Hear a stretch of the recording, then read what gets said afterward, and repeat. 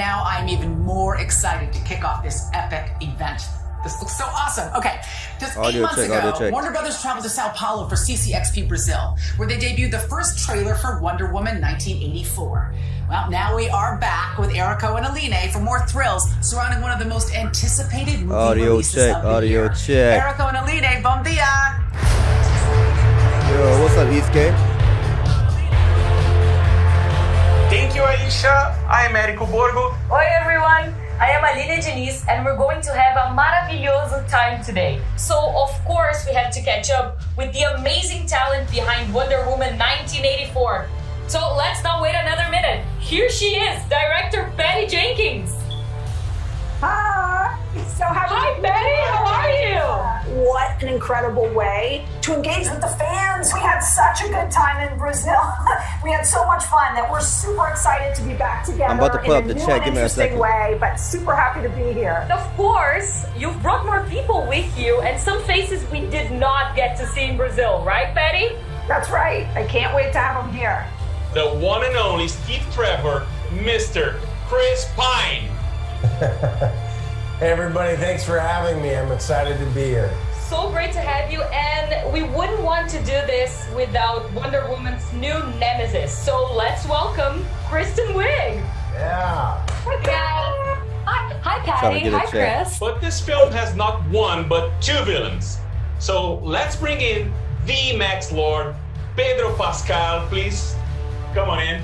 Get in the chat right quick so I can see the chat, Nice to be y'all. here. Hi, everybody. Hit that like button if y'all want to Of course, it's time now for us to welcome channel. Wonder Woman herself, Gal Gadot. What's up, AJ? Deepak C, how you doing? I miss you so much. I miss y'all you so doing? crazy. This is Oh, how yeah. it Okay, I got the chat. Hold up. Great to see you again. My Wonder Woman mates. I just invented this in the moment. I just That's put it in Oh, there. I can see y'all now. It's That's like good, my own. Pedro. Zap, Wait. homies. We'd love to hear questions from the fans and interact with the fans, and we're excited to hear from everybody today. Well, it's been 8 months since we met in Brazil, and we know how long that is in fan time. So we're waiting for a DC superhero movie to come out, especially one with this character who is so beloved all around the world, right, Patty? Gal? I really think the movie is it's so great on the big screen. We all worked so hard to bring something that would be a big, visual, spectacular, great time. So we're gonna stick it out. We believe in, putting it in the cinema, but I can't wait. All right, y'all should for see you all our to chat see on the more screens, too. today. We're gonna show a little more, and I can't wait for the movie to come out soon. Totally. And at least we're also, as much as we want to share the movie with the world, at least we figure out creative ways to communicate with our beloved, most amazing fans. And this is a great opportunity for us to say hello and to thank them and to share something from the movie. We received so many fan questions. I wish we could get to all of them, but there just isn't So time what y'all trying to enough see in in this, these short 24 hours. So DC fandom? let's start with a video question from Adam in Malaysia. Let's take a look. Hi DC Fandom, I'm Adam from Malaysia and I'm a huge Wonder Woman fan. So my question is, since we're transitioning from World War I to the 1980s, what kind of inspirations that you took to create new and updated costumes for the characters? I hope everybody's having a blast and I can't wait till we see the movie. Bye! Oh, So sweet. it's a great question You because want to stream it when on we YouTube? did the Yeah, I'm last just movie live on in YouTube. 1917, 1918. It was an interesting process where you both have to might go kind live of on Twitch, acclimate too. Let me yourself see. to the period and make it very normal to yourself, and then make things look the way you want them to look within that context. So Diana always has great taste. Okay, I and should be always live looks on Twitch, too, elegant. now. Gal and I had But, an I amazing ain't gonna be able to see a time Twitch chat. finding the most elegant Wait, I'm not but gonna see a really Twitch chat. Give me a grounded second. things. And Kristen and I had such a great time going back in our memory, remembering what a character like that would dress like, and like the details of it. Yeah, Lindy Hemming is kind of a genius, really. She is a And the genius. way that she started to show me, in my experience, these horrifying power suits from the 1980s. And the way that she ended up, I was like, there's just no way I'm gonna look like a fool, like in this 80s stuff. And she was able to make something so sort of animated and specific and feel and be completely stylish and feel like $1 million and serve the purpose of what it was. I was in awe of all of her image boards and how she collaborated.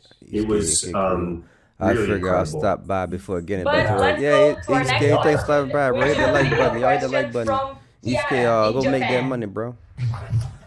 Hi, my name is Kiara from Tokyo, Japan. I love you so much, Cal.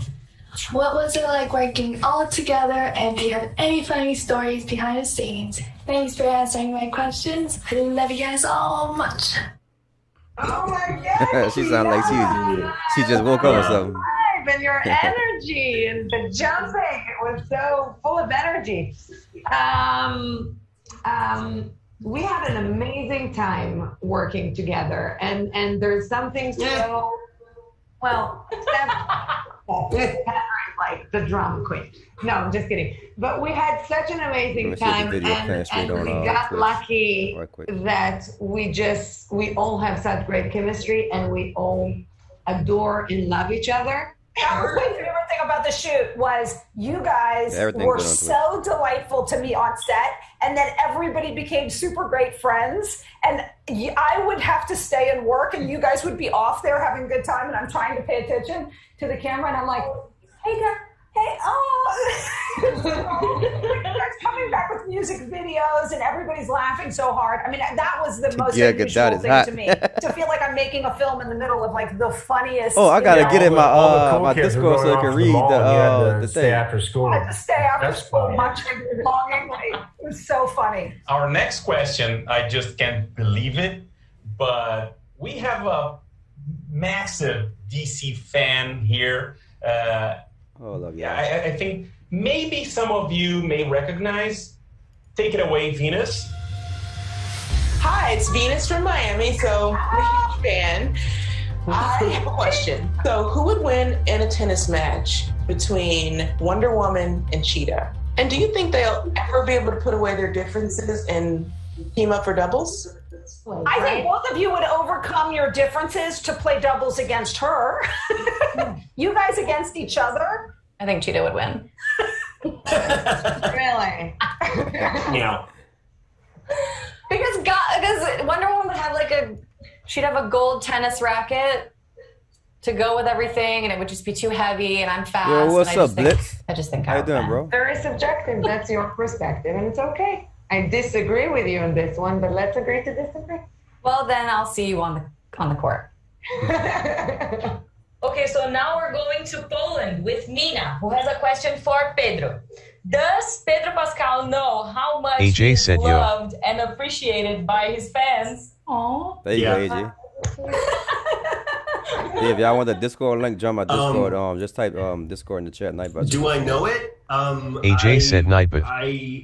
Nightbot said eat a dick and die choke on these robo balls, bitch. Ha ha ha. It holds me up through the tough times like these, and I don't know. I'm just so grateful that that question exists. Basically. Next up is a question from Salma in the US for Chris.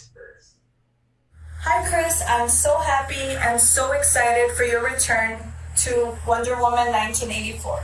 My question to you is, me too, bro. How does I it think feel you're supposed to be showing some fish out a of Batman water game or something. in the 80s from your return, now having Diana Prince got you around? A teaser or something. Yeah, that interesting AJ said Dang Selma is I would hot. say it was kind of like it was a good lesson for me as a human being to remind myself to open up and not be so cool, not be so over everything. And, and my job again is to be in love with Gal, which is not a hard gig, and try to make her giggle, which is always fun. He does so much more than that, but I like that you always sum it up that way. Now we have a video questions for everyone from Erin Lynch in the US. Hi, my name is Erin, and I just wanted to know what was your most memorable moment on set. Thank you. I love you. Yeah. We love you back. I know what mine is. When Gal and I were fighting.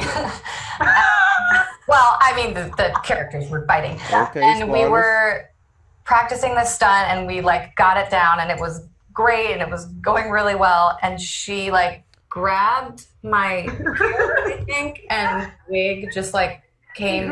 Shut up! You can't hear. What you mean you can't hear? Turn up your. Let me stuck see. in your thing, and I don't know if we were tired. Nah, the audio good. We laughed so hard. Oh, we said shut up! I can't hear. In okay, I'm gonna shut up. Washington. I mean, the fact that we'd shut down all of Pennsylvania Avenue to make this huge film. The little 8-year-old kid in you is can't believe that you're doing what you're doing and that you get the privilege of doing it. I don't know. It feels like a dream in some kind of way. Like you're stepping into the fantasy of playing make believe on this scale in all the films that you ever wanted to be in as a kid. So that was a pretty special moment, I think. Can I change my answer? Yes. That was so beautiful. We've got one last question from a very special guest.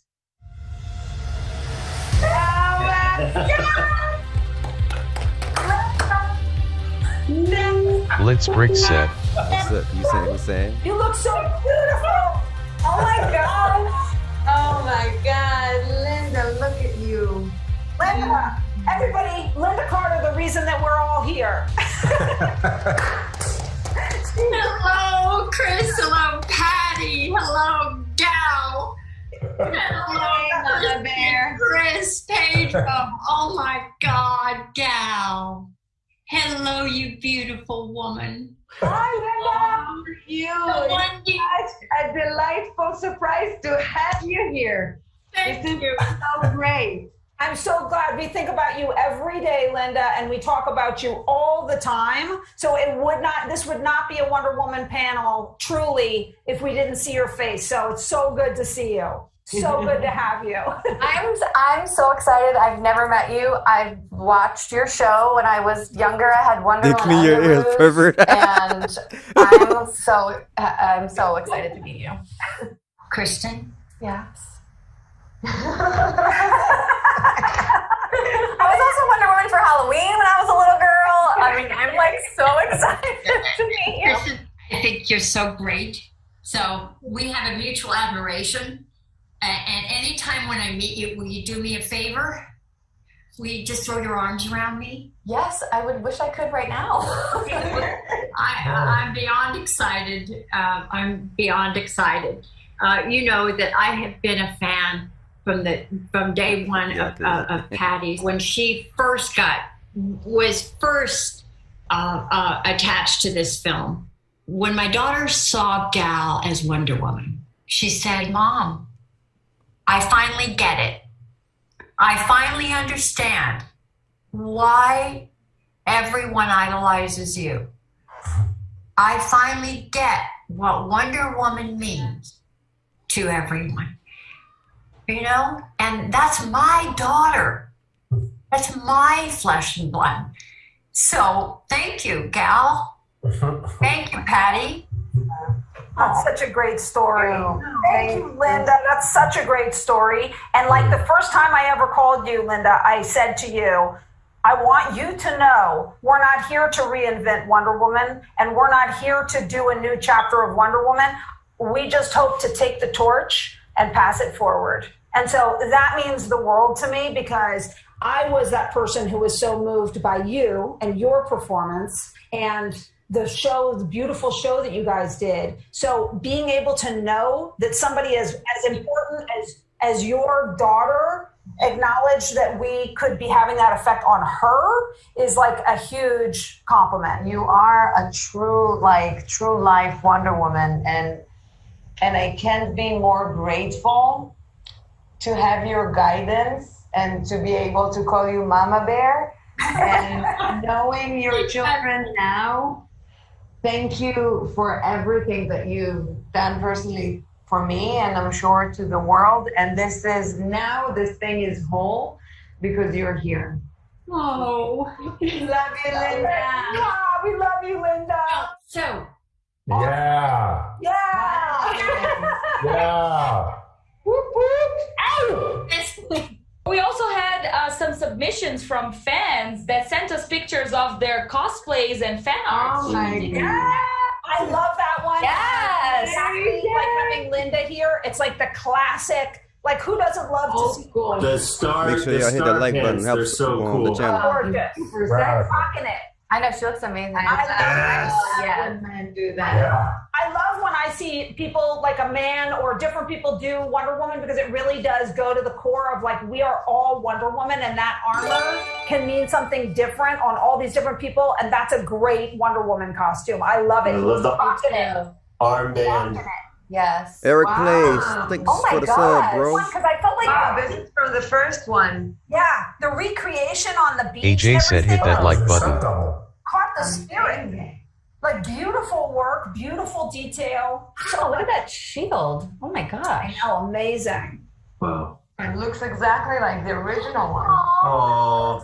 It's like the Norman Rockwell of Wonder Woman things, and so perfect, because it's exactly why we're all here. It's like, Look at the shoes she's wearing. I know, so The red heels. Emotional about this character that, like, you know, we were talking numerous times about the fact Nigga, that, thanks you for the know, sub, bro. we've Appreciate seen that. so many male superheroes, but we haven't seen enough female superheroes. And for girls, for little girls, once they see it, they believe it, you know? So for little girls to be exposed to these type of movies, whether it's Wonder Woman or any other female-driven movie in this genre, is so important, because then, you know, it's so empowering.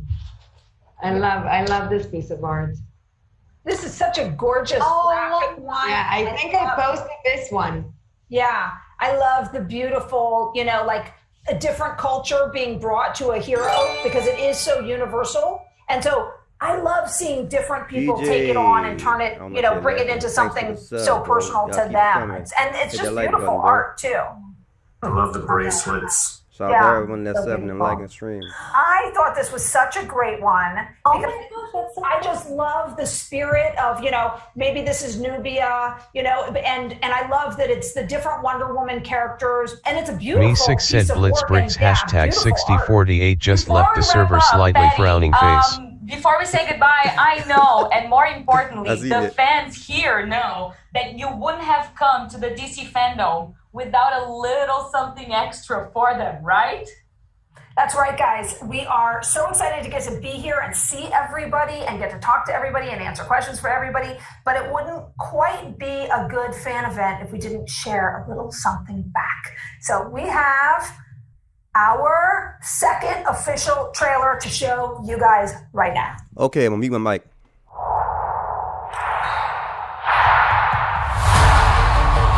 This world is not. AJ said what the F joining the server then leaving looking ass. The time will come, Diana. And everything will be different.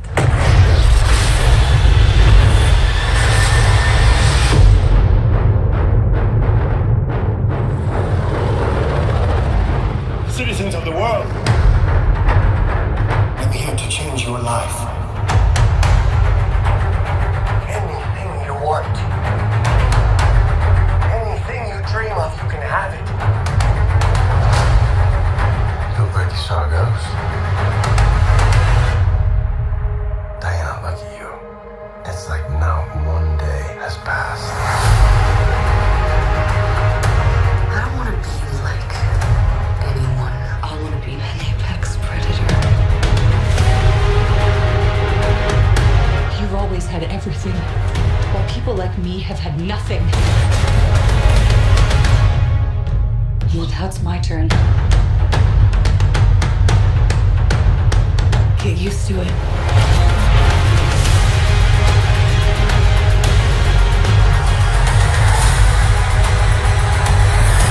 I've never been one for rules. The answer is always more.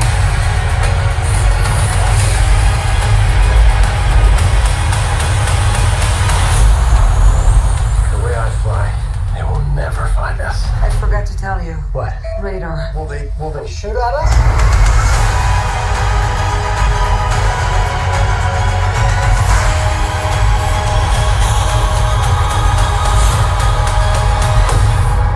Barbara, what did you do?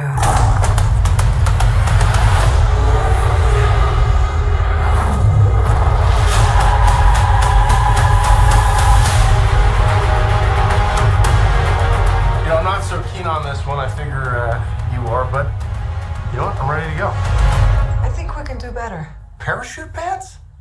Yeah. Does everybody parachute now? That was great. That was amazing. Thank you, Patty, for this. Thanks. Okay, Can't wait and to share more. I think you have, as they say, dropped the mic. Thank you. I'm still going to be here with everybody. You guys, I miss you so much. Patty, Gal, Chris, Kristen, Pedro, thank you so much for stepping into the DC fandom with us today. Thank you. Thank you. Obrigado. Thank you. Thank you, everyone. Guten Tag, meine Freunde. I'm Dominic Porschen, your German host. Now, before we reveal our next huge announcement from WB Games, can we talk about what we just saw from Wonder Woman 1984? Are you kidding me? I thought I was excited before, but now I literally cannot wait for this film to hit the big screen. I'm so excited to be hanging out with all of you today here in the DC FanDome. I'm a huge fanboy myself, and together we are the reason comic books are published. We are the reason superhero movies and TV shows are made. So today, it's all about us, the fans. In fact, to celebrate you and your fandom, we are highlighting your art submissions and creative cosplay. Take a look at this art from some incredibly talented fans.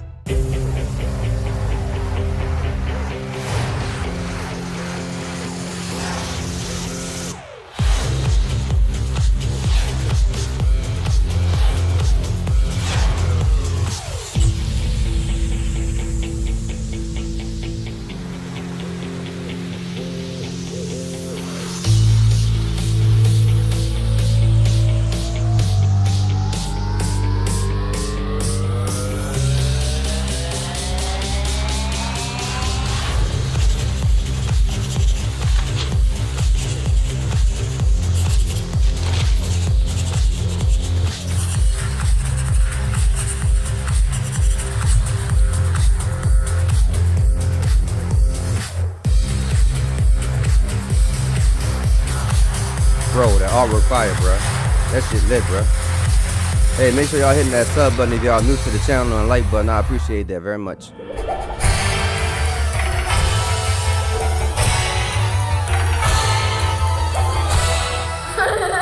The game is a game is going to be shown soon. I don't know when though. I think it's next.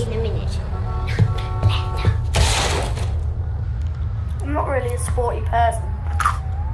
I can fly. I do running and things. My mask has cat ears and it covers my nose. I do running. Do. I run and then I jump off. Easy peasy. Now I'm going to see how many hops I can do.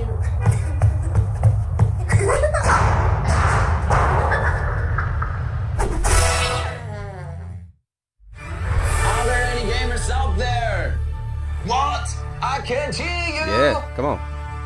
That's more like it. Now, I think it's safe to assume that the gamers are sitting on the edge of their gaming chairs right now, glued to their screen and twitching with excitement for our first AJ big said Warner yeah. Brothers games announcement. So, to tell us more about it, please welcome Billy Batson's alter ego, Zachary Levi. Hello, interwebs. It's Zachary Levi, your favorite household Shazam. Many of you guys know I like me some video games. I'm a gamer ever since I was a little kid, which means I'm very excited to be revealing a brand new video game from Warner Brothers Games. We're going to meet the creative team in just a moment, but first, some brand spanking new footage from said game. We're about to play it right now for all of us. I've never seen it, so we're going to experience this together. Let's take a look. In breaking news, we've received reports of an explosion somewhere north of the city. We're still waiting for the police to confirm if there are any victims. This story is evolving rapidly. Please bear with us. We heard this really loud boom. There was smoke. Emergency services have confirmed that they've discovered a body buried in the wreckage. We're still waiting for further details. In international news, an explosion rocked Gotham City earlier today. We are now able to confirm that billionaire philanthropist Bruce Wayne is...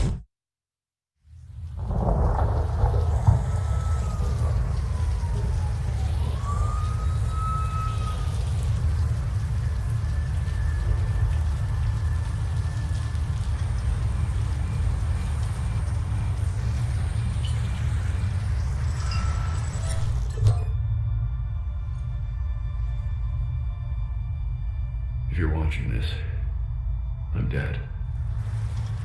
This is a code black.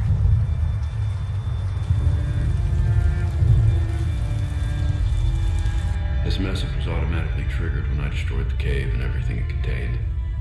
We both know it won't take long for Gotham's criminals to realize the Batman is gone. And you can't count on the GCPD. Haven't trusted us since Jim died. Gotham will need its protectors more than ever. I'm leaving you the Belfry as base of operations. Some of the technology is outdated, but it has the gear you need and all of my files. You've always had my back when I needed you. I know you'll keep Gotham safe. Good luck. And goodbye.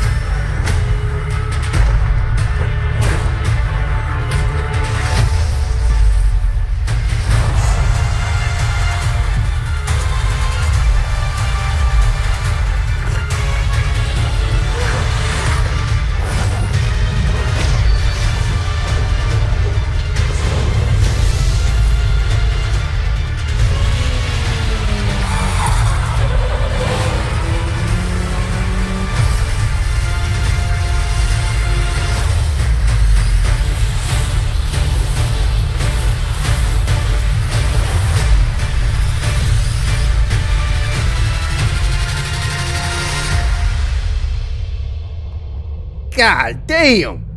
That shit is lit!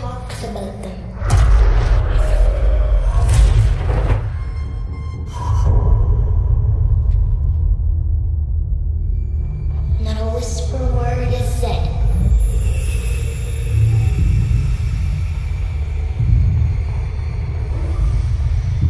For if you try to cross them, then the town strikes you dead. Oh, you right, skateboard. You right. You was right. God damn, bro. I'm Patrick Redding. I'm Flo Martin. We're both from Warner Brothers Games Montreal, and we're both thrilled to finally be able to show you Gotham Knights. You may be wondering why we chose to tell this story and focus on these characters. We wanted to shake up the status quo of Gotham City. We wanted to see what happens when you take away the safety of Batman's presence and then find out what happens. What happens when these heroes, the Bat Family, Nightwing, Batgirl, Red Hood, and Robin, have to step up and take on the role of new protectors of Gotham. What's really exciting about Gotham Knights is that you, the player, will be able to grow these characters how you see fit. You get to see how you would step up and become Gotham's protector. You're not trying to become the new Batman, you're becoming your own badass superhero. And as a bonus, we brought gameplay footage. This is captured in-engine from a recent build, and we just can't wait for you to see this. Take a look.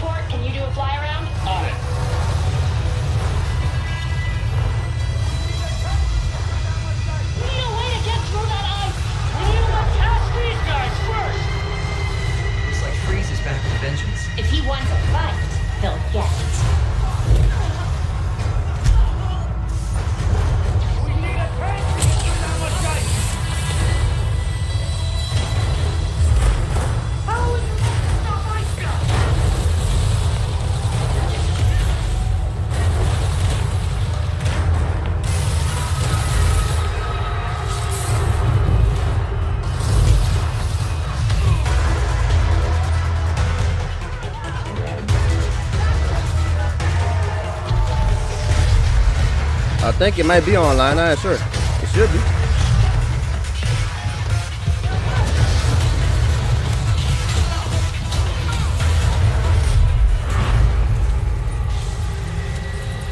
Montoya here. Heard you're down there having some fun. Fun's one word for it. Just a heads up. The chopper's under orders to fire on anything that moves inside. Gotham City Police. Drop your weapons or we will open fire. Returning fire. The storm is getting worse. You need to hurry and find a way inside Elliott Center. Life of Nate, real. You're right.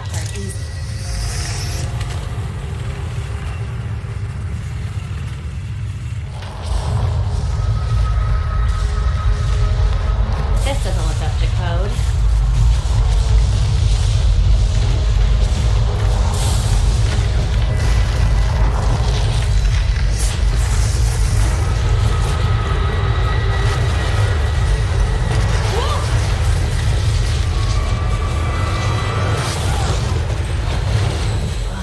If anyone asks, I meant to do that. I won't say a word. Tours were still going Man, on. I don't even think Batman dead, bro. Those poor people. They didn't stand a chance.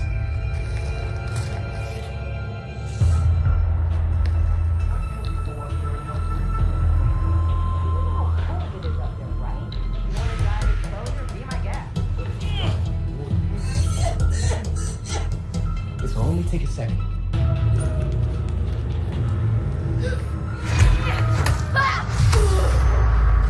Oh yeah, this definitely online.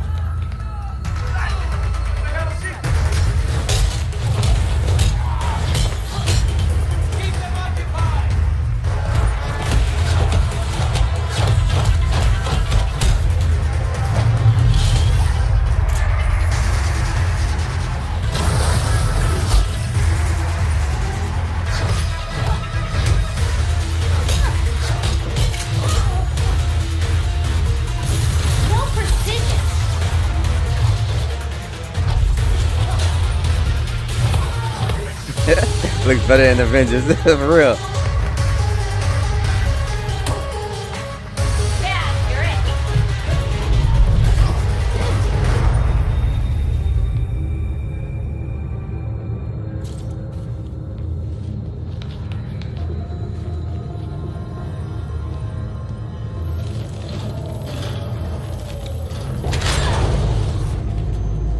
Not the safest time to take the elevator.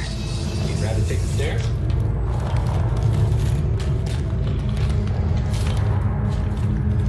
These cables on the floor. Guaranteed they lead to freeze.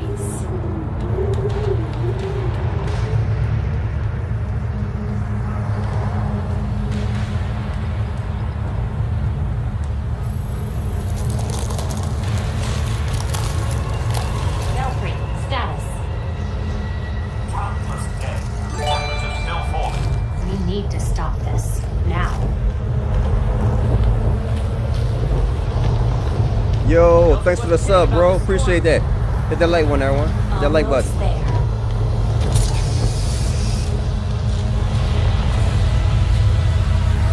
see the weather machine. Ready with the disruptor. That thing's drawing so much power.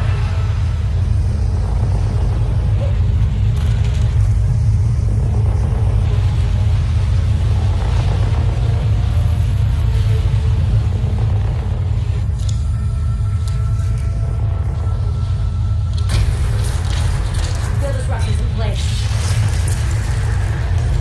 It's charging. Hemi and Wayne, thanks for the sub, bro. Are you in the game? Get away from my storm engine. Is that what you're calling it? You don't want to be on the roof. Viva, thanks for subscribing to the channel. Trust me. Irrelevant.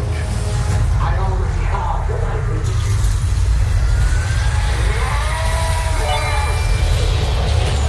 Storm has risen. Akeem, welcome to the Broken Nation, bro. Stop it. We'll see about that. You cannot run from me.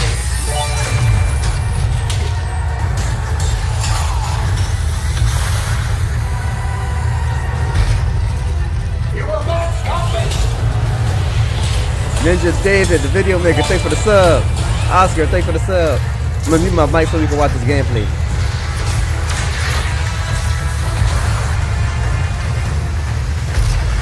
Keep yourself to the cold.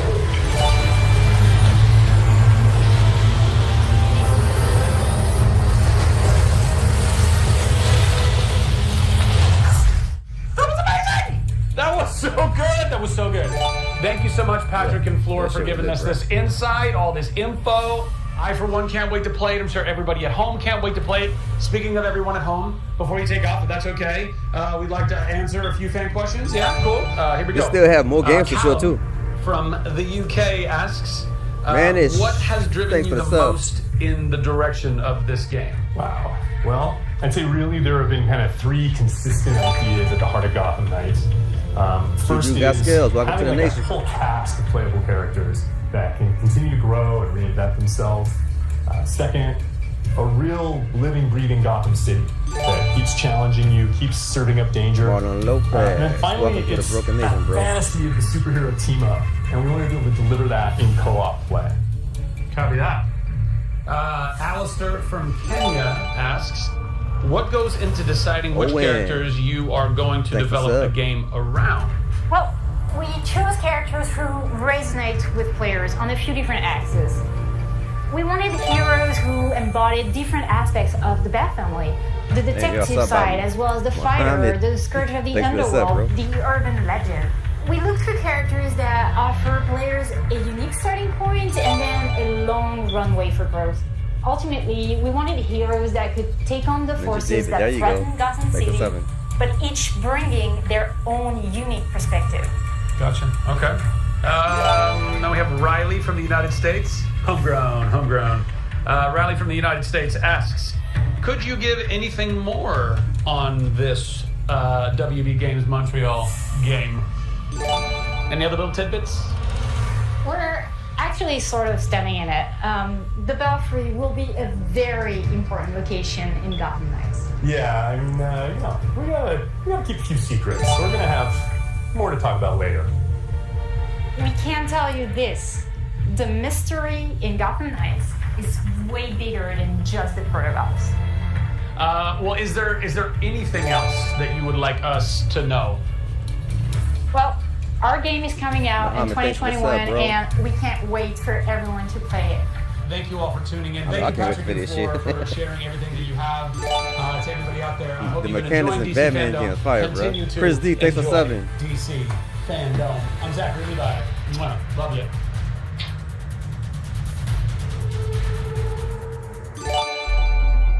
Wow. Just wow. Honestly, I've been yearning to step in the boots of those characters for a long time. I guess dreams really do come true. And don't go anywhere, we will be back with The Flash in a flash. So unless you can be in 2 places at once, be sure to stay with us. Hey everybody, I'm Tyrone Edwards, your Canadian host, and I want to know how much you're loving DC Fandome. So tweet your replies right now with the hashtag DC Fandome. I'm so excited to be a part of this global virtual experience, the only place to hear the latest announcements from DC. We've got one for you now, so let's check out what's new with Sandman from the creator himself. And the D, thanks for the sub, bro. Hello, DC Fandome. I am Yvette Nicole Brown, and I am so excited to be here with you for the Sandman Universe Into the Dreaming DC Fandome panel. Today, we'll be discussing the comic book series and how it's been expanded with new stories, adapted into new media, and how it continues to enthrall audiences all around the world. Let's meet our awesome panelists. As one of the most popular and critically acclaimed graphic novels of all time, Neil Gaiman's award-winning masterpiece, The Sandman, set the standard for mature lyrical fantasy in the modern comics era. It has been translated in over 15 languages and is available in over 30 territories. I am thrilled to be here with Neil Gaiman. Hi, Neil. Nice to see you again. Hi, Yvette. Lovely to see you. Oh, you look so good in your little box. Now, Neil, you started The Sandman as a ground-up reimagining of an older DC property. At what point did you realize how much bigger the story could be? Did you know from page 1, or did you find it on the way? A bit of both.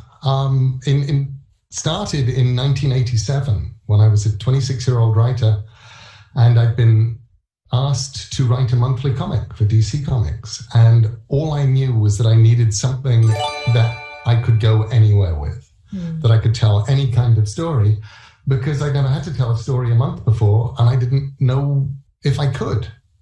So Sandman was originally imagined as something that would let me tell any kind of story I needed to tell. Probably by the end of the first year, I knew what kind of thing I was doing. And I'd say by the middle of the second year, I knew the shape of the whole story, and I knew what was going to happen. I knew who was going to live and who was going to die, more or less. And then it was a matter of just holding on tight and hoping against all hope that I actually would be able to tell that story before it got cancelled. The original Sandman, the first book, Preludes and Nocturnes, is 8 issues long. And it's 8 issues long because at issue 8 was when they would call you and tell you they were cancelling. Oh. And that you would have, you had a year, so you had 4 more issues to wrap it up. So I had, my whole plan was it was going to be an 8-issue storyline and then 4 short stories, and then obviously we'd be cancelled, except we weren't cancelled. 30 years from the original series, what's exciting to you about seeing the story continue, both in its new adaptations and in the Sandman universe comics? Not feeling like I made a slice of history. Because still has relevance, that a story these were your grandparents' comics, and that they can still have relevance is incredibly exciting. So that's been part of the joy that wasn't of a real watching donate, that was a over test. the last few years the Sandman universe stuff, where people are just taking ideas and spinning off with them and going and having fun and building them, and the joy of having people like Cy and now like Willow writing some of these amazing artists is a joy. And also I'm getting to do Sandman in different ways. I've been getting to do it working with Dirk Maggs on Audible as a giant audio drama where we've done a very direct adaptation, and we're also getting to do it now with Netflix as a slightly looser but still faithful adaptation. And so all of that is a delight, and it all makes it feel like something happening now and not like something that happened a long time ago. The Sandman universe has a new series which started on August 4th, The Dreaming Waking Hours, and it's written by our next guest, G. Willow Wilson. G. Willow, I love your name.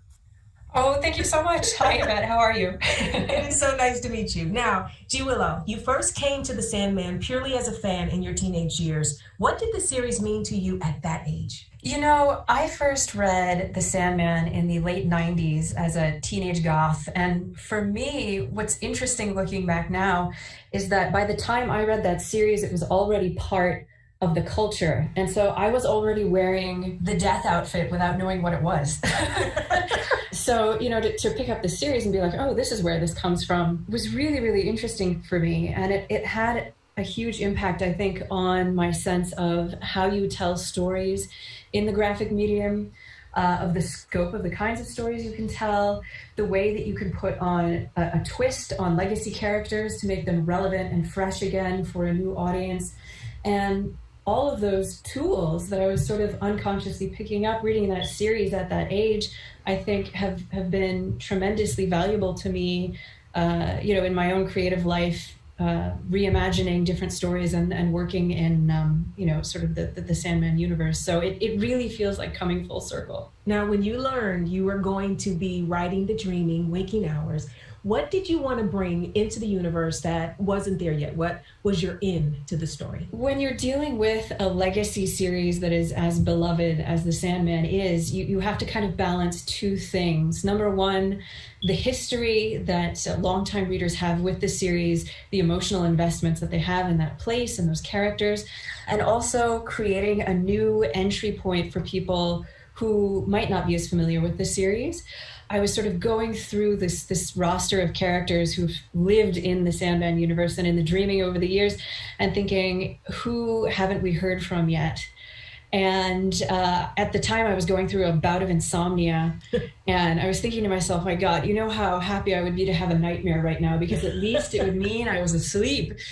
And it was like a bolt out of the blue. All of a sudden, Ruin, this nightmare who's tired of being a nightmare, wants to be something else, was kind of there and complete. And I was like, oh, there it is. That's the end. That's how we get back into this history from a point of view that's conducive to bringing in new readers, and that maybe gives us a fresh perspective on this really beloved set of characters and place. In my 20s, I used to have terrible nightmares. And then somewhere around year one of Sandman, they kind of stopped. And they stopped because every time I'd have a nightmare, I would wake up so happy. And I'd scribble it down. I'd grab a notebook by my bed and I'd put the details of whatever this awful nightmare was. And I would just be so happy. And they just stopped. And I figured that whoever sent the nightmares just got tired of getting the wrong reactions from you. That's amazing. I cannot wait to read Waking Hours. Okay, so let me just calm myself down, silence my inner fangirl. We mentioned how the Sandman was transcending the panels of the comic book page. In July, fans got to experience the Sandman Audible series. Joining us now is the director of that series, Dirk Maggs. Welcome, Dirk. Thank you, Yvette. Lovely to be here. Oh my gosh, and thank you for bringing your hair because it's amazing. Neil and Dirk, how did you guys first meet? It was a hair retrospective. I knew we'd go there. We failed to meet, although we first encountered each other in about 1992 when Dirk was doing, he was adapting The Death of Superman for British radio as an audio drama. Yeah. And it became a huge phenomenon in the UK.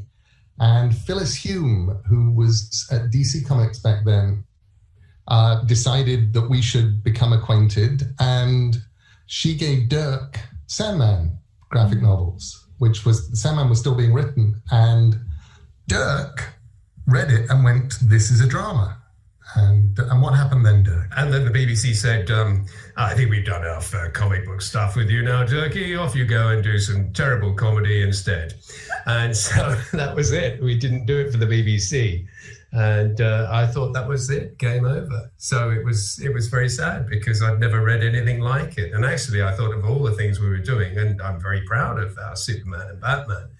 But I thought, wow, this guy is writing some interesting stuff here. Wouldn't it be great to put it in a studio? Little knowing it would take 28 years to actually get there. Well, it was worth the wait. Yeah. Dirk, what was the process of taking the comic book scripts and turning them into an audio experience? Really, the process with Neil was very easy because Neil is still alive, which is an enormous amount of help. It actually means I can talk to the author without using a Ouija board.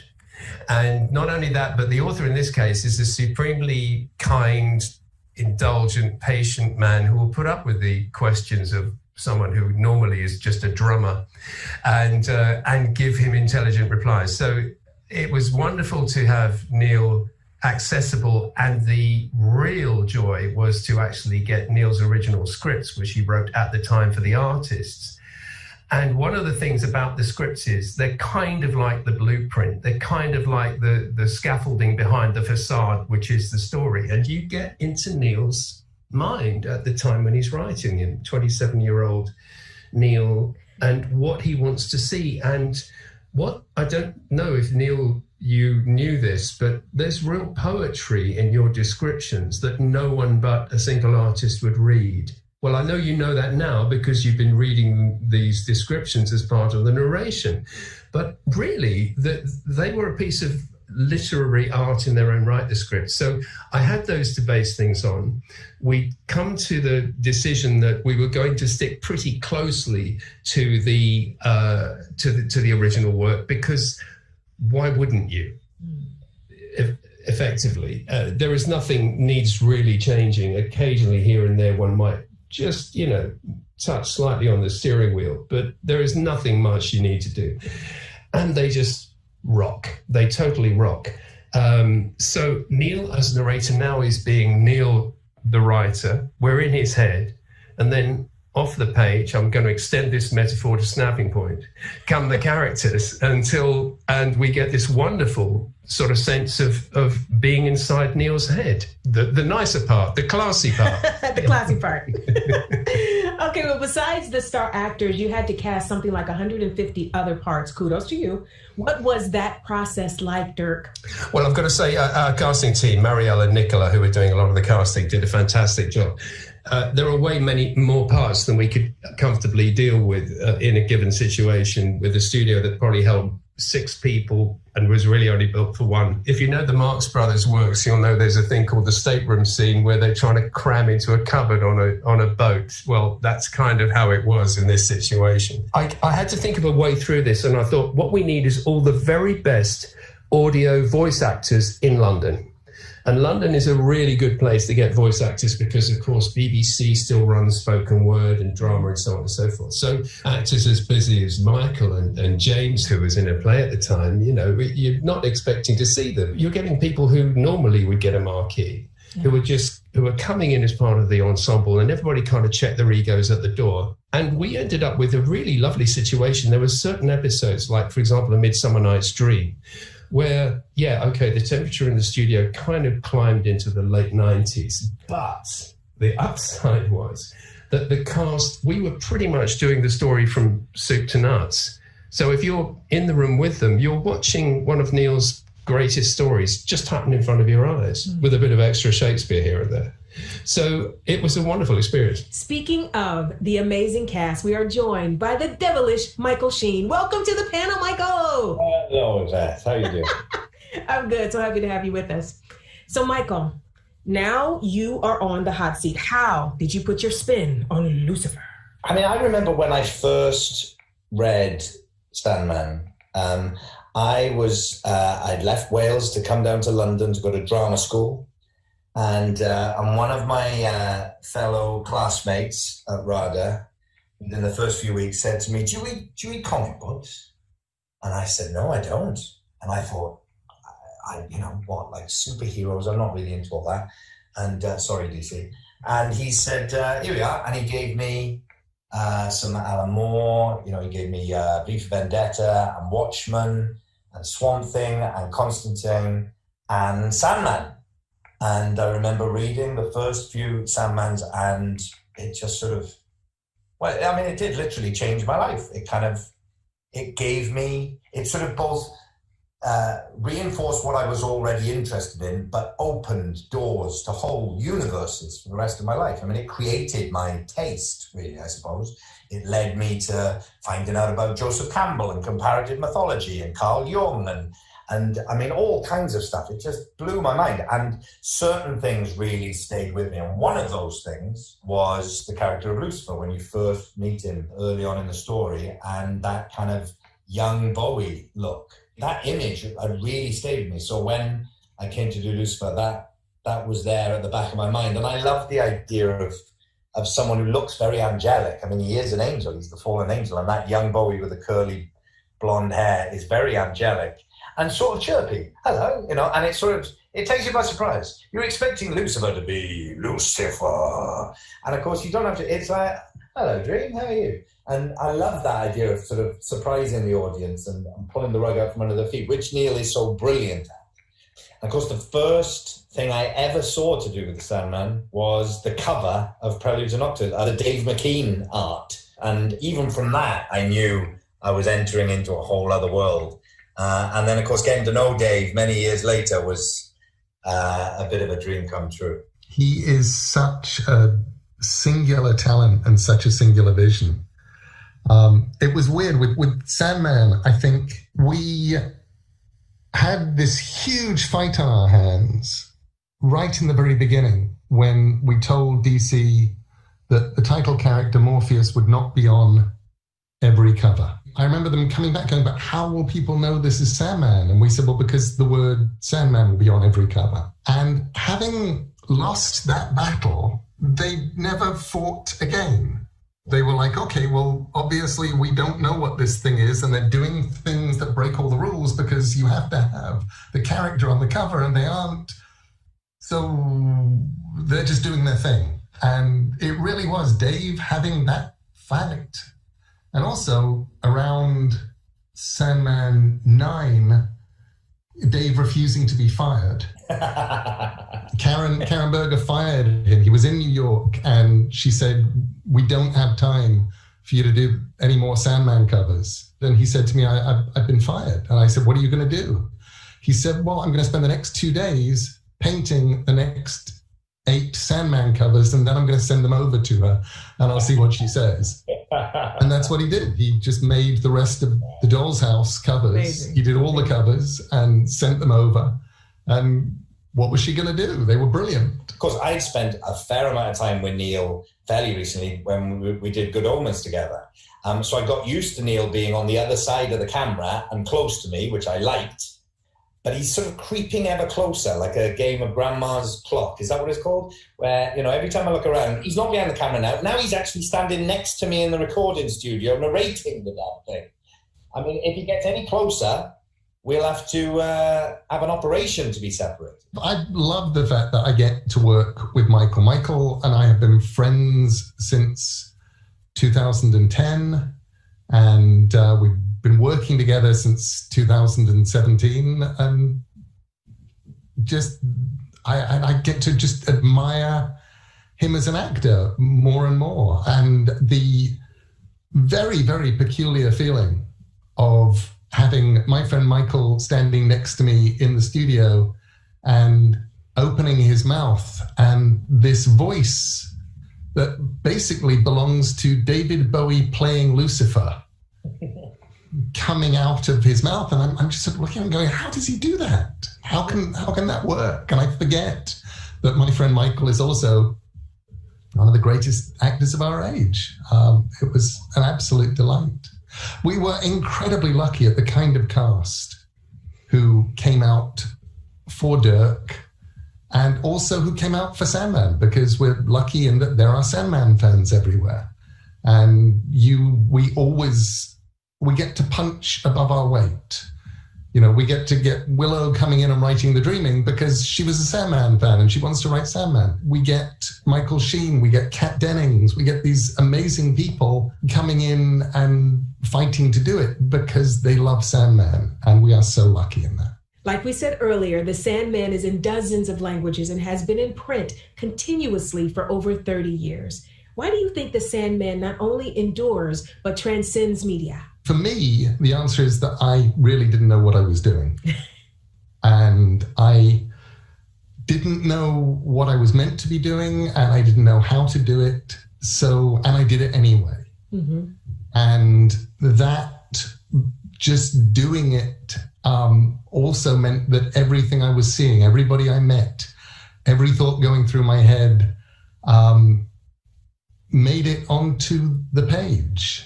And every way that I could tell stories, I was telling stories, I was trying new things. And I think that it hasn't aged and it hasn't dated in probably the way that it should.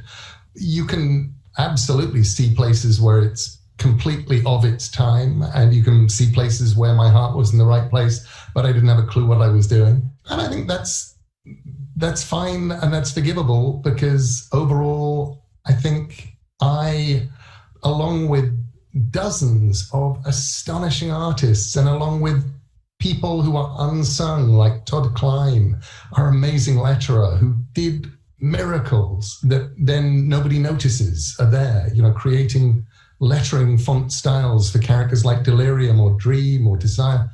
I thought I was making something completely disposable.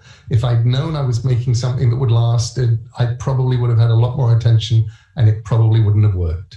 How about the rest of you? Why does it transcend for all of you, you think? Like I said, it sort of changed my world, really. It gave me an introduction to things that have had a huge impact on my life and who I am today. And it led me, it is a story about stories. And as such, as Neil said, he wanted to come up with something that allowed him to tell whatever story he wanted. And because of that, it roams across time and space and through mythology and history and Shakespeare, you know, it was such an explosion of the imagination and creativity. And yet at the same time was grounded in a real kind of edgy, earthy realism as well. So it had something for everyone, but instead of being a kind of jack of all trades, it seemed so specific. And it was just like, I mean, it's like when I, as an actor working on Shakespeare, you can literally feel your brain expanding, like your consciousness growing because of what Shakespeare does in his plays. And reading The Sandman was a similar experience for me. It, like, I could feel my consciousness getting bigger because of what was in it and what it introduced me to. And because it is about sort of primal, deep things like the dreaming, like reality and concepts like fairy, and you know, it of course it's timeless. I mean, it's about the endless, and the story itself is endless, and so it will go on forever. Speaking from the point of view of adapting it to another medium, what's great about it is that it's doing everything that Michael's just described. It's this enormously, the conceit of it, and I'm not using conceit pejoratively there, but the scale of the imagination, all of Neil's misspent years in libraries as a kid, all that reading is just pouring out on the page, a sort of torrent, like a dump tank of ideas. And to have started this journey in audio particularly, where we're sticking very close to the originals, is great, because I know, well, we all know where it's going to go, but the journey of discovery is getting an actor. I mean, when Michael comes in and starts playing Lucifer, I'm thinking, oh, wow, I can't wait to hear where this is going to go. And of course, we have all that to look forward to, and the rest of the cast as well. So, I you know, hats off to Neil. You know, it's an astonishing piece of work. Willow, how about you? Why do you think The Sandman endures? You know, to me, what was really astonishing about Sandman, especially the first time that I read it through as a teenager, was that unexpected people were at the center of the story. I think, you know, we're kind of taught to look to the most obvious figures to be heroes, the politicians, the famous people, all of this. Whereas in Sandman, the guy sitting next to you on the bus could be Lucifer or the King of Dreams. And as such, you get stories about characters who I think were kind of pushed to the margins, especially at the time in other types of stories, right? And now they're at the center.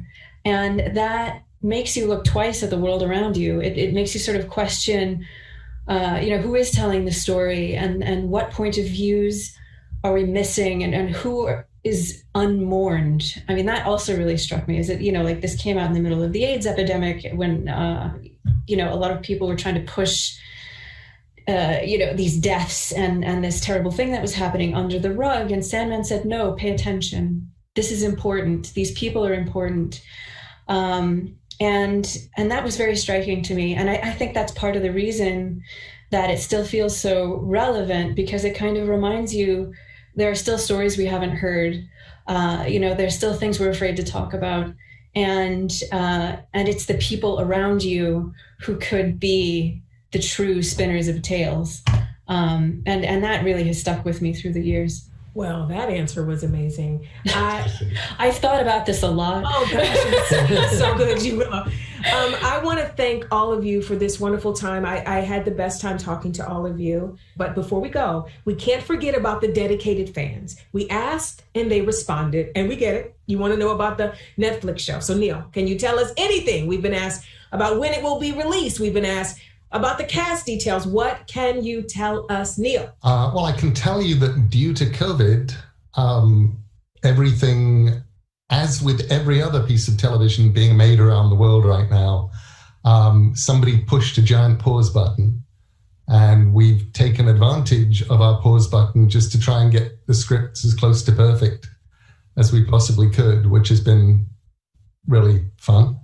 And that right now, as the universal pause button is starting to come off, we're starting to cast again.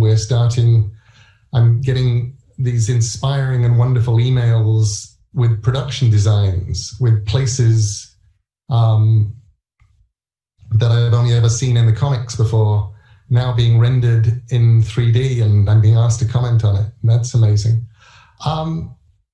There's not a lot I can say. Something that I will say is part of the joy of doing the audio adaptation was going, this is going to be the nearest thing we can do to an audiobook of those first 3 graphic novels, and hopefully all of the graphic novels. And we're going to start it in 1988. And it's going to end in about 1991 or 1992. Sandman is a very compressed story, even though it takes place all through time and space. That's where that story takes place.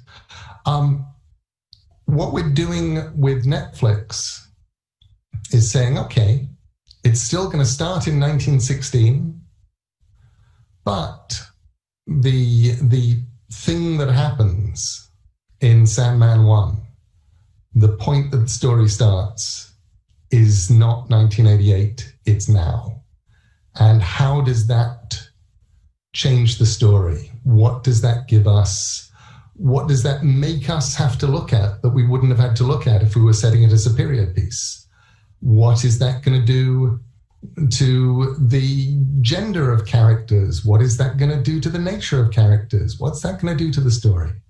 And that has been an absolute delight, because it means we are always being true to the story and being true to the characters, but it gives us tremendous freedom to go, okay, if we were doing it now, what would Sandman be? And that, again, is very liberating. Well, as a fan myself, I cannot wait to see it. And I just wanted to share that I was a tiny part of the Sandman universe. Check this out. It's a drawing by artist Domo Stanton of me flying through the city. Lovely. I look good. Well, thank you all so much. It's been wonderful chatting about the Sandman. Thank you, G. Willow, Dirk Maggs, Michael Sheen, and of course, Neil Gaiman. Thanks for joining us, and enjoy the rest of DC FanDome! Dreams, nightmares, demigods, and fallen angels, I am officially in and can't wait to dig into Sandman. Right now, let's get back to hearing from our fans and see what questions they, or maybe even you, have.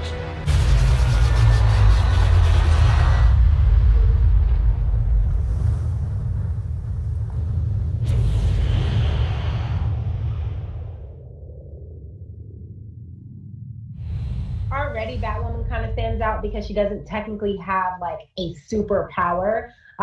Everything that she uses to fight bad guys is more of her intelligence and in Luke and her physical strength.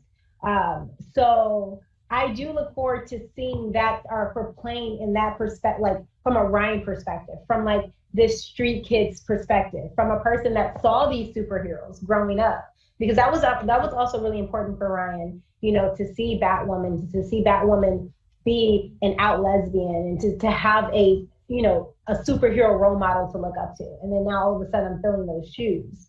So to not only fill those shoes, but to play amongst the ones that have already been doing it, I think that that's going to be a lot for her. I'm sure it's going to be a culture shock for her. But I also think that it's really cool because it's really like when that world meets the superhero world and it's in all of its dynamics. Hola mi gente, I'm Gabby Cam, your host from Mexico City. For nearly 60 years, DC has played with the intriguing concept of the multiverse. It allows multiple dimensions all to exist at the same time, which means multiple versions of me could actually exist right now. And not only that, on these other worlds, I could be a different gender, ethnicity, a villain, or even an alien. I wish I knew what kind of alien I would be. Maybe in this panel, I will find out.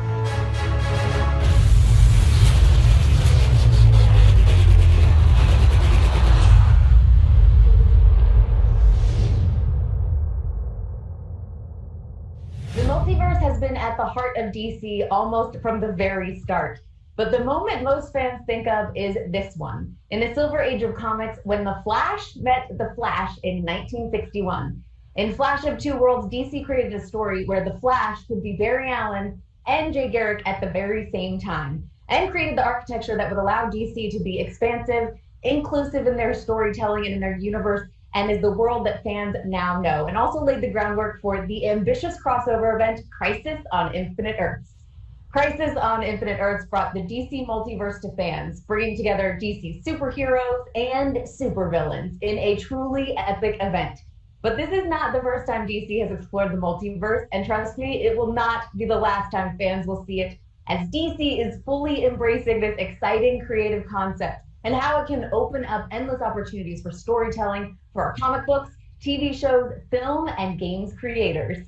Here in the DC FanDome, I am so excited to have our own crossover moment and talk about what the multiverse really is for DC, how it informs every story DC tells, and how fans can expect to see it on the page or on the screen moving forward. I'm Tiffany Smith, and I'm so excited to welcome our panelists here today. First up, we have got a legendary comic book artist in his own right. He is also the chief creative officer and publisher for DC, and he sits at the heart of everything DC does and is a master of the multiverse, Jim Lee. Thank you.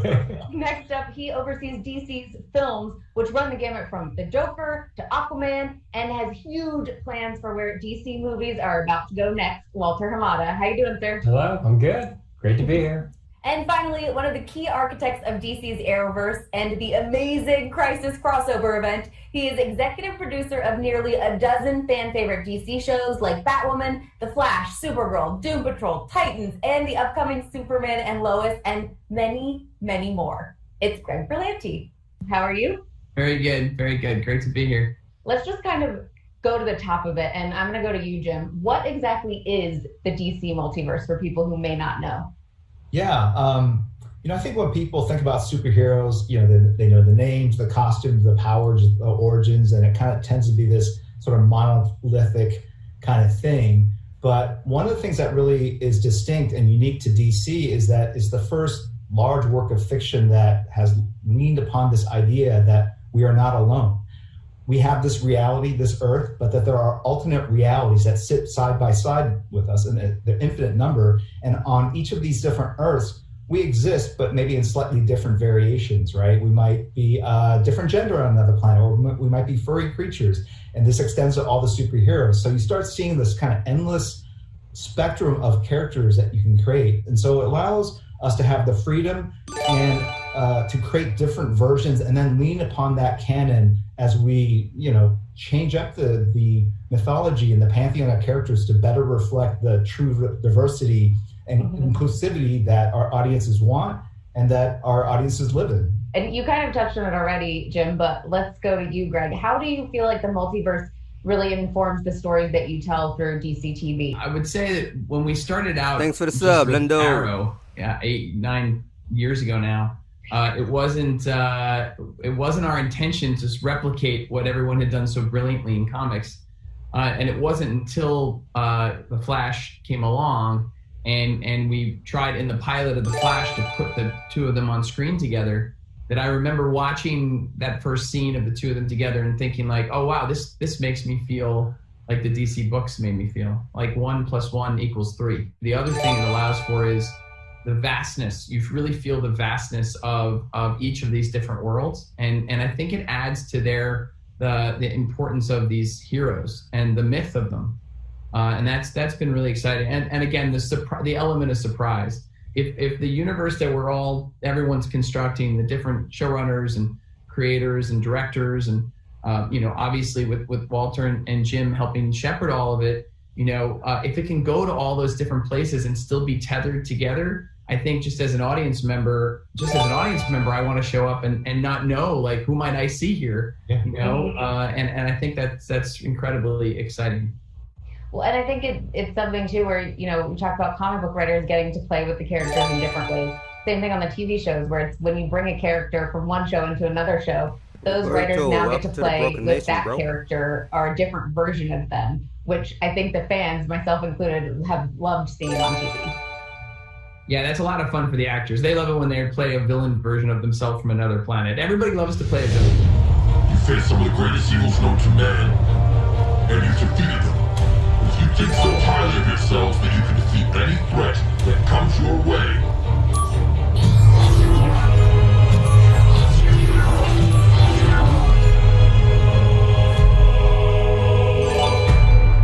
How do you feel about us? And like you said, you weren't really thinking at the outset about getting to this place of Crisis on Infinite Earths and seeing all of that. Can you talk to us a little bit about just leading up to that and everything that happened before, and maybe like when you got to the point where you're like, yeah, this is something we really want to talk about? Well, I mean, really, it was so much of our motto behind the scenes was to try and create episodes and seasons and shows that we would want to watch. And so it just inevitably kind of kept going in that direction. One of my fellow EPs, Mark Guggenheim, is my own personal encyclopedia for a lot of knowledge of these things, and was really, the centerpiece of production-wise pulling the scope of those things together. And I would be remiss if I didn't just say just how much his own passion for all that has been, very inspiring. But we sort of kept, building block by block, and then truly in the last couple of years, and again in working with Walter and with Jim, it's really it's kind of taken a whole new level. We never thought we'd even be allowed to do Crisis, it was a pipe dream. We just kind of kept finding new ways to get all of our characters together. And then, the year before we did Crisis, we said, well, what if we just say coming next year, Crisis, and everyone's like, okay, yeah, you can say that. Well, I was like, well, I guess they've approved it then. Now and that it was really epic. I mean, there were just so many, obviously, so many Easter eggs and so many different little characters. But then, the guys calling about saying that if we could we possibly fit in Ezra? Is that a possibility? That's really for the first time historically combining a TV character and a film character in that way. Mm-hmm. I think it feels like the beginning of a whole new generation of how we can begin to do these things. And that's just as a storyteller, that's really, really exciting. Well, I feel like a kid in a candy store being like, we got Crisis on Infinite Earths, what's next? But can you talk a little bit about what's going to happen in the world's post Crisis on Infinite Earths? Well, we are, yes, because because certain worlds have been combined, we're mindful of that now, in terms of how that will affect certain shows. And, in terms of what our crossover event will be next year, I think truly because of COVID right now and the pandemic, our aspirations aren't quite as large. We'd just like to start shooting again. That would be, nuts. Happy to invite any featured characters that the guys want to have on. I think that was truly a thrill. How did that crossover event happen with Ezra? And talk about the conversation of when you guys were like, could this work? Can we get him here? We'd been developing on the feature side our Flash script for a while, which was leaning into the idea of the multiverse and playing in that sandbox. And again, I'm focused very much on the movies and what we're doing. And Jim was just like, would you, since we're leaning into the multiverse, do you think Ezra would ever do this crossover? I picked up the phone, called him, and before I could even finish the pitch, he was like, I'm in. Tell me when, where. Like, he's just such a fan, I think, of the character and I think of the universe, and he understands the importance of Flash and the character of his role sort of in that idea of the multiverse, that he immediately jumped on it. And at that point, it was just Jim ran with it. We were in a meeting, I think it was Walter, me, Peter Roth was there. We kind of threw out this idea, and Peter was like, let me talk to Greg about this. And this was last minute too, right? But we had shot the crossover. So. Yeah, exactly. This is like right before the holidays. We were editing, and then first call was like, well, wait a second, can Flash also bring us back in time to do this? Because, exactly. Yeah, so we're on the holidays. I knew that we're down the wire, but I knew how meaningful this would be to the fans, just because Flash's meeting created the multiverse.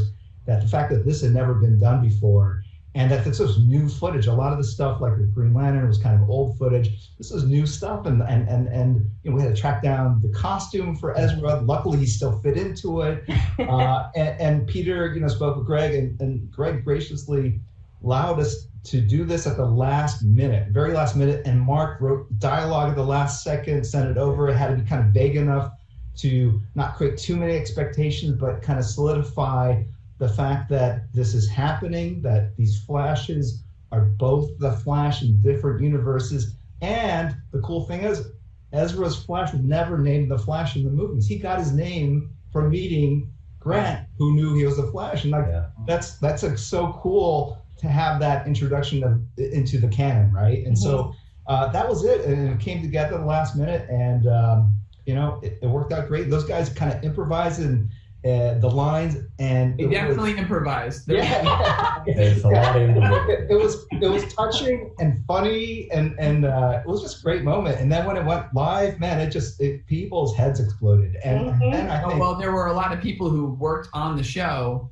and had shot the episode and didn't know that it was in there. So they were watching. There were people that had been in the episode that were watching it live that night that wrote me and said, "I didn't know about this. Did you keep this a secret from me?" And I was like, "No, I wasn't. We just did it last week." Yeah. Is this cosplay? Oh, do you want a selfie, bro? I'm sorry. We're not. No. I'm also the Flash. You also the what? The Flash. The Flash? The Flash? It's complicated. I like your outfit.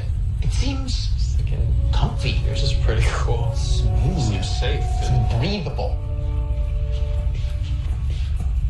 About Barry Allen. No! What does that mean? How can this... This should be impossible now. It should be impossible now? You don't know about the... Oh my God, don't do this to me. I don't know about the what? Well, and kind of talk about that, Greg, because I know just the crossover events are such a big to-do anyway, getting all of the actors from all of the shows and the sets and everything working together at the same pace and timing, and then now throwing in the film piece as well. I feel like all of you guys, just from talking to you and, knowing you a little bit, that you're huge fans. You're like, we'll do anything to make it work. But what was that moment like for you?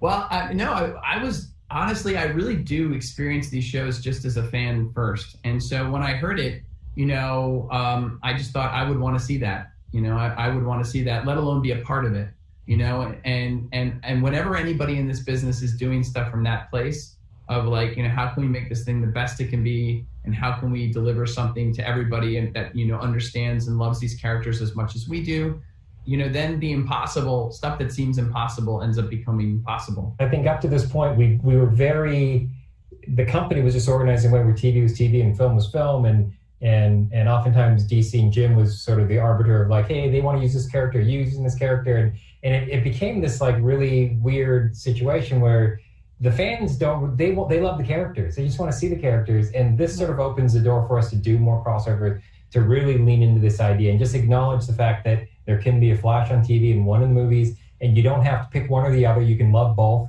and they do both exist in this great multiverse. And I do think that moving forward, there's more opportunities for us to do things like this. And really, at the end of the day, it's about the fans, and I think the fans want to see it. And it gives us Me6 said Blitzbricks # 6048 just left the server slightly frowning face. And it's been used thus far. We can just dive in a little bit more into the DC films. Walter, for you, what does the multiverse really mean? What the multiverse allows you to do is sort of lean into this idea of you can tell just great stories, and you don't have to really be as focused on it has to fit within a singular continuity. On one Earth, we have our Gal and Jason and Ezra version of the Justice League. And we can continue telling those stories, while on a separate Earth, we don't have to worry about the continuity. We can have a more grounded, real year 2 Batman and build out that world and not really worry about continuity, story elements, and et cetera. And so it's really kind of the best of both worlds, and allows us to take advantage of everything that's great about what we've done and really allow us to sort of expand moving forward. And we're trying to keep it as simple as that. Like there is that one Earth, the greater Earth of sort of this existing Justice League, and then the beginnings of another Earth that is sort of happening, that's early stages of year 2 Batman. And then obviously there are outliers like Joker, which it doesn't exist in either Earth, but that's okay. It's all part of the multiverse. Matt Reeves can continue to build out his Gotham, and he's got great plans to how to build it out in a way that's sort of innovative. And they announced recently that there's an idea of taking that Gotham and exploring it at HBO Max as a show. Like those are things that you can do because we don't have to worry about how that would impact Aquaman 2 or how that could impact the Flash. So I think it just opens doors for us in ways that you couldn't have if you had to have a singular universe.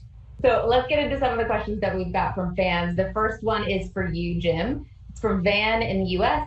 Now that Doomsday Clock has concluded, will we see any more of Alan Moore's comic characters cross over with the DC multiverse?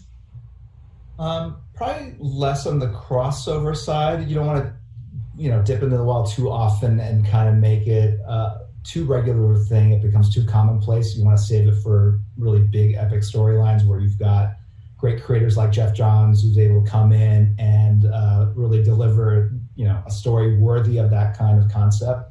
But we are, there's a spin-off, there's a Rorschach series that Tom King's writing. It's not like necessarily a crossover per se, but we are exploring more of the Watchmen universe. It's obviously got kind of a second life with the HBO TV series, and so it's been kind of fun exploring that. But yeah, that's all I can share at this point. The next one is for Greg from Swarup Kumar Singh in India. The Crisis on Infinite Earths finale showed that the multiverse is gone and there exists only one universe and one Earth Prime. But since other shows like Titans, Doom Patrol, and the DC still goes on, is the multiverse actually gone or is it recreated? It's not gone. That was to really help us, sort of like the original reason for Crisis, when they were like, oh, we have too many worlds. Let's start combining things for the purpose of the books. I think for the purposes of the CW, those worlds are now one. But off network is like being off planet in a different part of the multiverse, but it's still alive and flourishing. The multiverse. Every existence multiplied by possibility.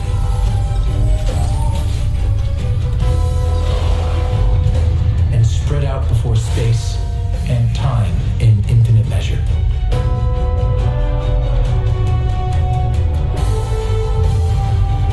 Civilizations rose and fell. And rose again across reality's grasping expanse. Life, a precious gift, persevering in the face of every obstacle.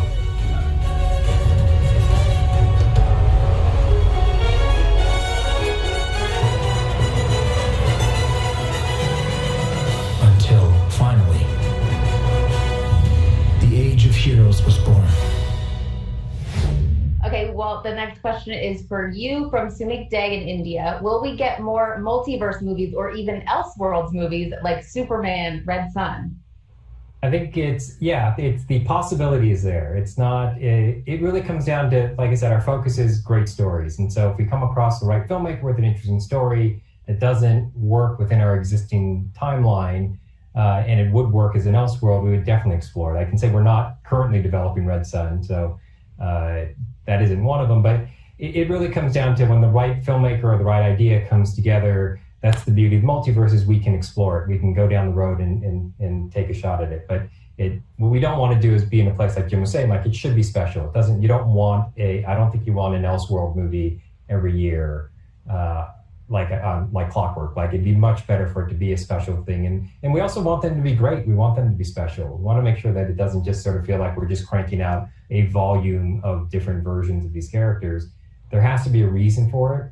And I think it has to be a reason that we're excited about, that we think the fans will be excited about. So yes, the answer is yes, there will be opportunities. That one is not one that we're currently exploring. We've got one more question for all of you guys.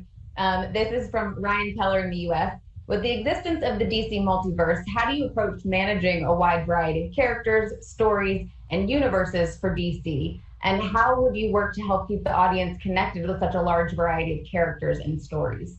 I imagine that you guys all have like a board somewhere in your house. It's like you open the doors and it's like, here's the characters in the whole world connected with yarn. I don't think that any of you have that. If you do, please show us right now. It's like one of those True Detective scenes or something where it's just like newspaper yarn, just yarns and pins. Yeah.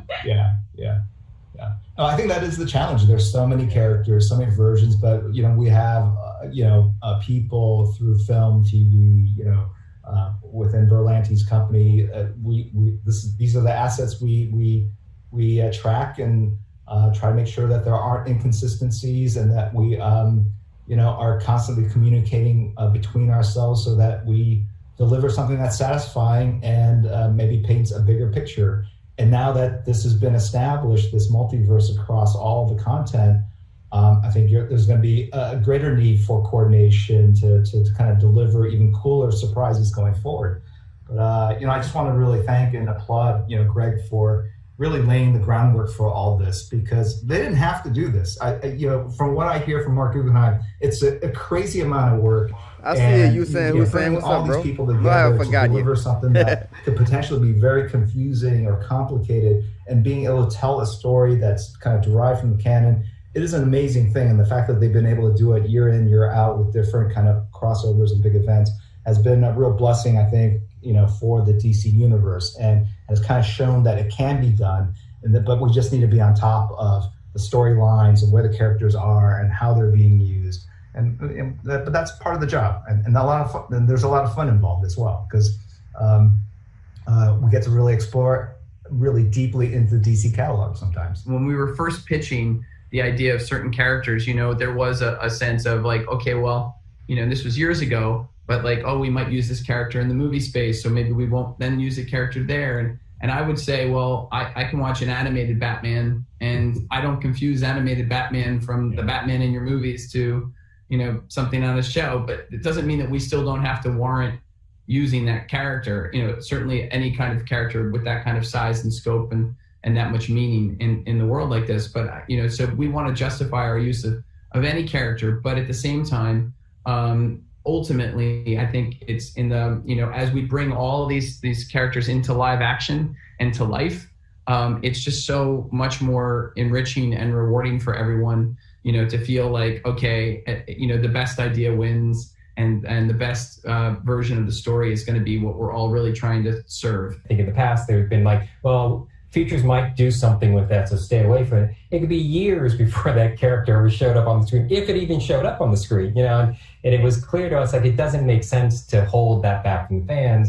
Let's explore that. And by the way, if they fall in love with the character on TV and we do something in the movies 3 years down the road, all the better. Like, it's just a greater awareness for the characters. And so for us, our board is much smaller because we have fewer things that we're working on. We have, within a movie, it's 120 pages and there's a handful of characters, whereas in TV, there's a bunch of other characters that pop up. So it's a little bit more straightforward for us. I think really Jim is the great sort of, he's the center of everything. So he has to know everything that we're doing in features, everything that's happening in TV, and everything funnels to him. And I think that's great that we have this guy who sort of knows the world better than anybody, who can sort of look at it and kind of go and come up and say, wouldn't it be great if Ezra showed up when met Grant? And like, you don't get that without Jim sort of being sort of at the center of all this. And so I think it's just a great collaborative team, and it's really just the beginning of what we're doing here. I think with just the stuff that we're working on now, the idea of the multiverse, and really HBO Max being this other venue for us to really start to meet in the middle. I think if there was that sense that TV was TV and film was film, Max sort of becomes this place where we'll be, it's like, it'll be our clubhouse. Well, everything will gather into that space, and we'll be able to explore different opportunities and cross back over. And I'm excited about the potential of all the things that we can do with DC in the multiverse. Awesome. Well, I want to say a huge thank you to the three of you guys for taking the time to chat with me and all of the fans here in the DC FanDome. This is such, like, we're talking about different platforms for things, and this is a whole new platform for fans to get to experience the DC multiverse as well. So thank you guys so much. This has been awesome. Thank you, Tiffany. Thanks, Tiffany. Thank you, Tiffany. That was amazing. Thank you so much.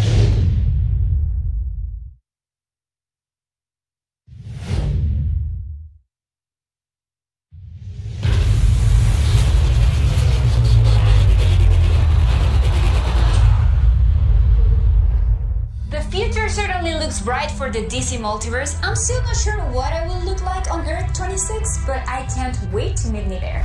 Now, if you're a big DC fan like me, then I'm willing to bet that you cannot wait for the Flash feature film to electrify the big screen. The good news is that you don't have to wait that long, because we're going right now with the filmmakers and the Flash himself, Ezra Miller.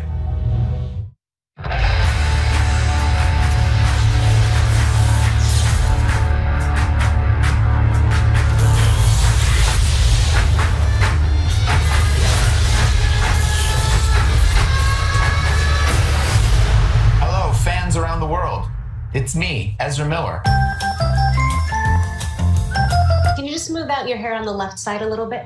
You don't like this? I'm Andy Muschietti, director of the Flash movie. I'm Christina Hodson, the screenwriter of The Flash. I haven't spoken to humans in a while, so I'm going to be rusty. I'm Barbara Muschietti, the producer of the Flash movie. I play Barry Allen, aka The Flash, in the upcoming Flash movie. And I love you, and I'm excited to be here digitally with you. Flash fact, if you go to the bottom of Andy Muschietti's Wikipedia or IMDb page, you'll see that he actually has a PA credit on the 1996 Madonna movie Evita. Must ask you more about that, Andy. Telling the story of one of the greatest superheroes of the DC world is a challenge. The most important thing is that it gets to your heart. Growing up with Batman and Superman and Flash, there was an opportunity to reconnect with childhood experiences reading DC Comics. Flash fact, DC Comics actually stands for Detective Comics. Comics. The tone for the film, I think, is very much Andy's signature. He can jump from funny to scary to emotional really fast. And it's also a time travel story, which I find very exciting. Andy managed to put these tiny little DC Easter eggs into the It movie. I like your glasses, Mr. Keene. You look just like Clark Kent. I don't know about that. One, he was vying for the job way earlier than any of us knew. Or two, while making the Flash movie, he discovered time travel for real, went back in time, and went to put all these things in just to mess with us. Either way, well played, sir. You meet Andy, and you immediately can understand why he's the perfect choice for this movie. It's his compassion, his priority in this film of finding the heart of the story. I'm also excited to see Andy's version of the Speed Force. He happened to have done some doodles that I may or may not have taken and kept. They are literally unlike anything you've ever seen before. Flash fact, did you know that according to actual comic book canon, Superman is both a vegetarian and a Metallica fan? Which is, of course, impossible. But then again, he's Superman. Batman lost his parents. Superman lost his planet. Harley Quinn lost her egg sandwich. But Barry, because he's got this ability to go back and manipulate time, he's the only one who can actually go and change his own personal story. His mother was murdered, his father was framed and incarcerated, and all his journey from then was of a man trying to make things right. And it sounds like a cliche, but script is everything.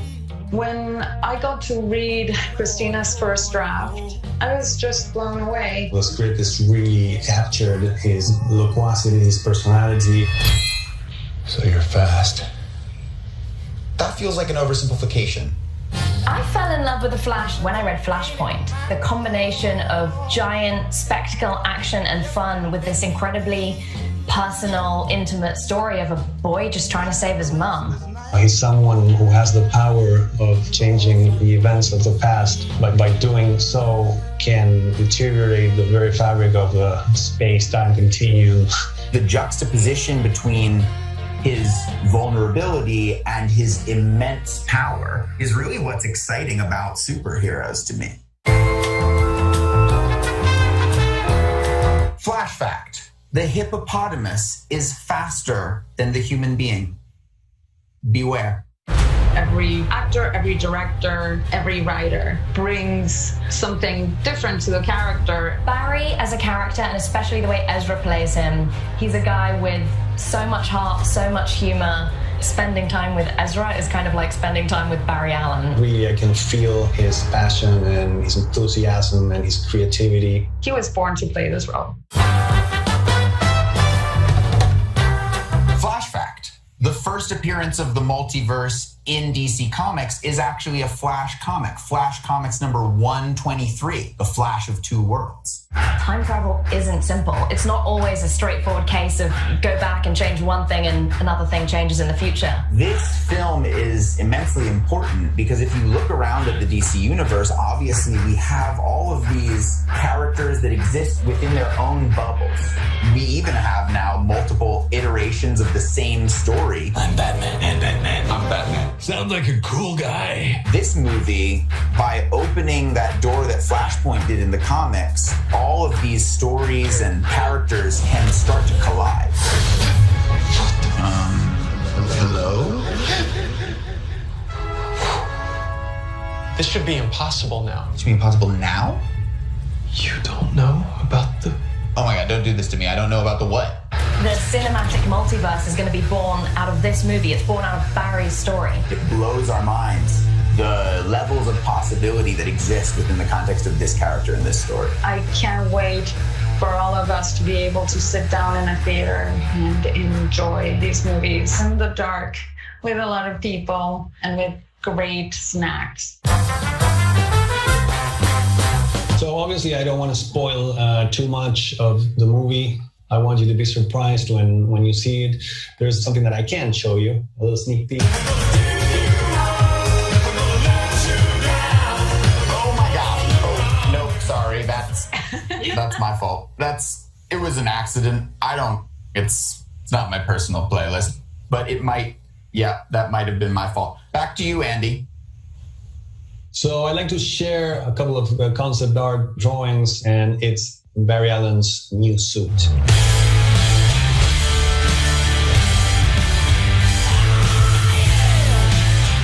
As you can see, it's more organic. You can see light embedded in it. It has been built by his friend Bruce Wayne this time. Flash fact. The first ever Batman movie is actually an unlicensed Batman Dracula movie made by Andy AJ said we just got rickrolled. Soundtrack by the Velvet Underground. It's unreleased, but there's 39 minutes that have been recovered, and I highly recommend watching them. They're extremely strange. There are so many potential crossovers in the multiverse, so many cool things that you could do. I would really love them to do a two-hander with Wonder Woman. I think they would solve a lot of problems, let me tell you. I'd like to see Game of Thrones crossover. Instead of all the months that it takes traveling from Winterfell to King's Landing, it would happen in 2 seconds. Barry Allen in the Iron Throne. I actually already have a weird behind-the-scenes DC multiverse crossover. My best friend growing up is Rob Pattinson's older sister. So I've actually known the new Batman since he was 2 years old and in diapers.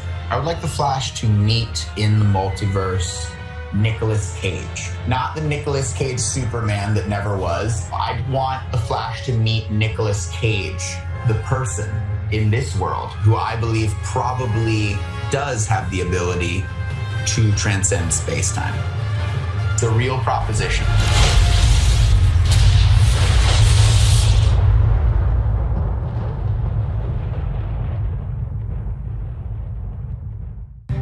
I also can't wait to hear more about The Flash. Thank you, Andy, Barbara, Christina, and Ezra.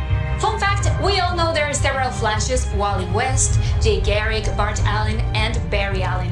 Did you know when Barry isn't working to save the world as the Flash, he's working to save Central City as a police scientist? Okay, that's all for me right now. I'm going to turn this over to Jaden Rodriguez, and I'll see you back here soon. G'day DC Fandom, I'm Jaden Rodriguez from Australia, and I'm so excited to be here with you all. I just gotta say that being a total superhero freak that I am, I'm totally loving being a part of this epic DC event. And you can't talk about superheroes without talking about the man himself, Batman. I mean, dude, can you imagine how awesome it would be to be Batman? In fact, if there's anything better than watching Batman, it's watching two Batmans, or Batmans. It doesn't matter. Let's have a look at this mashup of two fan favorite Dark Knights who happen to reside in the opposite ends of the Bat spectrum.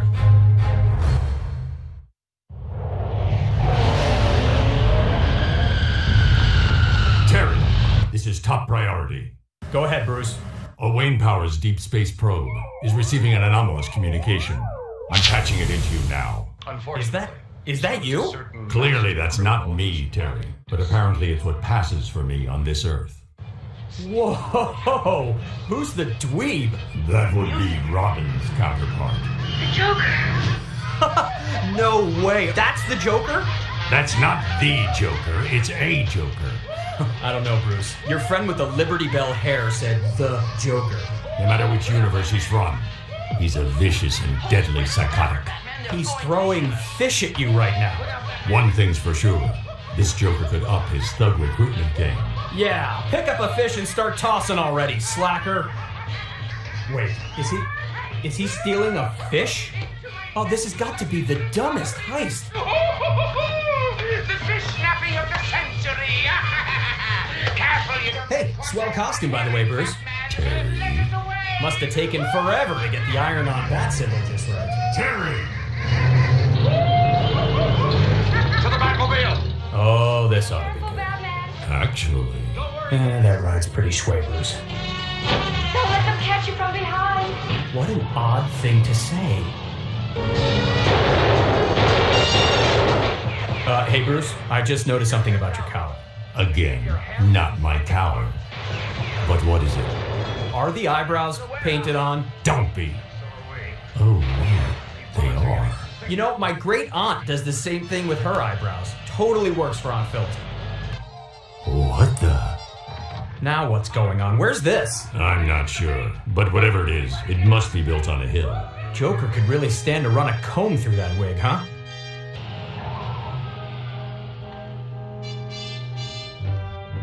Oh, easy, Boy Wonder. Let's not forget we're wearing elf shoes and support hose. And who is he even shushing at this point? Girls' volleyball team's gonna be ticked when they find out their net was stolen. Actually, I'm not sure which is more disconcerting. His trap, or the fact that these two can't seem to find their way out of it.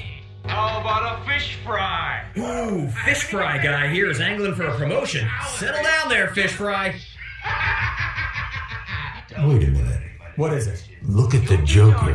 Is it my imagination, or does he... have a mustache? Now that is just not right.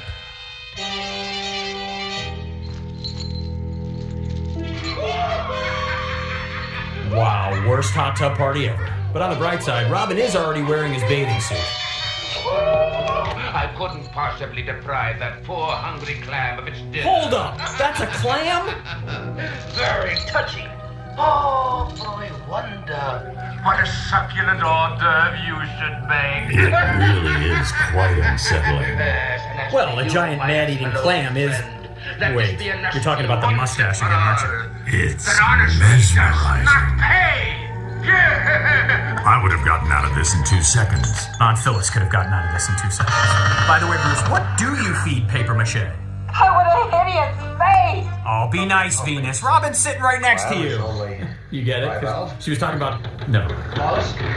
Some mollusk. Push yourself away, Robin. Is it weird that part of me is rooting for the clam? Hit against the side. Robin.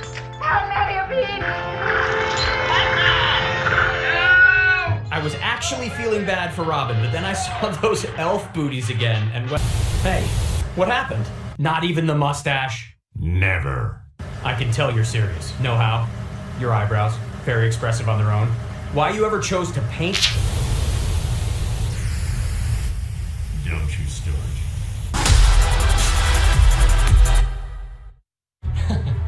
I love it. Batman has such a great sense of humor.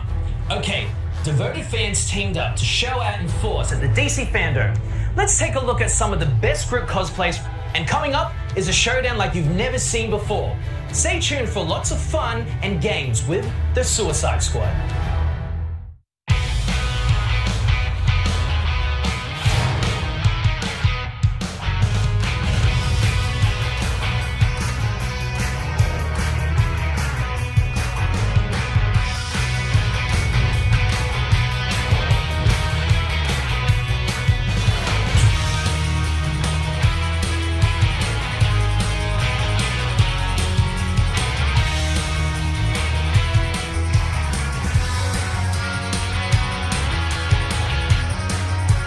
We have a 1K views. Y'all please hit that like button. I appreciate that.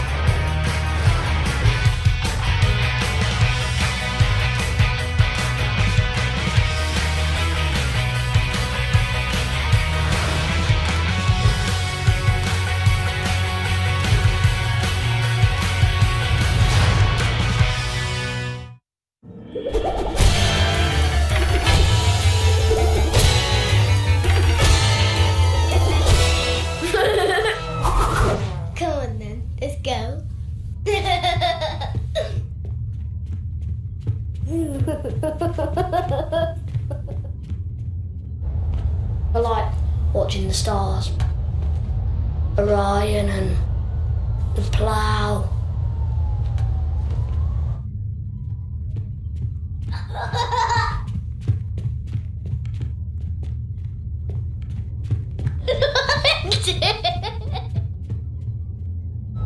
Polaris. And the big triangular thing.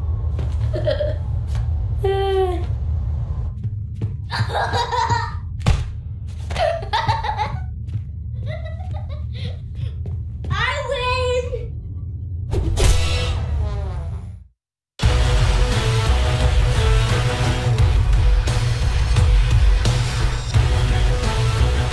Even though we are in the Hall of Heroes, I know that if I was ever in trouble, I would call upon this next group to help me out.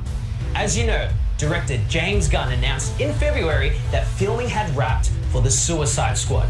And right now, he's taken a break from the edit bay to be here with us to discuss his vision for the film, answer fan questions, and have some insanely crazy fun with the cast. And, of course, share some never-before-seen content with us. Check it out. This is amazing. I'm so excited to be here at DC FanDome with all the amazing DC fans. As many of you know, The Suicide Squad is by far the most fun I've ever had making a movie. I am still working hard on it every day from morning till night, but we're having a great time creating something incredibly special for people. And I'd like to take this break now to take some questions from you guys. Hey, James. When was the first time you ever read Suicide Squad as a comic book? And who was your favorite character? I read John Ostrander's original run of Suicide Squad. So I remember reading the very first issue of that run and falling in love with the concept, with the characters. I loved the movie The Dirty Dozen that came out back in the 60s. And this was like a super villain version of The Dirty Dozen. And I loved the character of Amanda Waller, who was so different for the time, in terms of being such a strong woman, but not kind of an anti-hero, but kind of bad, kind of good, not physically the same as everybody else you saw in comic books. And I just thought she was so cool. And of course, I loved all the characters and Boomer and everybody. And I just had a great time reading that initial run. My name is Maisha Khandekar, and I'm a loyal DC fan, and I'm making this video from Dhaka, Bangladesh. I have a question for James Gunn. Which DC character were you most excited to write about for the Suicide Squad movie, and why? Maisha, I think the character that I was the most excited to write for was Harley Quinn. I've loved this character ever since Paul Dini first put her in animated shows. I think that there's a sort of chaotic trickster god nature to her where she's just always going off in random directions. And as a writer, that's a really fun thing to deal with because she takes you in places where you don't know you're going to go. So a lot of it was me writing for Harley, and a lot of it was Harley doing some of the writing for me during the Suicide Squad. Hey, I'm Jay from State Farm, and setting aside the massive amounts of damage that you must have had the squad rack up in that one scene, can you confirm the number of crashes and explosions? Asking for a friend. Hey, Jake, I cannot confirm the exact amount of explosions and crashes, but I will say that we have about as many explosions and crashes in this film as in any film ever.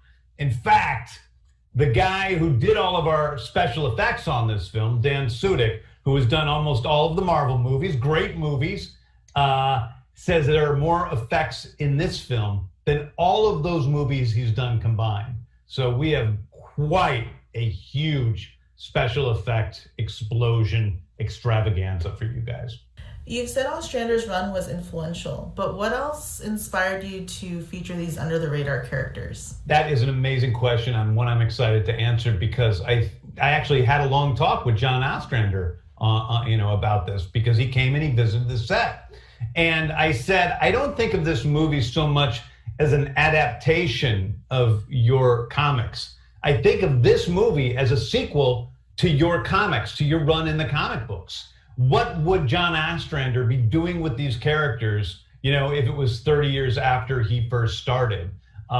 And so I think that it has the spirit and the lifeblood of the Ostrander books, but I also like to continuously take in new supervillains, other supervillains who have sometimes been in the Suicide Squad comics over the years, but also a lot of, characters like Polka Dot Man and Ratcatcher who have never been in the Suicide Squad, but who I just think are great DC villains who have something to offer and that we could have put into the movies. So that is where my biggest inspiration comes from.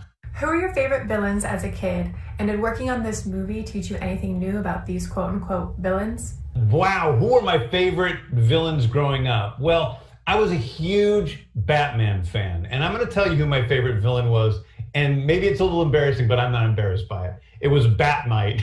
I loved Batmite. I thought he was hilarious and creepy as heck. So Batmite was definitely my favorite supervillain. And don't think I didn't think about putting the Batmite in the Suicide Squad, because I did. I saw the set photos of the Suicide Squad and I absolutely love the direction of the movie. But is it true that Flora Borg is playing Javelin Man? And if so, why? Also, is Nathan Fillion playing Blackguard? Hey Milan, so is Flula playing Javelin Man? Well, his name isn't exactly Javelin Man, but in mere moments, we are going to see who Flula and Nathan are playing in the film. And I'll give you a hint. One of them you got pretty correct, and the other one you didn't get correct. And there's a lot of people all over the internet who have theories about who people are playing, and sometimes they've been right, and sometimes they've been wrong. And so I guess we're going to answer all those questions in a minute. But I will tell you one thing, which is Flula Borg is the funniest guy in the entire world and incredibly strange. But he's become a good friend through all this, and he's a great guy. And Nathan, of course, has been in all my movies. He's already been a friend. Here it comes, the time that so many of you guys have been waiting for. Who is who in the squad? You've heard a lot of the actors that are in this movie. You don't know who they're playing. Maybe you have some good guesses. Maybe you're right, maybe you're wrong. We'll have to see. But here it is, everything. Okay. The deal. Successfully complete the mission, you get 10 years off your sentence. Welcome to Task Force X. These are your brothers and sisters for the next few days.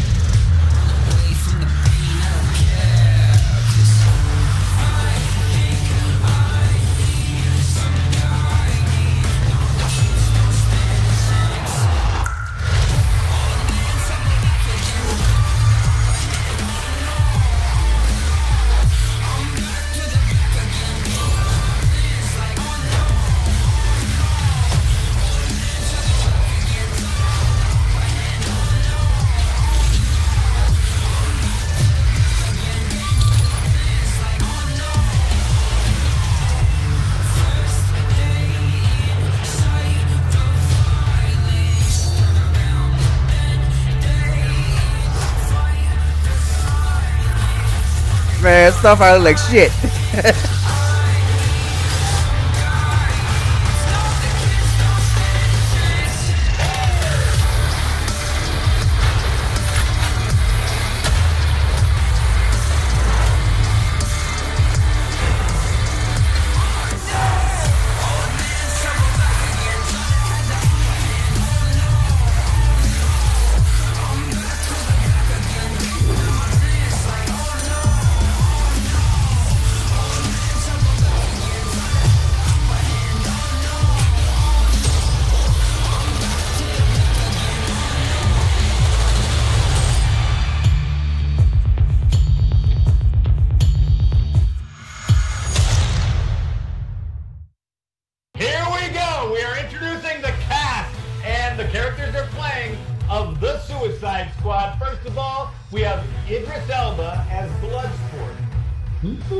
John Cena as Peacemaker.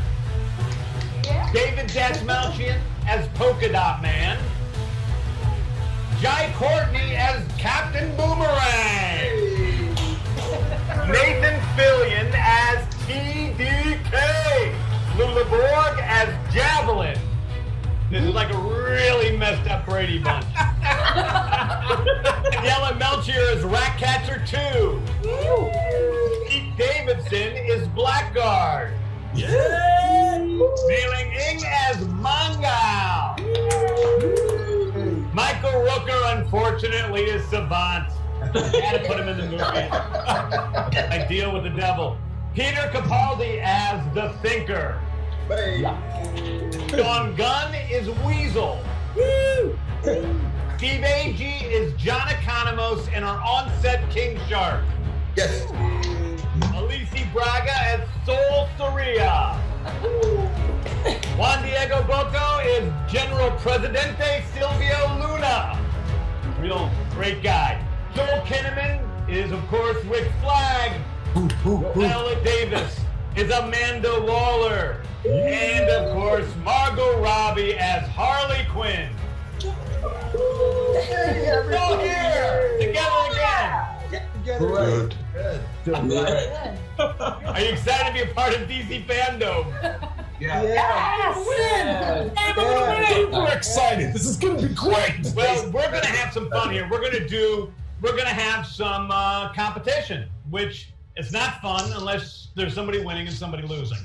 And so I would like to have a couple of team leaders, and I think it only makes sense that we have the people in charge of the Suicide Squad, Viola Davis and Joel Kinnaman, as our team leaders.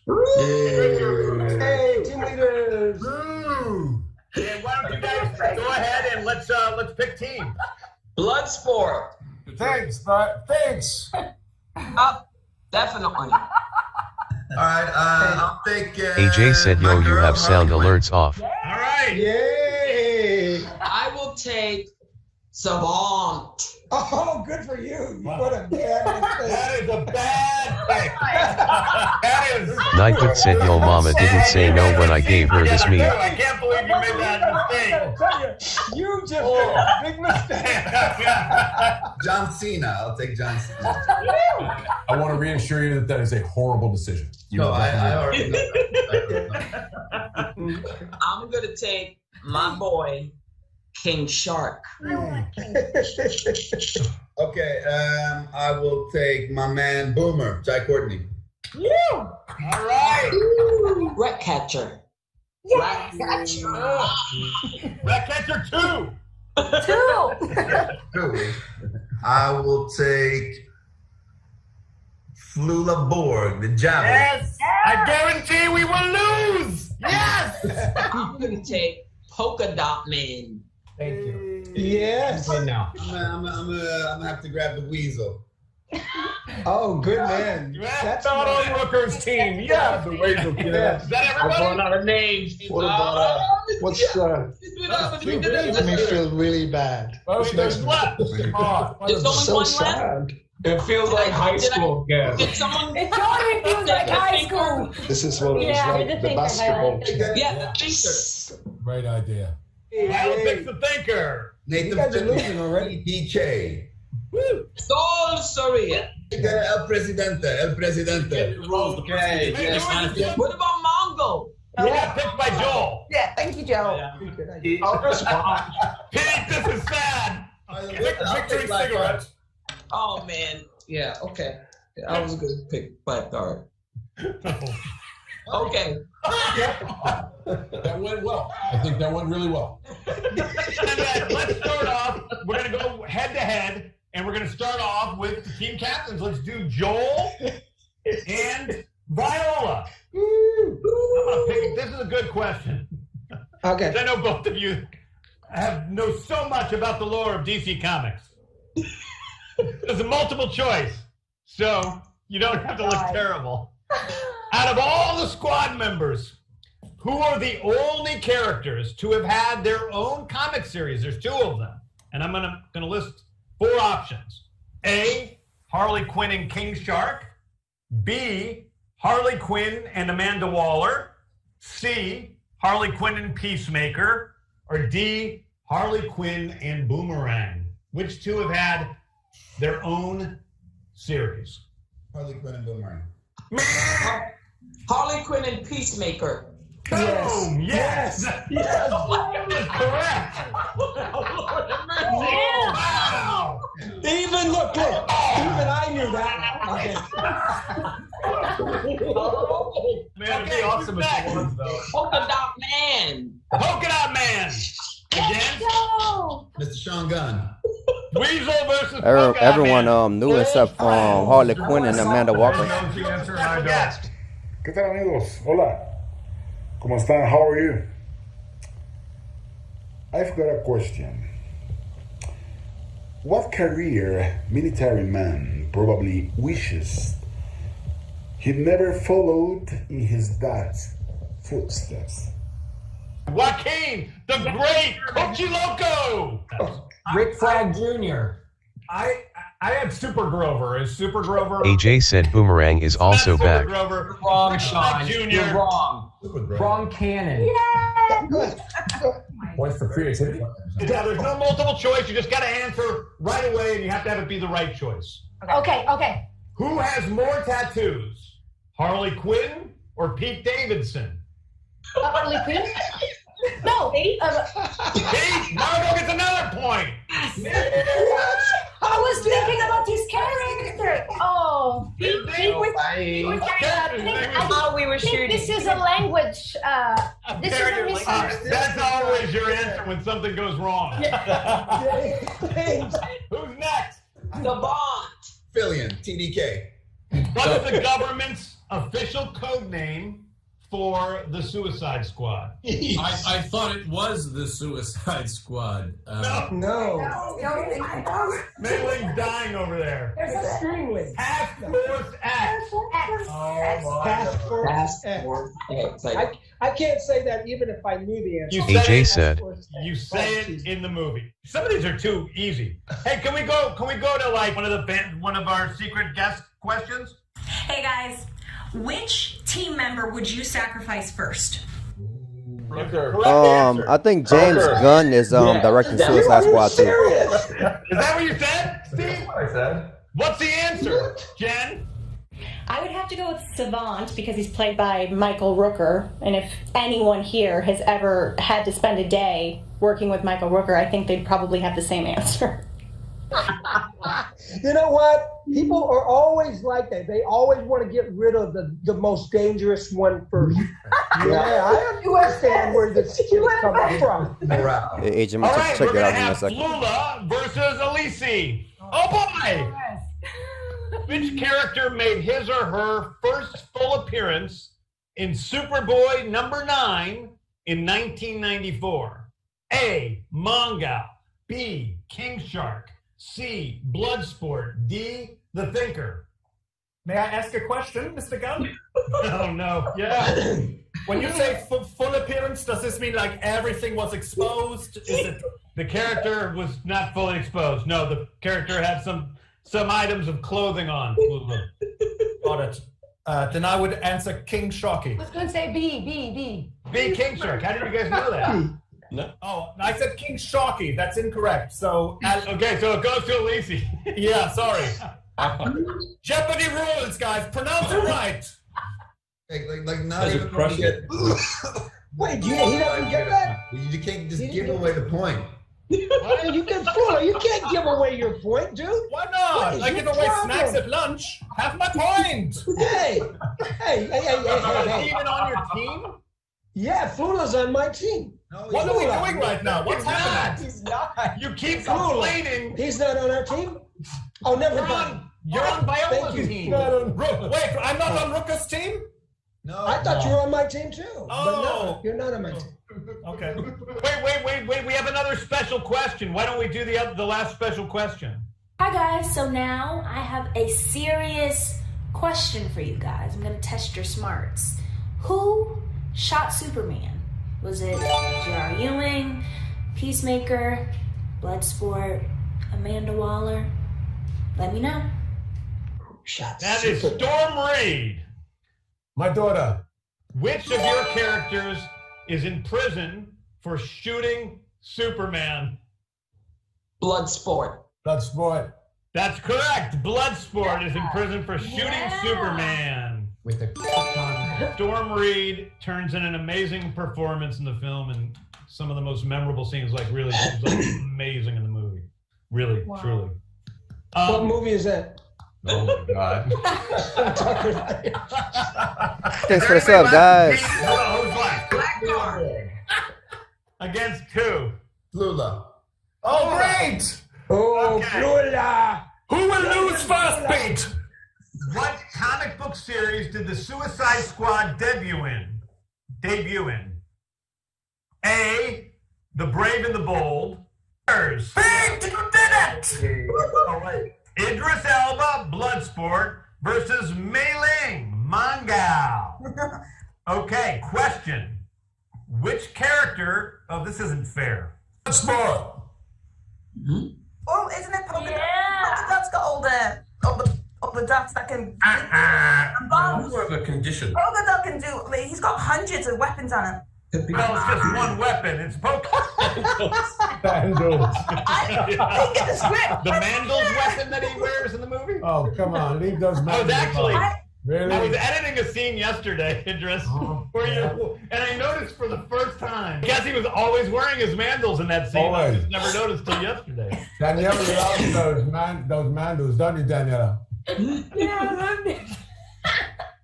Okay, who's next? If given the chance, which superhero would your character like to take down? It's not about taking anybody down. It's about trying to bring yourself up. You know, just spread some positive vibes. Cena for president after that answer. I'm going to vote for John. That's it. Which new addition to the squad was the biggest surprise to you? I think Weasel was the biggest surprise. You're going to expect him to be this crazy animal. He can't even... I mean, come on. Wait till you see Weasel in action in the movie. How is the movie? How does it look? It's amazing. It's amazing. Like really, truly, it's just the most fun I've ever had. I love the movie. The studio is overwhelmingly happy with the movie. Wow. The action is great. It's funny. And it's really dramatic in the right places and very touching. It's great. And all of you guys, I mean, just down the line, it's just the greatest cast I've ever worked with by far. Just every single person is amazing. It's just a once in a lifetime thing for me. It was a blast to make, and it's just cutting together just completely fluidly. Honestly, I'm so grateful to all of you guys, except for Rooker. But I can cut around them pretty easily. So he's looking at me every day on the cutting room floor. They don't even do that anymore, do they? It's all digital. They made it digital for you, so we don't even have to look at you on the cutting room floor. I just got to say, what an amazing experience it was. And it's because of you and all these guys. You know, the atmosphere on that set was so positive. And such a warm, wonderful, supportive place to be. You know, not everybody has been in a big superhero movie, even if they've been Doctor Who or anything like that. So to walk onto a set like that can be quite intimidating. But the welcome that you and everybody here provided was just fantastic. So thank you and everybody here for that. Leave it to the British guy to come in right at the end and say something beautiful that makes us all look stupid. That's what I'm here for. That's why I'm called. Bro, this panel funny. So the showdown champion, I believe, even though we haven't been keeping very good score, is Viola Davis's team. Outrageous. Yeah. Damn it!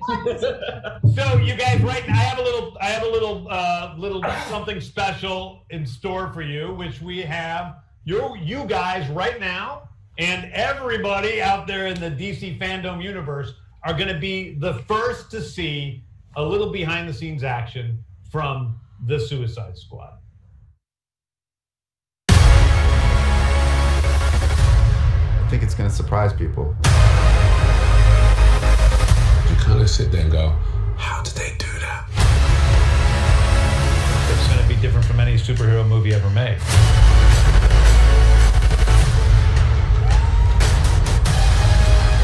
No one better in the world to direct the Suicide Squad than James Gunn. I was excited Yeah, I was right. It's to James be able Gunn. to do the Suicide Squad in the way it could be done from my point of view. This one is completely unique. This is a gritty 1970s war movie combined with the brilliance of James Gunn's characters and comedy. You need your director to set the vibe. The Suicide Squad is just a twisted fantasy of characters. Within each of our characters, there's a certain beauty. Within most of them. Some of them are just pretty crappy through and through. You are like a douchey Captain America. The guy who believes in peace at any cost, no matter how many people he needs to kill along the way. Okay, I got it. Don't ever settle back like you think you know where this is going, because you don't. As soon as you have some sense about what's about to happen next, James comes in. Everyone's exploding. Genitals, heads, arms, legs. It's like a big, massive graphic novel brought to life. This is by far the biggest movie I've ever made. I don't think that you know what to expect. Don't get too attached. This has been truly the greatest, most exciting journey of my life making this film. Cut, that was great.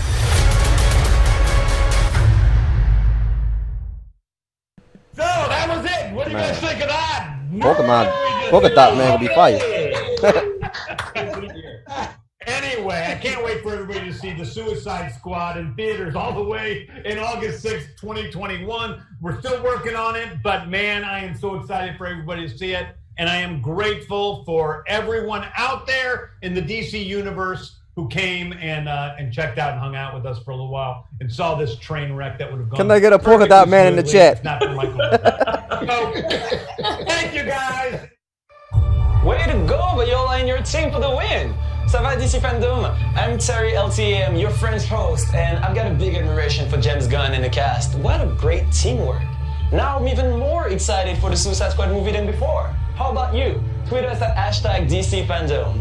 And next, we have a very special DC fan guest with a question for Idris Elba. Gael, mon fils, take it away. I see a few Polka Dot Mans. Idris, you're a sport fan. What kind of training did you do for your role in the Suicide Squad? Okay, so hi Gael, Idris. So yes, I am a sports fan. I am a fan of all sports, but I played basketball, football, cricket, hockey as a kid, and then as an adult I did kickboxing and a little bit of boxing. When I was training for this film, because there was a lot of work that we had to do, I basically didn't do a sport. I did a sort of general training package, which was more centered around my kickboxing training. So that's lots of circuits, lots of cardio work, a little bit of weight training to get those big muscles up, and yeah, essentially working on that particular film. The work rate was so high, we were training every day on the job. So that's me. Turns out Gael isn't the only tennis player who is a massive DC fan. Now let's check in with two other mega fans who, like us, share a mutual love for Wonder Woman. Tennis star Venus Williams and director Patty Jenkins.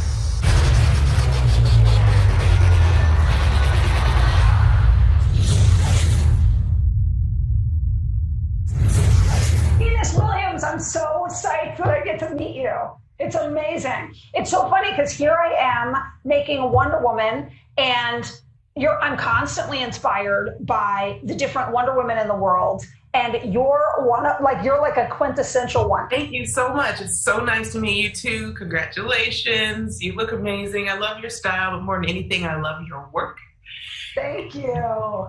To talk to you about it, so I've got questions. I know, me too. So I love the fact, it's very funny because now has come this time that I'm getting to make the Wonder Woman film, but there are so many people like both of us who grew up looking at Wonder Woman, and I don't think that people understood the significance of who she was in the world. So I would love to hear, I'm so interested that you were a Wonder Woman fan too, and what's your history? How did you get into her? Yeah, so for me, I grew up on Linda Carter, Wonder Woman, right? Oh, yeah. She was beautiful and she could do anything and she saved the world. And that for me was my first introduction to Wonder Woman. And it was so iconic.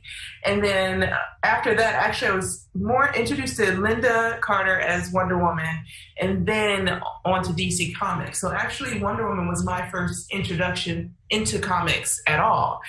And it really just started there. If you had to create a superhero, like what would you add to the party? I gotta say, I was just talking to Jim Lee, and we created a superhero named, ironically enough, I can't believe no one thought of this, Venus. That's amazing.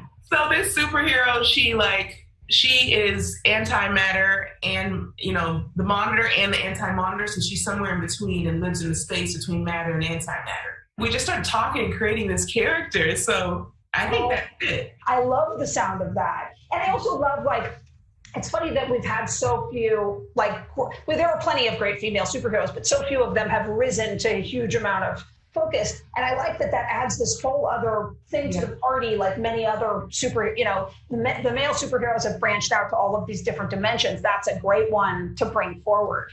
I think so. And I think in my head, to me, there's good and bad in her. So she's trying to always stay towards the good, but she has tendencies. It's been interesting kind of modeling power and grace and beauty yourself. Like, how has been taking on that role yourself in this world been? I really just try to be my best.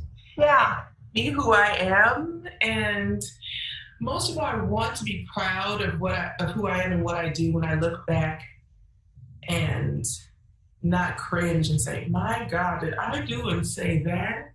That's not the memory I want. Yeah. I want to look back and be proud of how I've handled all of my moments. And in doing that, it's motivating to others. And you never know what's going to be motivating to someone else.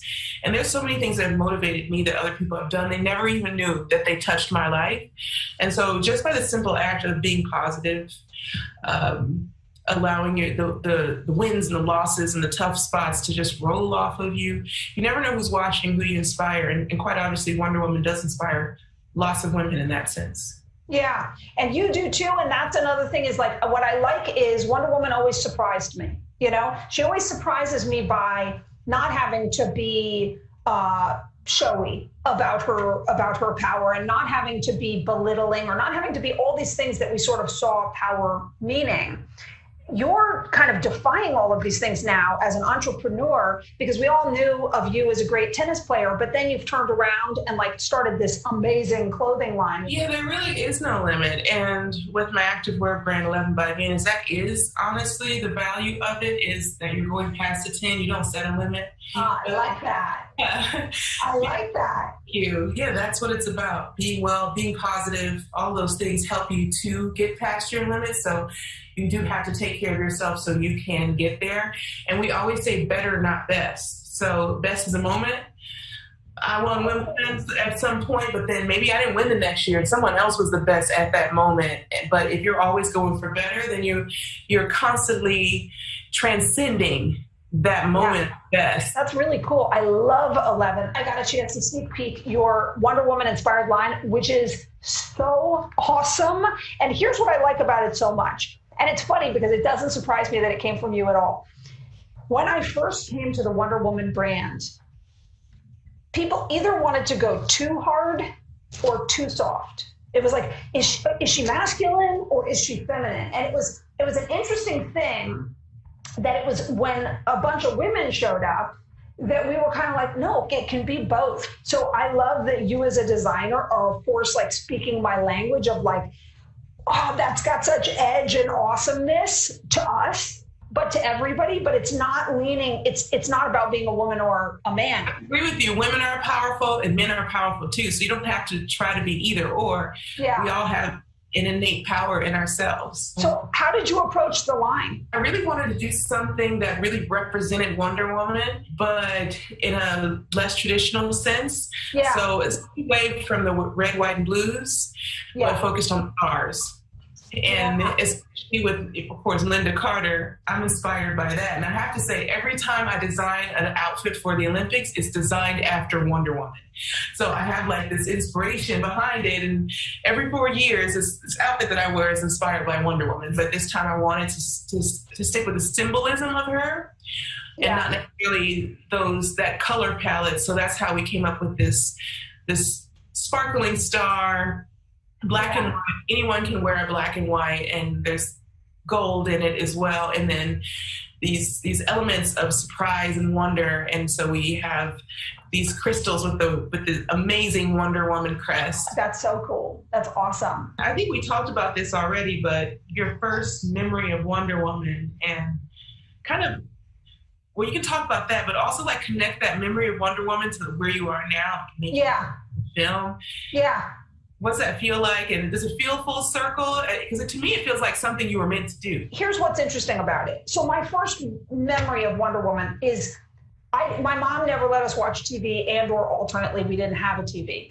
So I saw it at a friend's house, and I just remember just like the catnip zeroing in on it. And immediately the thing that it turned into was the role play on the schoolyard. I was in elementary school, and everybody would play who they were. And I remember it became imperative to get out onto the yard first so that you could declare you were Wonder Woman. So all these years later, when it became something I got to do, there were lots of Wonder Woman fans, but it was very important to me that whoever did the movie was a fan, and I was. So I found myself in this situation where it's both totally surreal that you get to be the one to do it after having a childhood connection. On the other hand, I was like, well, I don't know who else is a fan here trying to direct this movie, but I know that I am. So I'm happy that it's somebody who can be a guardian of that legacy, you know? And that was the first thing I did, was call Linda Carter. And I called Linda and I said, you're going to read in the trades that we're doing a new Wonder Woman, and I want you to know we're not here to reinvent Wonder Woman or redesign Wonder Woman. I simply want to take the torch of something you gave to me and pass it forward to the kids of the next generation and people of the next generation. And so I want to continue that. She's been a dear friend ever since, but it was about kind of honoring that legacy. Okay, so why do you think that it's important to not only have real but fictional role models that are like Wonder Woman? My mother is a feminist and like really shielded me in a way from a belief that I would hit limits. And so I feel like between the Wonder Womans of the world and the way that I grew up, nobody was ever telling me I couldn't. And I was seeing, so I was able to look at other women in the world doing incredible things. And, you know, athletes and actresses and, you know, scientists and all of these things, and think like, oh, okay, cool. I wasn't focusing on that it wasn't possible. I always thought it was perfectly possible. It took many years for me to see how far behind we still were in so many ways. And that's too bad. But I think that's always been my goal, is to be a part of, like, let's not fight and let's not justify and do all of those things. Let's just assume, of course, it's possible that all of these people can do so many things. So it is the seeing it and seeing people like you out in the world doing incredible things that, of course, makes it seem attainable to other people. I love that. I feel like we grew up in the same home. Yeah. I wasn't allowed to say can't. You were in major trouble if you said that. We weren't really allowed to watch TV unless it was educational programs. So I think we have a lot of stories. A lot of stories we could share. I know. In the multiverse, you lived right there too, but just another planet. Yeah, exactly. AJ said, I think okay. that your parents, or of course I faced a lot of blocks, but it wasn't like I wasn't thinking there was going to be sexism that held me back at all. I was absolutely just propelling forward. And so I think that's where, So like, the panels having first an before the, idealized for the good world shit. and being raised in a place where you believe that sort of thing is possible makes a big difference of, like, you can do things. And so, yeah, modeling it for kids and people is amazingly important. Extremely important. What do you think sets Wonder Woman apart from other superheroes? I think it's her moral hopes for mankind. I can't think of any other superhero who, I think a lot of them who have great morality, of course, and lots of complex things, but someone whose mission even is to make mankind better. She's not perfect or above it either. So her own struggles to figure out how to use her power and be helpful is so interesting to me. I loved graphic novels right from the start because I loved Little Nemo and Slumberland, and I would look at all of these graphic novels, and then I loved superheroes. So I transitioned pretty easily over to sometimes comic books, sometimes more highbrow, you know, comic book art books and things, and it came quite naturally. quite naturally. I think you touched on something earlier too, where you talked about you didn't know what blocks you would face. Yeah. And I think that happens with Wonder Woman too, that she doesn't know what she's going to face. How were you able to deal with some of the things that you faced on your road to where you are now? And what advice would you give for women who want to follow in your footsteps? And I know I hate saying women, because if you're a director, you should be the best director. If I'm a tennis player, I should be one of the best tennis players to ever play. Why should I have to be singled out for these other things? So regardless, sometimes this is how the world looks at us. And we know that women do face more challenges to get to the top. So what is your advice, and how did you feel when you faced those roadblocks? How did you get through them? It was after I was successful, actually. After I had made Monster that I started to see, oh, I'm a woman director. Oh, I wasn't thinking about that. And all of a sudden I started to see limitations or hopes or wants or expectations on me because of that. And that was when it really surprised me, is because I thought, oh, I wasn't thinking about being a woman. I'm just a director. And yes, I make movies starring women, but we're not women films. We're just making films. Almost Wonder Woman-like. I've always tried to say, that's their problem. Like, this is their problem. I'd love to help you with it by surprising you with what I can do. But I have to focus on what I'm doing over here and do the best job I can while you get over your expectation of what people can do. I can't be bothered. And I want to always be a part of the voice of change in as big of a way as I can. But also not let that get in your head. So I try to just aim to be end-minded. Hey, Jacket, that's all you see. You miss a lot, bro. Questions from my end and a whole bunch of other stuff. Let's talk about the Amazons and Wonder Woman and how amazing that they look in their outfits and how boss they are. I love all of that. Can we talk about like stone women, costumes, and all of that? There are many set patterns for doing warfare and competition, but they all are very specifically masculine, which you don't really think about until you start trying to design it. And the fighting is, like I said, headbutting and so getting into what they would do, what competition would be, how it would work, and what kind of clothing they would wear. It's not unlike you and how you dress and the things that you design, where it's like they don't need to be sexed up in an inconvenient way, but they also wouldn't not care about what they look like. They'd also care and have ownership in what they're thinking, that what they're putting on is both functional and cool. It's a fun thing to try to represent an entire world in this incredible tribe of Amazons. It reminds me of the kind of sports I've watched you do, so that makes me so happy. Stay in touch. I love this whole conversation. I do. We're in the same home. I know. And I mean it when I say, like, it's so funny, because I really do sit around and talk about what Amazons are and what Wonder Woman is, and you literally are out there in this world walking around, like, demonstrating it all the time. And that's what's so cool, is like being the director of it. Sometimes people will say, I've never seen a movie like that before. And I'm like, yeah, but you see the women. You've seen the women. You've seen people like you. So it's interesting that it's such an unusual thing. So nice to meet you. What a pleasure. What a pleasure. Great to meet you. Nice to meet you. Bye. Bye.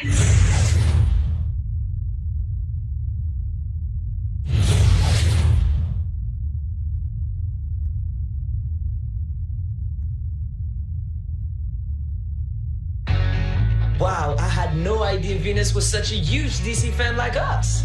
Not only do we here in the DC FanDome want to know what you out there in the fanverse think, but we also want to know what you can do. We asked and you didn't disappoint. You sent in the best of your best cosplay and fan art, and here just a sample of the amazing talent out there in the DC FanDome.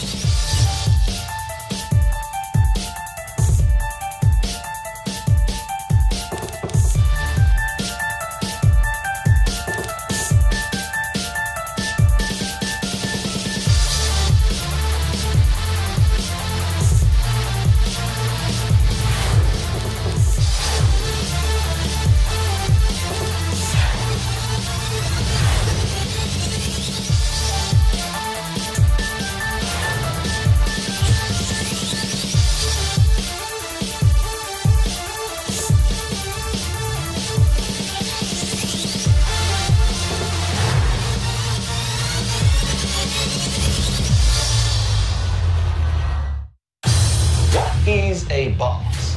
It is someone who's confident, reaches their goals, and uses their inner strength as a superpower to get through life. You do not want to miss this next conversation as we gathered some of the most electrifying females from Megan Good to Candice Payton, the new Batwoman, Javisha Leslie, and more for a conversation we called Boss, Female of Color within the DC Universe, moderated by celebrity DJ D-Nice and Grammy Award-winning singer Estelle. What's a boss? What's a boss? What's a boss? What's a boss? What's a boss? What's a boss? What's a boss? It's me. That's me. That's me. That's me. What's happening, folks? How you feeling? Welcome to the DC Fandom. My name's Estelle, and my name is D-Nice, and welcome to Boss, Females of Color within the DC Universe panel. Right, we're going to start off by introducing some of the panelists today. Megan Good, who plays Darla Shazam on Shazam the Film. And I'm a big fan of this show. Candice Payton, who plays Iris West Allen on The Flash. We got Nafisa Williams, who plays Anissa, Thunderbird, Blackbird on Black Lightning. Yes, and we have Chantel Tweed. She plays Grace Joy on Black Lightning. We got Javicia Leslie, who plays Ryan Wilder, a.k.a. Batwoman, on Batwoman. Hey. We also have Anna Jope, who plays Coriander on Titans. And we got Damaris Lewis. My little sis, I love her. Plays Blackfire on Titans. And we have Tala Ash, who plays Zari Tarazi on DC's Legend of Tomorrow. Awesome. So we want to start this off with taking a minute to congratulate the newest boss of the entire group, Javicia Leslie, the first Black actress to play Batwoman. Look, this is huge news, given that only a few iconic Black actresses, Eartha Kitt, Halle Berry, and recently announced Zoe Kravitz. I don't want to hang around the Batcave, but they're Catwoman. Javicia said she want to be Batwoman. So, that's a huge thing. So we want to congratulate you and big you up for even doing that. You know what I mean? Thank you so much. So awesome. Well, who was kind of like your blueprint? Who is a person that you said, oh, this is why I want to do this? I've always truly admired Eartha Kitt. But I admire Eartha Kitt even outside of acting. I love her for her activism and the fact that she used her art for activism. And just her mentality in general, the things that she would say and how dynamic they were. And then just as a woman and the power that she had as a woman. That's incredible. Do you got a question? Yes. So I have a question for Anna. How's playing the role of Starfire changed your life? It's a big question. I guess some of you don't know what I think panel as is. many people know, when I was cast, there was a lot of backlash because people were upset that some people were upset that it was a Black woman that they cast, and I had to lean into my friends and my family and my faith, I guess, in a way that I haven't ever really had to do before, and also, it's been incredible to see what that meant for a lot of people. A lot of marginalized people reach out to me, be it Black or gay or trans or whatever, and it's incredible to be, even if some small inspiration for them. So, I guess in those ways. It's definitely important during this time as well. I'll throw one up to anybody who wants to answer. Like when you're a BIPOC, seeing someone who looks like he played a character you've grown up loving is super powerful. I know that playing Garnet. Now, how does it make you feel knowing that you may be someone's first introduction to the world of superheroes? Like, what is the thing? How does it feel when the kids react to you or the people say? I remember really early, we started our show in 2014, and I remember shortly after we aired, I remember getting a tweet from a mom, and she was saying that her and her daughter were watching The Flash, and her daughter was watching my character, and she was like, Mommy, Iris West is so beautiful. She looks just like me. Does that mean that I'm beautiful too? And she tweeted that to me, and I get teary-eyed to this day thinking about it. And I remember tweeting her back and saying, yes, tell your daughter we are beautiful. Like, remind her we are beautiful. My daughter's 8 years old, and when I told her that you know, I was doing this with you guys, she was like, are you serious? Can I come in? Can I sit with you? Okay, so for Damaris, all right, so you've been in this industry as a whole for a while, right? Whether it's you being a model, you've danced for Prince, like you've done some things in your life, and you know, I've been part witness to a lot of it, and now you're a superhero. I remember seeing you on the screen and thinking to myself, she better work. You know, that's literally my first thought upon seeing you in your role. As you move forward in your career, what exactly was the point of pivot? What was the point where you said, I'm going to do this? Go. First of all, full circle moment, just the fact that you and Dee have been part of my journey. I think are always showing up. The pivot for me was when I started getting booked for being different. And that's when I realized that being different was my superpower. I have spent my entire life, you know, I had the luxury of working with Prince and have him being my mentor. And this is a person who prided himself on being different. But until it happens to you, you don't really believe it. And so, you know, modeling is one beast. Dance is another beast. Acting is another beast. And I've always been that kid in the corner. I've always been that person that thought a little bit differently. And unfortunately, there's not a lot of examples of what happens when you think differently. I will tell you, you were a superhero when I first met you. I met you because of Estelle at one of Prince's shows. Wow.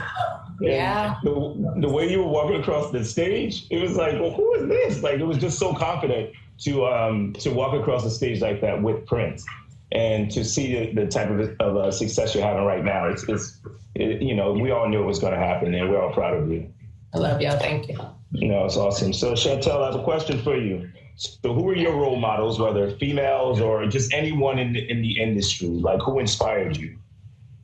I think growing up, I had Maggie Chung, who did a lot of Wong Kar-wai films, as someone I admired a lot, and Sandra Oh, who, you know, broke a lot of barriers with the work she's done. But I also love doing theater. So a lot of actresses who've done theater and film and television is something I admire a lot, like Tessa Thompson or Felicia Rashad and Kate Blanchett. So I love actresses who use their craft, not just as, you know, a way of exposure, but really to like as a craft, digging deep and, you know, using it in a way that can change lives in their own lives. Like my grandmother, who, you know, left Vietnam during the war with her 10 kids on a boat. Wow. And that for me, the personal heroes in my life, I think probably have marked me the most. Wow, that's awesome. How do you liberate yourselves and or subsequently your characters from the hypersexualized, exotic stereotypes that can be attached to Black and multicultural women? And like, what advice can you offer young girls about how to reclaim their sexuality, power, and confidence? For me, one of the reasons that I was really excited to play Darla Dudley is because she's actually 8. And for me, you know, I have come from, you know, throughout my 20s, I was very much like that sexy girl, the love interest, the whatever it may be. And so breaking out of that space in my late 20s was really difficult. And what I learned was the fun thing is there's nothing wrong with owning your sexuality and wanting to be beautiful and sexy and strong and all those things.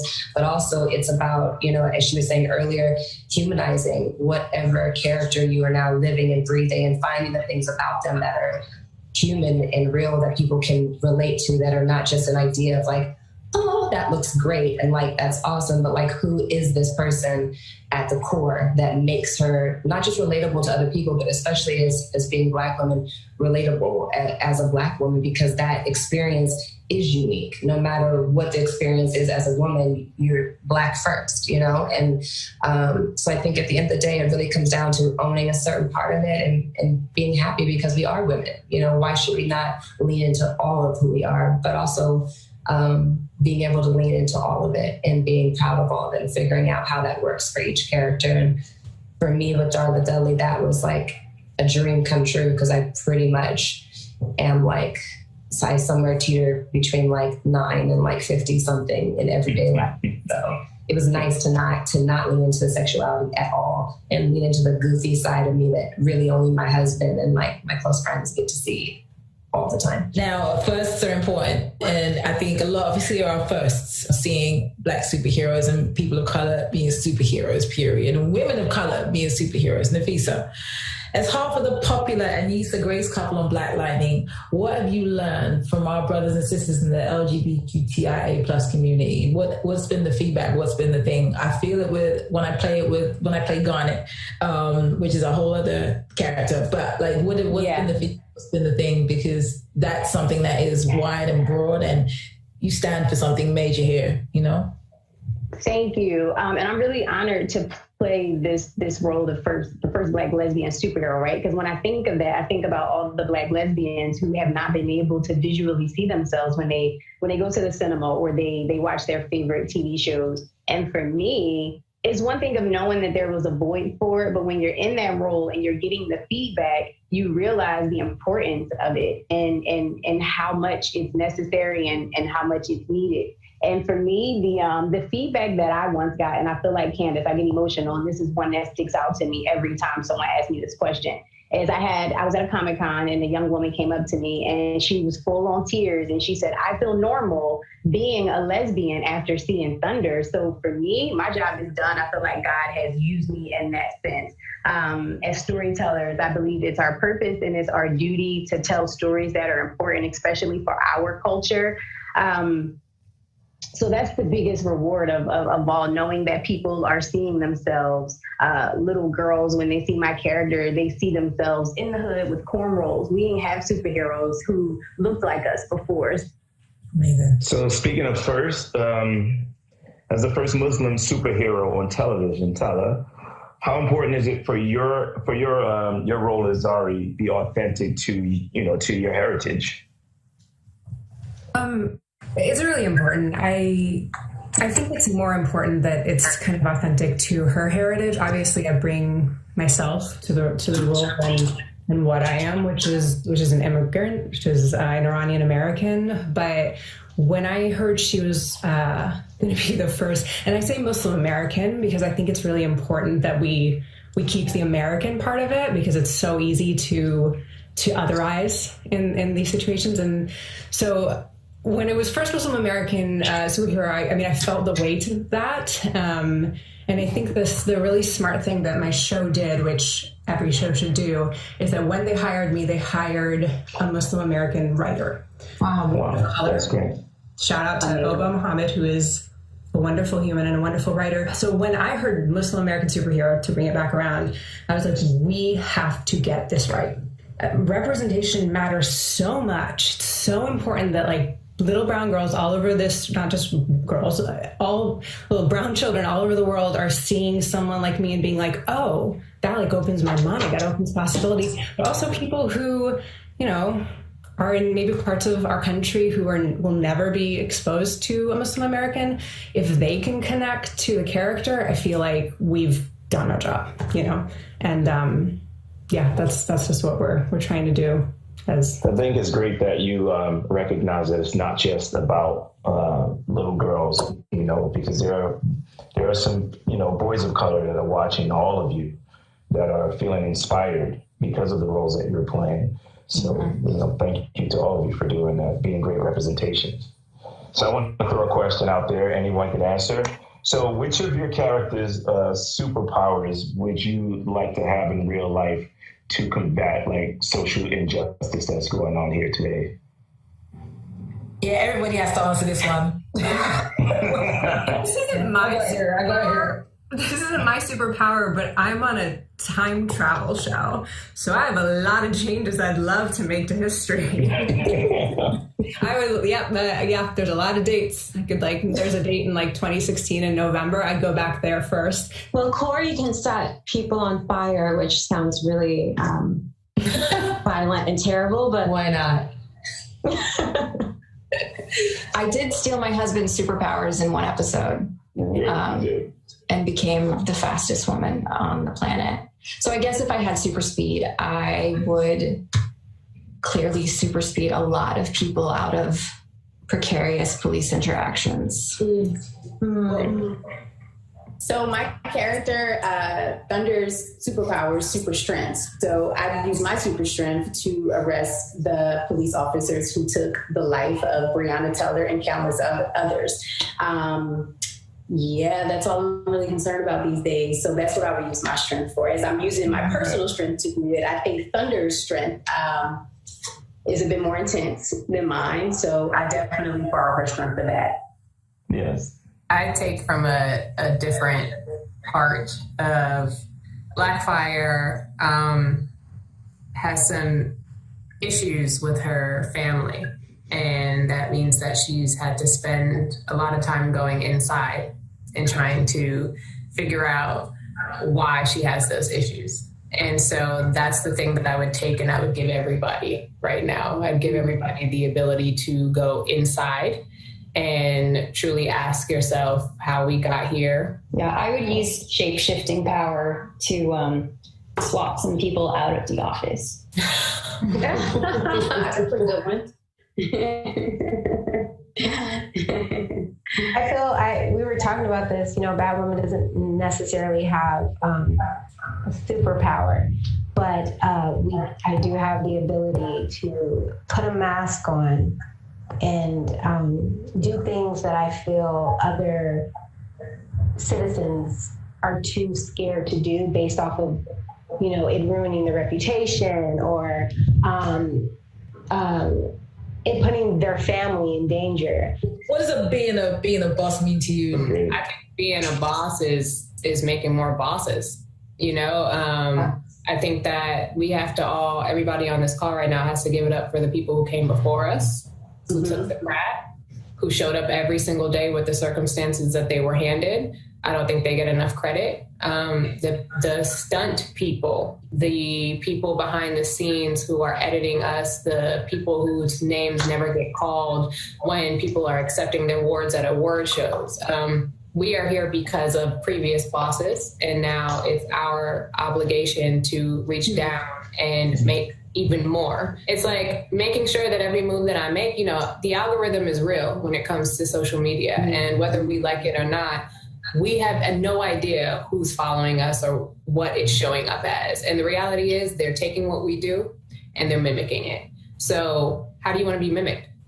And really, how do you want to show up if bossing is a thing that you want to be forever? So first of all, shout out to all the other bosses on this call, and thank y'all for showing up. Being a boss means following your heart and also being of service to others. I think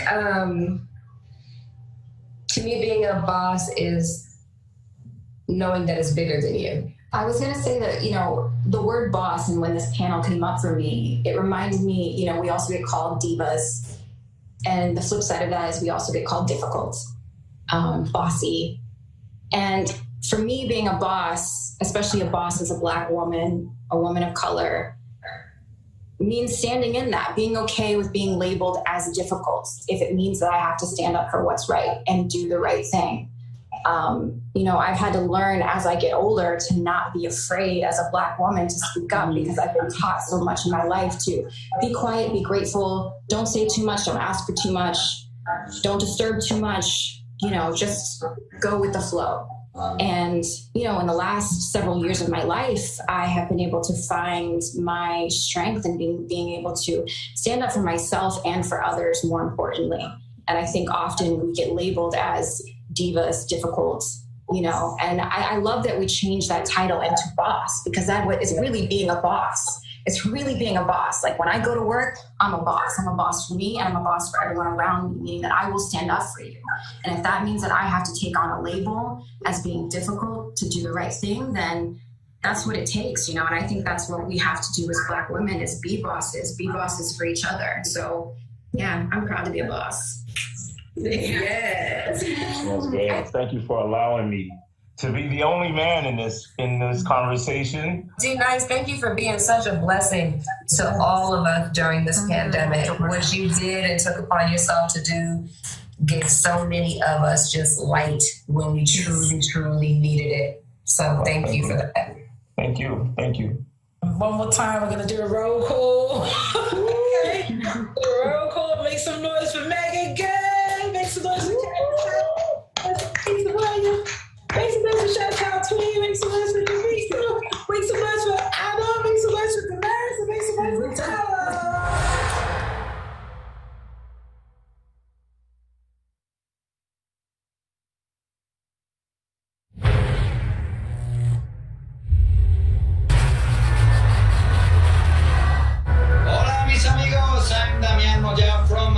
Spain. Where are you watching us from? Tweet us your location and your favorite DC superhero with hashtag DC Fandom. One of my favorites is Batman.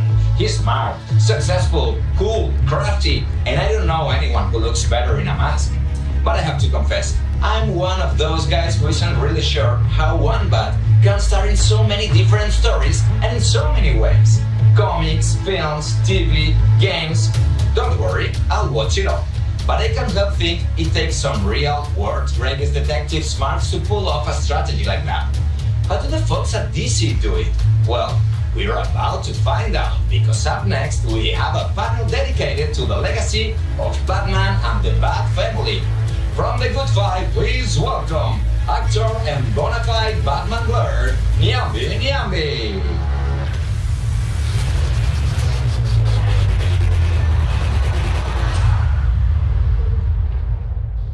Hello, everyone, and welcome to Legacy of the Bat, the DC FanDome panel where we take a deep dive not just into Batman's history, but how he has created and inspired proteges that have grown into an extended Bat family. I'm Nyambi, and I am pleased to introduce our esteemed panel of Bat experts. So first off, much like the Cape Crusader himself, our first panelist is a legend in the comics industry, Jim Lee. Hey, how you doing? It's exciting to be here. Thank you for having me. Thank you. She's the first person to pull Batwoman from the pages of the comics and bring her to life on your TV screens. And soon she'll be ushering an all-new vigilante crime fighter into the world. Please welcome the showrunner of the television's Batwoman, Caroline Dries. Hi. Caroline. Yes. You've already seen the big announcement from this next panelist's new video game, Gotham Knights. So please welcome back the creative director for WB Games Montreal, Patrick Reddick. Hey, how's it going? Please, everyone, I want to welcome the legendary John Ridley. Thank you. Our next panelist portrays one of the most well-known longtime members of the Bat family. He pushed this character into a whole new light when he uttered just two little words. From Warner Brothers Television's Titans, it's Nightwing himself, Brenton Thwaites. Hey guys. Brenton, you are the first person to play a live-action version of Nightwing, but it's been a journey over the past two seasons. They should give him his own movie. And a pretty bold decision was made to kick off the show by having Robin say two little words, the now infamous Batman. Dick Grayson is not just fighting crime, he's stepping over the line a little bit here. And the Batman was thrown in there to show that he is attempting to break away from Batman and you know, he's kind of sick of fighting crime in Batman's shadow. And that's kind of what season 1 was about. And then at the end of season 2, obviously, he develops into Nightwing, which is a character that, for me, kind of symbolizes putting away his past and finally developing into this character that can lead and that has a moral compass and that can fight crime in the way that he truly believes. And then having you know, a new Robin come into play with Jason Todd. What was that like to explore in terms of, you know, that relationship? Jason Todd is a rebellious character who doesn't have the same respect for authority that, let's say, Dick Grayson has. And I think Dick Grayson tries to mentor him and tries to offer up that open channel should Jason want it.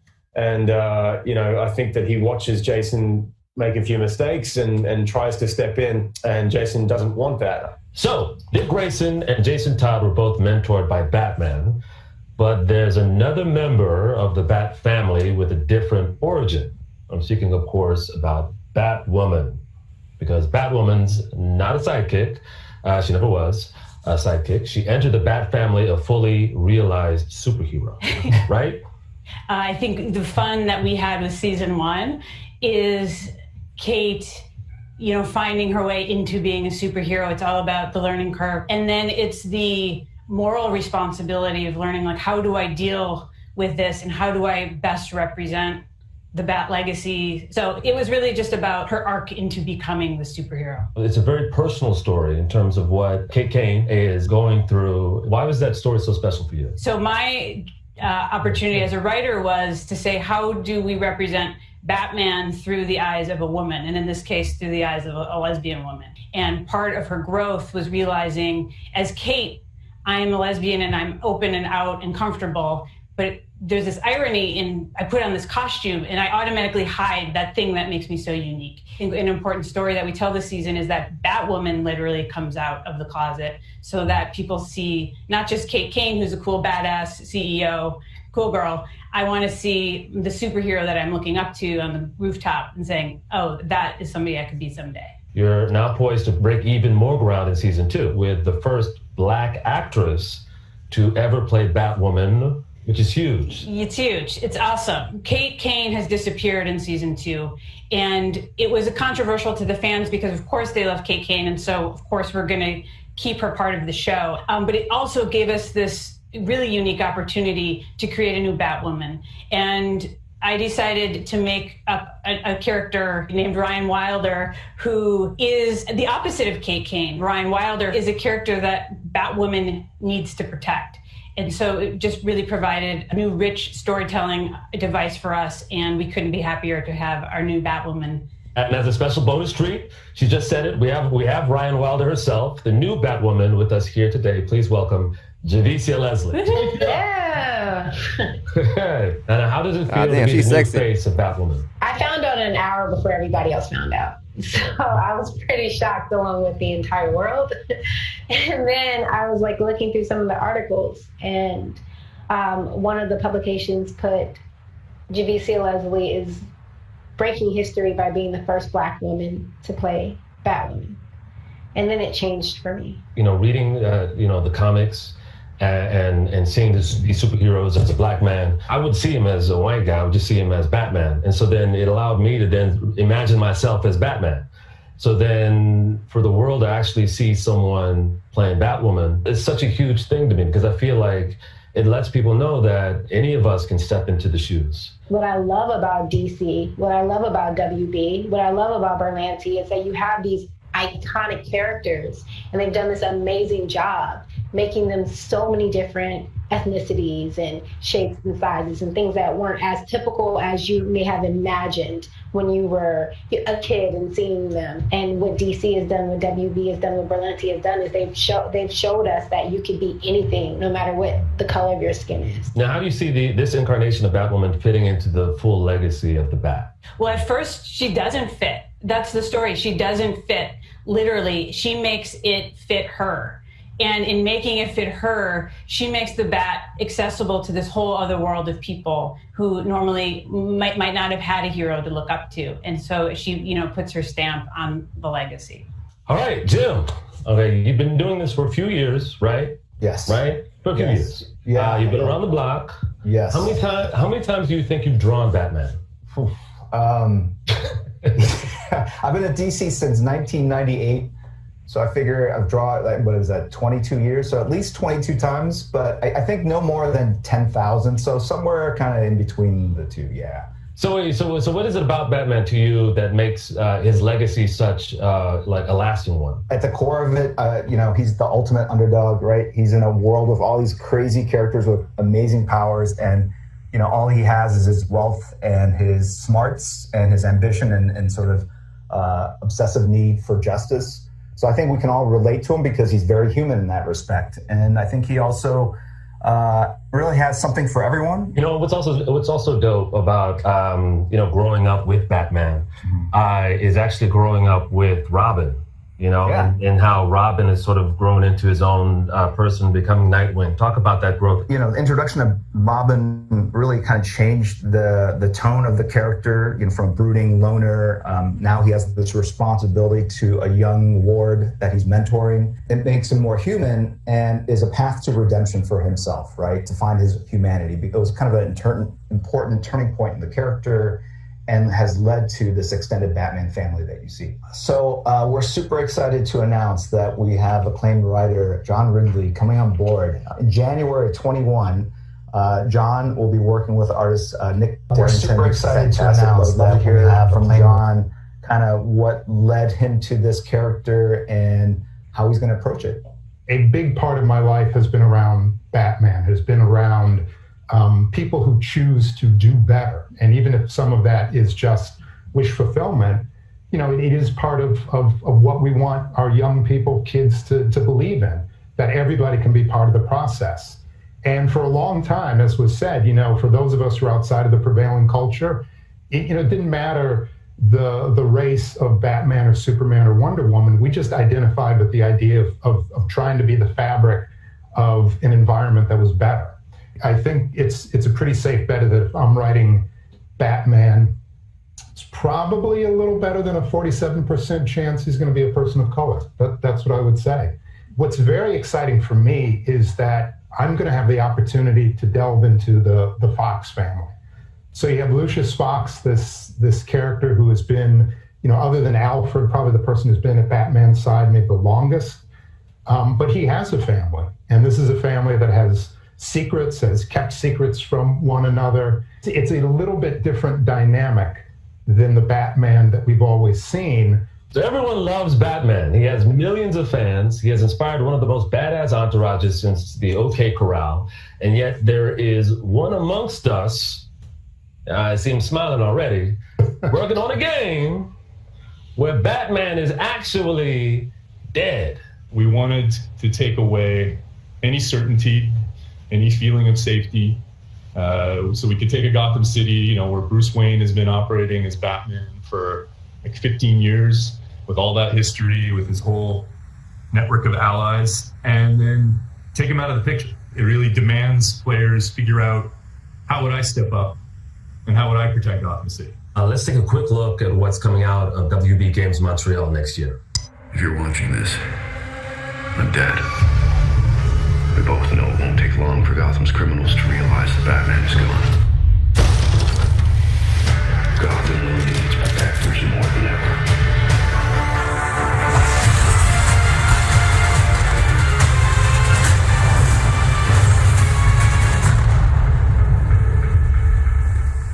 Okay, so before we wrap up, we have a fan question brought to you by one of Gotham City's good neighbors, Jay from State Farm. We all know Jay from State Farm. Take it away, Jay. Jim Lee, hello. Wow, I'm a huge fan, and I love your work. I mean, obviously. Okay, let's get to it. So, James from the U.S. asks, when you first started drawing Batman, what or who were your inspirations for your design for that character? For those of you that collect comics, you know, I think one of my main influences is an artist named Neil Adams. He just brought this, you know, sense of reality, fancy word, verisimilitude to his art. I just looked like it was real, like you go out and touch it. This is before there were movies and TV shows, so this is as good as it got for us.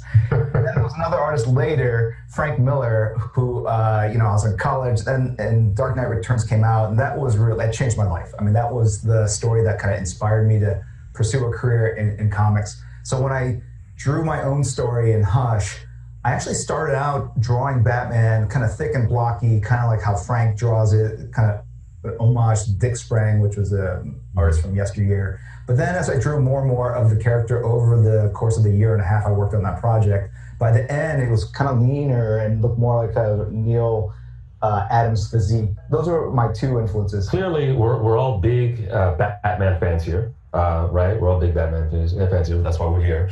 I'm a fan too. This is one of my many statues that I have here. So I have a fan question for all of you. What would you say is your first memory of Batman? Obviously, Eartha Kitt was a huge influence because she was the first Catwoman. And to see that role and to see her really be her, because that's her personality in general, it really brought like this sexiness to something that was, to me, originally when I was a kid, I felt like was a boy's world. Then The Dark Knight came out. And that's when I was insanely addicted to the world of my craft, of my art. And to see Heath Ledger and all these iconic actors play these iconic characters is when I became obsessed. I gotta say, I'm with Javicia. As a kid, I knew of the world and was a fan of Batman, but it was really the Batman Begins, Nolan's Batman, that really, as an actor, threw me into the world. I agree. I think that was the first time I saw a superhero movie where I was just expecting it to be a superhero movie, and it was about a character, and it was that, Batman Begins, just how did this boy become this vigilante? I watched the Adam West TV show as a kid. I remember spending hours playing with the Batmobile and shooting little pellets out of the mortar in the back, and that's kind of my history of the character. John. There was a world's finest two-parter from years ago. It was Batman and Superman, who were captured and put into a Soviet gulag in like Siberia. Everything about it was so painful and torturous and grounded, but at the same time, it's about people being heroic when the odds are completely against you. Patrick Redding. I think for me, what hit me the hardest was Batman Year One. That struck me the most. This is the Batman really fall in love with that character in that world. Thank you all for watching. Be sure to stick around, and we hope you are enjoying DC FanDome.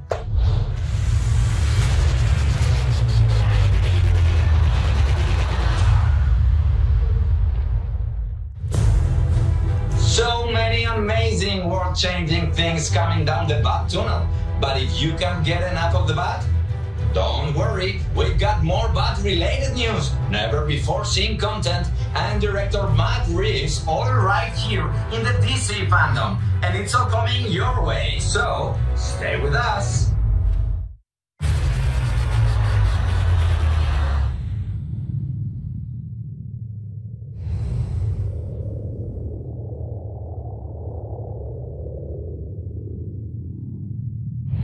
There's little bits of there's Batman stuff that is coming in that I don't want to talk about because, that stuff is best left as a surprise, and those who get it, and those who don't. But the big Batman mythology character that is coming that we're going to meet this season is Lucius Fox, which is very exciting. Not cast yet, so can't say who's going to play it, but he comes in mid-season and comes in a big way and is pivotal in turning the story around.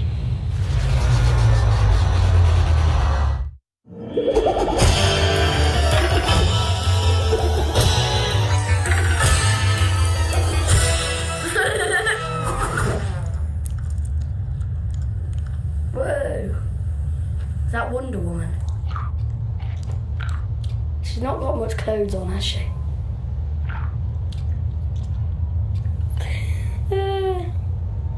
Do you like my new shoes?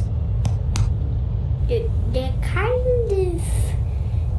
Well, I don't know, I just like them. My mum likes them, and I like them. We both like them. I can fight the wind. I can push the wind away. You have to be like sly and like never trusting anyone and kind of really like on the ball.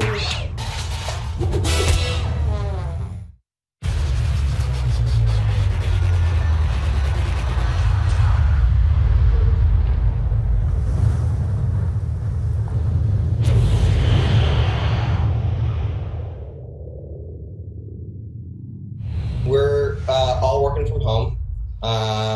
And for the most part, when it comes to the pre-production, the script writing, the storyboards, design work, we've successfully transitioned to working at home. it's, not quite as much fun to not be in the office and have everyone together, but we're doing it. That's not a problem. The thing that's been tough, as these guys have indicated, is voice recording, where, we used to record everyone together as much as possible in a room for the first 3 seasons. Every once in a while, there was someone who couldn't make a session and we had to pick up later. But for the most part, we bring everyone together, at least in small groups, if not the whole cast. And that obviously has changed. Everyone is mostly recording one at a time from their closets. Or their son's lower bunk bed that has like sheets and pillows, and yeah, it's interesting. AJ, you funny. Next up, we have a special musical performance by Grammy-nominated multi-platinum recording artist Chris Daughtry. Inspired by the Man of Steel himself, the song was the lead single from Daughtry's 2013 album, Baptized, and we're so glad to have him here to perform this today. This is Waiting for Superman.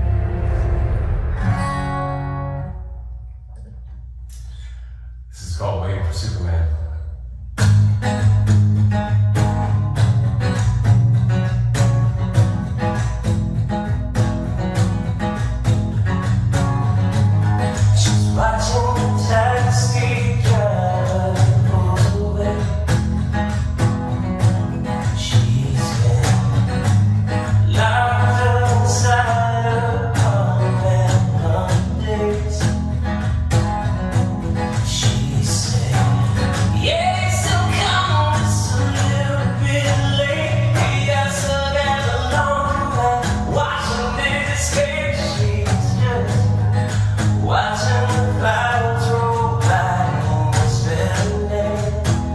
Y'all see that Deadpool with the Batman cowl and the Batman belt?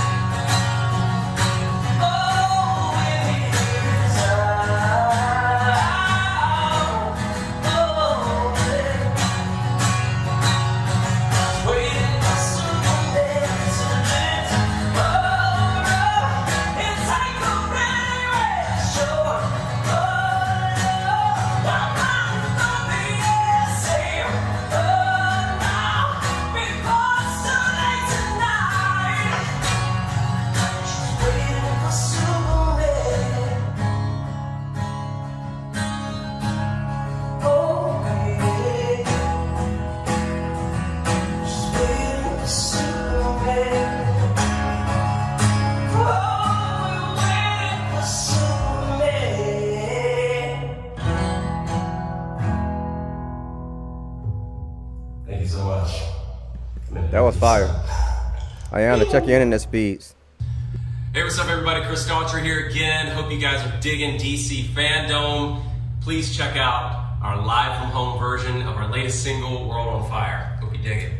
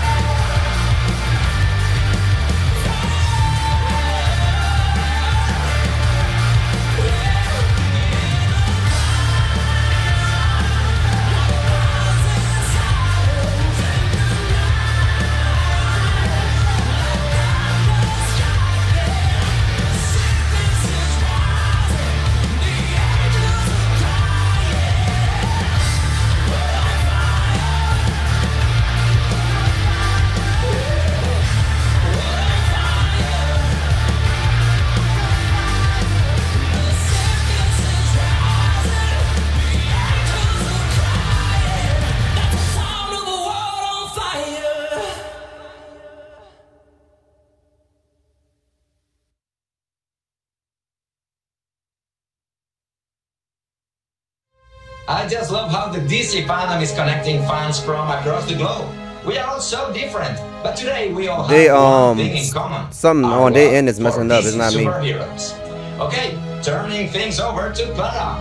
Clara, take it away. Thanks, Damian. It's Clara here from the UK, and it is great to be here with all of you. And what an amazing show so far. Are you guys having fun? I know you are, but do make sure you tweet us using the hashtag DCFandom and let us know how we're doing. Now, when I think about our beloved DC superheroes, I think about how inspirational they all are. I'm talking Superman, Wonder Woman, all of them I love. Look, you can see they always put a massive smile on my face. Now let's get this party started! There are so few surprises left in the universe. This is gonna hurt. The world is full of monsters. Everyone waiting to defeat them. You still come blame yourself. Oh, I love it! The chaos is so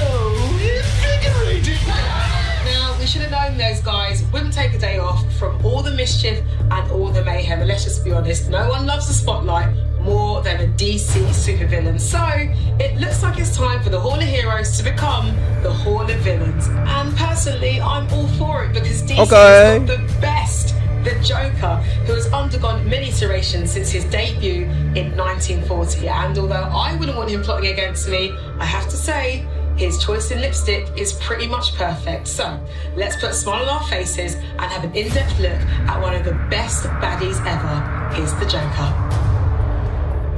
You can call me the Joker. The Joker is the greatest supervillain ever created. I was a fan of the comic books, and particularly of the Joker. Biblical time, David and Goliath to Sherlock Holmes and Moriarty. I thought the stronger the villain, the stronger the hero. The Joker sprang into mind because cards were a big part of my family. It is that carnival mask of a clown that hides the horror lurking just below the surface. The Joker is a horrific version of Batman, whereas Batman scares criminals, Joker scares the ordinary people. In the 1950s, you have a censorship movement which leads to the Comics Code Authority, which really is why all characters in the 1950s get goofy and weird. The writers and artists of the era felt very restricted. It was a dark time for America. There was an urgent need for heroes. 1966's Batman became a pop art campy comedy. Cesar Romero's playful, prank-loving Joker stole the show. As culture took a turn for the revolutionary, writer Denny O'Neil introduced the idea that the Joker was truly insane. We undid 15, 20 years of lousy comic stuff. So you got a tremendous amount of experiment. It left a way for people like me and Alan Moore to do stories that were beyond the understanding of an 8-year-old. Batman, the Killing Joke, showed us how deep the Joker's depravity could go. It's basically a horror story. The Killing Joke was the first time that anybody really started taking him deadly serious. It's epic. It's Joker's magnum opus. The Joker stories of the 1980s set the stage for a Joker that would twist the theatrical, colorful, with the violence and insanity. Jack Nicholson as the Joker, that was just everybody's first choice. It goes beyond your expectations just because he's so good. Even in my own life, people have said, sometimes, Jack, relax with the humor. Oh, I got a live one here. This does not apply to the Joker.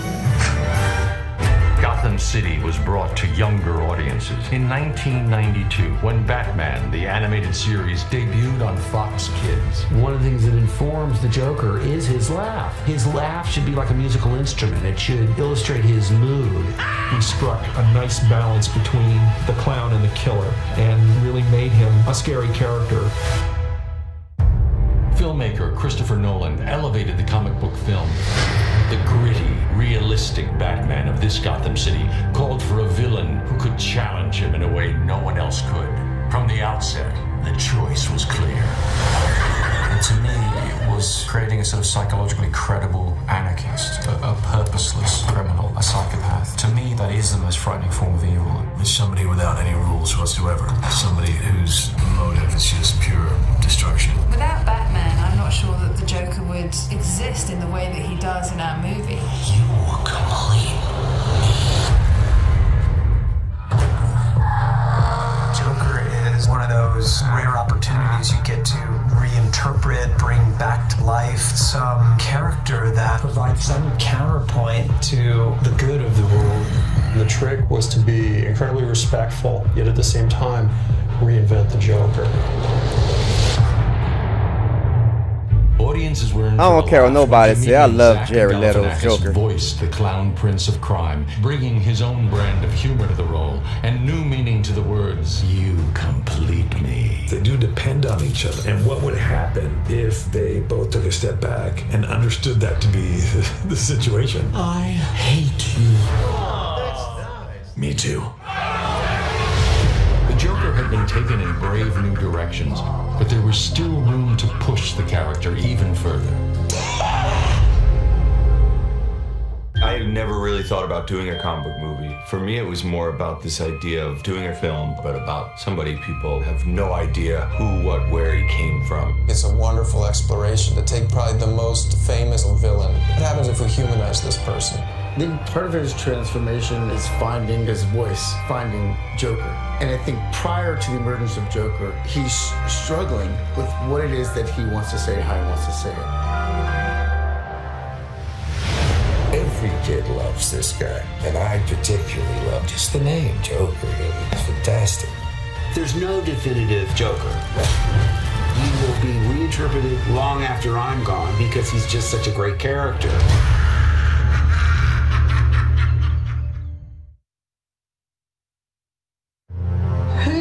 The Joker had such a rich history, but hang on a minute, of course you guys did. You're all the experts.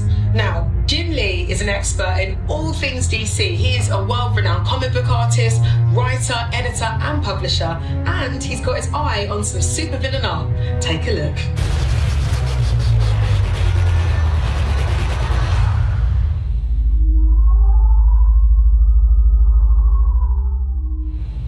Hello everyone, this is Jim Lee again. I'm here with Mohammed Haq, and we are going over his fabulous submissions to the DC FanDome. He is a big Batman fan, and he has a day job. So he does this spectacular artwork in his spare time. And I'm just gonna kind of give him some feedback and hopefully kind of encourage him to keep pushing himself, as we should all push ourselves as we try to become and strive to become better artists. And you are here in the US? California, LA. Okay, that's part of the United States. Yeah. Yeah, okay, it's all good. All right, so you're super close because I'm in LA too. First off, let me just say thank you very much for submitting your work to DC FanDome. I loved all your single piece illustrations. Is this something that you're doing now professionally? AJ, you see that ultra wide? Can you talk a little bit about your work, and do you do panel-to-panel work too, or is it all just single images, covers, that kind of thing? I pretty much draw or paint digitally for fun, as a hobby. I'm a creative director. I work on figures, collectible figures, pretty much art directing or doing concepts. It seems like some of these are like almost like poster images. Walk me through like this one. Like Mr. Freeze is such a cool character.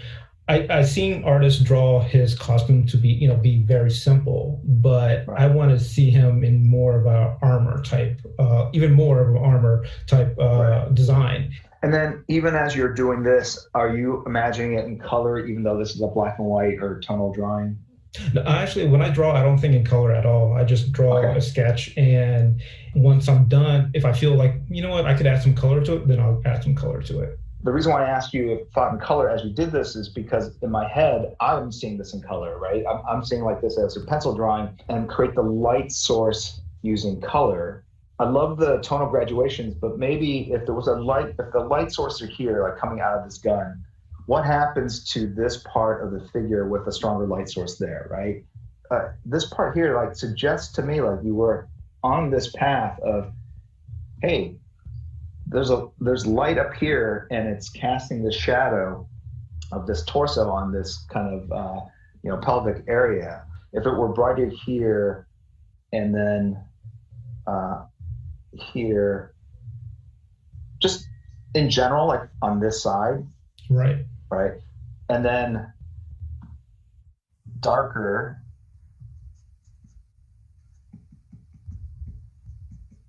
maybe that arm, like totally. What inspired this? The first issue of Deceased. Are there other things could have done to maybe give focus up here where it starts getting like more out of focus at the bottom, like a little more painterly? It's just something to think about. I just think the your use of color and texture is creating that glistening kind of gum line, really well done. No, I get what you're saying. We're focusing on the eye right now, right? Yeah. So focused, you're not sure what you're looking at. What happens if you play around with that?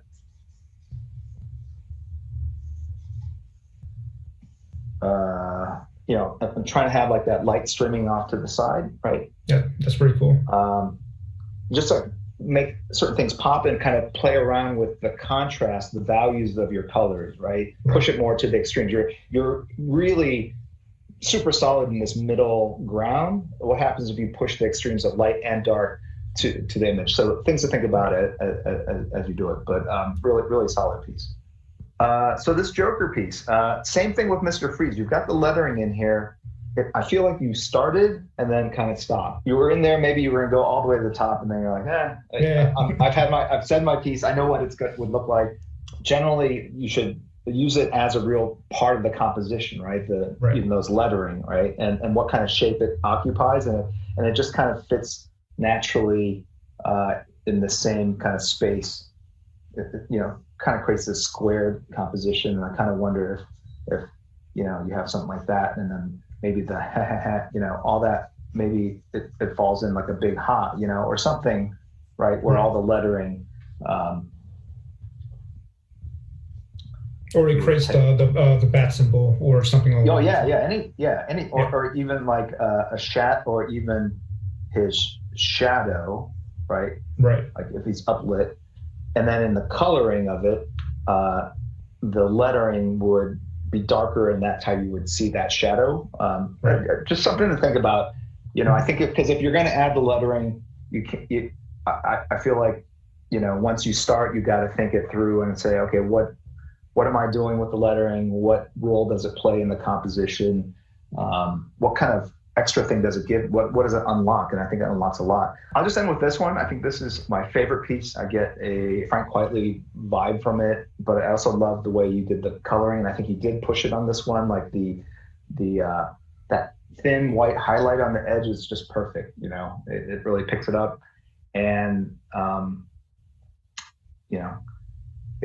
it's, hey, Teddy, he do. You have a red kind of light across all of it, and that's the kind of stuff I love. It's not about local color; it's about colors interacting with the light that's on them. And I think you just really nailed it, and the expression, and even again the subtlety of her, kind of of her hand gesture. I think you really sold in this one, and that's why that also really works for me as well, right?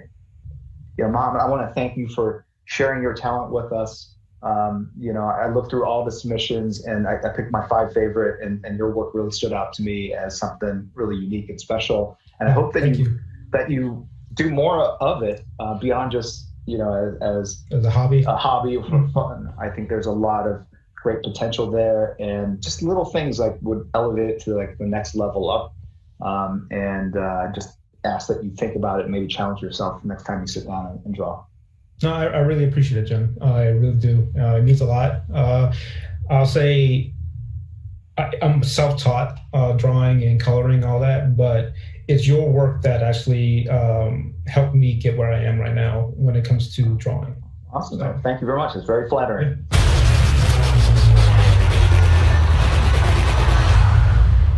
Those art submissions were scary good.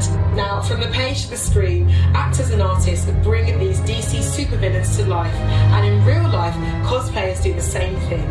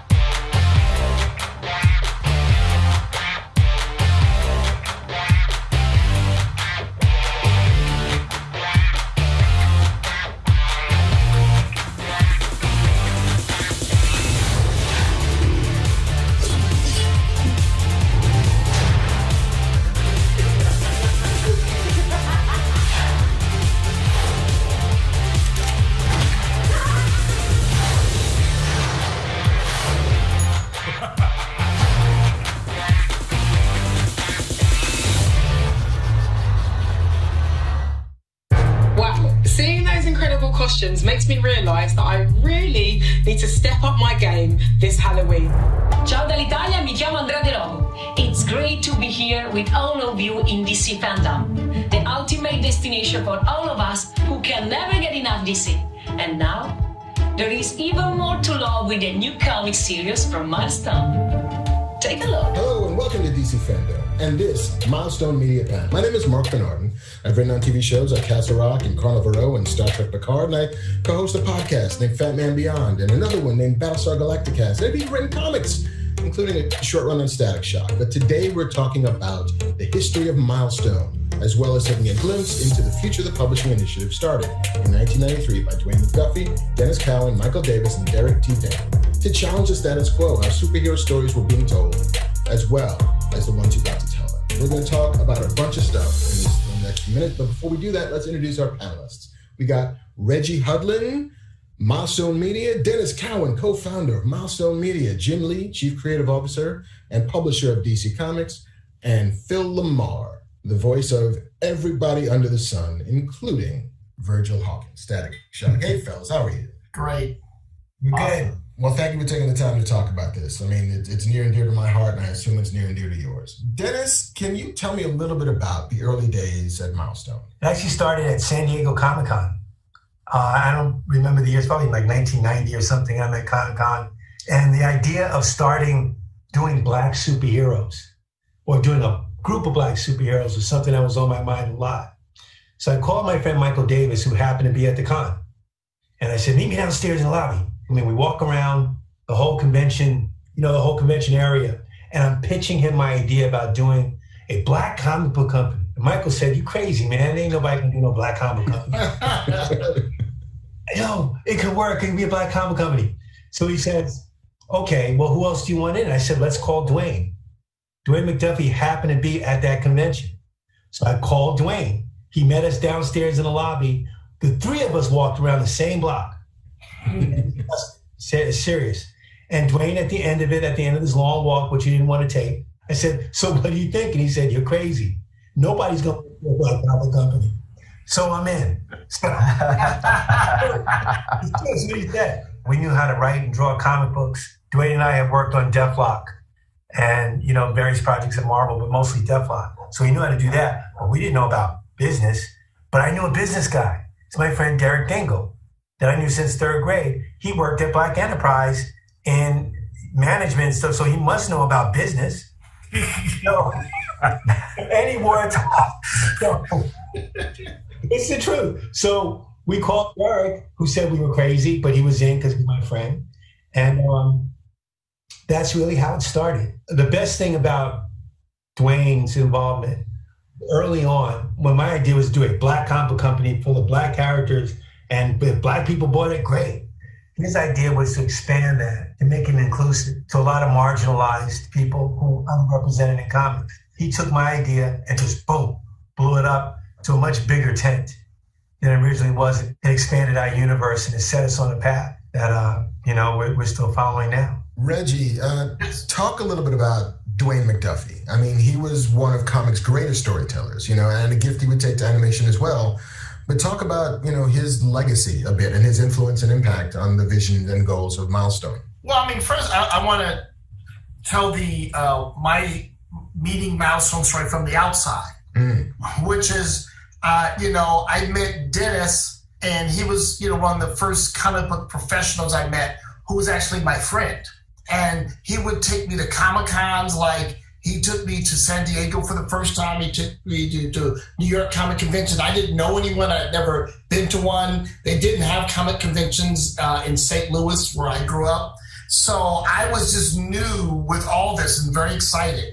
So when they started Milestone, I was excited because I was like, oh, this is a great idea. It's like United Artists. It's like all the, most talented black folk in the industry coming together to start their own thing. And at the time, when you looked at Def Jam that was happening in music, I mean, you saw that same idea being expressed in a lot of different places. The 70s was like black people getting free, and 80s was time for black folks to flex. So it was great that the black folks in the comic industry were flexing. So they invited me to come by their office. And I remember sitting around their desk and talking to Dennis and Dwayne, and these are folks who I was fans of. I remember reading their Deathlock book and like, oh man, you guys killed it on Deathlock. And they were starting their own company, and they were talking about how they would get phone calls from Clarence Thomas, who was a fan of the their character icon. And I was like, what? And like, yeah, we thought it was a prank call. And then we called back, and then they said Supreme Court. And they're like, what? And so it was just a really beautiful idea. But more importantly, they created beautiful characters that would stand the test of time. And for me, coming from the movie business, and we were, fighting our way through, and, me with House Party and Spike and John Singleton, we're all fighting to make a way. So when I saw these guys fighting to make a way in comics, I was like, yeah, do it. And then they were like, well, Reggie, why don't you come with us? I was like, look, I'm just figuring out this movie thing. I'm a little, maybe I should figure out my day job before I start doing stuff on the side. So I stupidly passed on a chance to join Milestone from the beginning. But what they did was amazing, amazing work. We did ask him to join us. Like, it was all official and everything. And we kind of tried to pressure him into doing it. And he had to beg off and stuff. But I asked him 5 years later if he could do it, just to see if he had changed his mind. And he had. You want to buy this Apple stock? Nah, man. Leveraged. You don't want this Tesla stock. Who's going to buy electric? While you're on a phone, there's no wire to it. Jim, you were across the street starting up Wildstorm at the time, right? Yeah, well, a part of Image Comics. It was right around the same time, I think like 92, 93, right? Yeah. And it was like a West Side Story, actually. Wait, those guys are starting up an imprint? Wait, no. We're starting up an imprint. And actually, it was a lot of the same kind of thinking, right? It's like we're a bunch of artists. It was United Artists, right? It was 6-7 artists that worked at Marvel that basically said, look, we don't want to work for the company anymore. We'll take our, we want to kind of grab destiny by our own hands. And we had the same realization. We have no business experience or skills, but we didn't go to a guy like Derek. We just did it without a business guy. So that was kind of the two different paths that we took initially. But I remember that first Comic-Con when they announced Milestone. They threw a party, and there were no parties at Comic-Con back in the day, right? It was like you just wandered around trying to find like open hotel rooms where people had like, case of beers and you just kind of hang out. And they actually threw a party at a club, and I'm like, who do these guys think they are? Like, and they were all like dressed up in suits and stuff. Like what's wrong with our tie-dye jeans and our mullets and what's going on? You trying to show us up? It was really interesting. Looking back on it, they were incredible. Like, look, they were thinking beyond just the world of publishing and comics. They wanted to present something that was bigger than that. And they had a very different take on it. And so, yeah, I think I was kind of jealous of the fact that they had style and panache. And, we were just drawing big characters like grimacing and jumping out. So, but that was a really magical time because there was a lot of electricity, a lot of like creativity. And Dwayne was a guy that took a lot of chances creatively with his work. I remember the stuff he did with Epic, Shadowline. I did some work there just because I liked what he was doing there. And so it was a really great kind of golden era for people going out and doing stuff that was new. That first Comic-Con when we had that party, Jim is being a little bit disingenuous here because what they did, Image guys introduced us to the public. Remember that. But there's photos of it. The Image crew with us, we're all in suits, but the Image guys didn't have no suits on. And we're lucky to have a shirt on, honestly. That's the truth. That's a separate panel, but that's the truth. No. I remember thinking we chose the suits and all that. Yeah. Because we thought, okay, the Image guys and everything was Image, they could wear T-shirts and stuff because they're white dudes. They could do whatever. Mostly, yeah. Right? We're going to have to try extra hard to be taken half as seriously. So that's why we wore the suits and stuff. None of us. You guys had passes. It was exclusive. You couldn't just come in and walk in. You actually had to. It was like, what? It was cool. Way ahead of its time, both conceptually, creatively, and marketing-wise, for sure. That's just brothers at a club. Your time at the Apollo. Phil, how aware were you of Milestone before you took on the role of Virgil Hawkins in the Emmy-winning, Humanitas Prize-winning Static Shock animated series? Actually, and it's sort of embarrassing, I was not I knew about it because I was a comic book head from way back. The early 90s, I was just out of college trying to make, my bones as an actor. So I had the money to be buying new comics. I was still reading all my old 20-cent stuff. So I didn't hear about Milestone until after it was launched. And it was like, oh, wait, what? That one day you got an extra $5 in your pocket. Let me go to my local shop. Because, of course, there wasn't the internet. So you didn't have access to information. And I didn't have no subscription to Wizard or nothing. I was trying to date. People forget. There was a time when being a nerd was not cool. Absolutely. Crucial. Right? Crucial. So I saw it on the shelves, but I didn't know the story behind it. It's like, ooh, those are characters of color. That's different. This is a cool new look. I've never seen anything AJ like said this. Wonder Woman rode that outside, lightning. As you did, who was Virgil to you? Like, what made him special? To me, Virgil was what I had always wished for as a comic book kid growing up. Black Spider-Man. Because you read those stories, and obviously a good story can make you live it, feel it. It doesn't have to look like you. But when it does, it resonates on a whole other level. And for me, the issues of Static, it was so real world. The texture of those stories was so much more removed from the old 1930s. We are exhibiting the world. Like, it felt like a comic book drawn by somebody. AJ said she rode that Chocolate Thunder from Down Under. I could go into. You know what I'm saying? So that to me was the big difference. It touched on the archetypes that I, as a old school comic book fan, loved and honored, but it also touched on my life as a black man in the real world. Like, I've never had these two things come together before. All right, we got a fan question here from Aaron M. Specifically, I think for you, Reggie. Is there any discussion about bringing the Milestone characters to the big or small screens? What's new and what's upcoming in the multimedia front? Well, one of the things we're really excited about is, we really want to live up to the name of the company, Milestone Media. So when we, spoke with Jim about reviving the Milestone line, we said, look, we all know that this, has been, hit comic books and a hit animated series. It's time to expand back into all those areas and then some.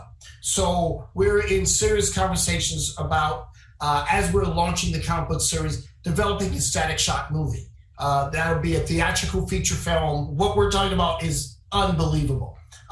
We're also talking to all the other divisions of Warner's. For example, the animation department. They make those amazing animated feature films for home entertainment. And we're talking about doing one of those feature films, involving the Milestone characters. We're also looking at new media like podcasts and, doing a series of stories that will be available on podcasts. So you know what? We will deliver Milestone Media wherever you are, on whatever platform you want, whether you're a young kid, whether you're an adult, whether you're a teen, we'll find appropriate stories and get them to wherever you want to consume them. Well, I'm just saying, for that movie, talk to Scorsese for me, would you? Talk to Scorsese. They got the technology, I can play 14. Or Static needs a dad. Fantastic. How can I get that shirt? Do you have an extra? Because you gave it to me. What, 25 years ago or something? Yeah, we're talking about everything and everything and anything under the sun, even YA content, right? This is something that we couldn't envision decades ago, but it's a critical part of the audience, underserved by us, historically. Having YA content out there for the first time was very exciting. And obviously, all the other stuff, the merch, the t-shirts, we'll get Phil a new t-shirt after all these years. I feel bad you've been wearing the same one for 20 years. And it still fits. That's the beauty. What's great is working with Jim, who's had so much success, at Wildstorm, at DC, who really understands the importance of what Milestone means and has been supportive at every part of the process. And we were very excited about the future of Static Shock, Icon and Rocket, so many great characters that we feel will exist on all kinds of screens. Jim, here's the fan question, this time from Daniel Perez. Do you have any future plans to officially distribute the original Milestone titles? Yeah, I think we've part of this panel is to share those plans. Right now, we're looking at a February of 21 relaunch for the line, and Reggie's going to speak to that a little bit as well as Dennis. But as far as the back catalog, every single month leading up to February, we're going to release more of the backlist catalog out through our digital partners like Comixology and Apple and Google Play. Check it out. It's super exciting, and we'll see you in February. Dennis, we got a fan question here from Owen Seiler. Will we ever get to see another Static Shock comic again? Yes, we will absolutely get to see another Static Shock comic book again. Static is the first name everyone mentions anytime there's a Milestone meeting. I want to talk about hardware and everything else. Everyone else wants to talk about Static and what we can do. So that was for Reggie. So yeah, as far as Static Shock's concerned, we're very excited about Static. There's the original OGN, the graphic novel by Reggie Hudlin and Kyle Baker, which we're very excited about. But there's also a digital first Static Shock series that's coming out in February, and it'll be available digitally first by an artist that we can't name yet, but we're very excited. If we could get him, we'll be so excited. And, Reggie's doing excellent scripts. He's also really outlining a lot of what's going on in our series.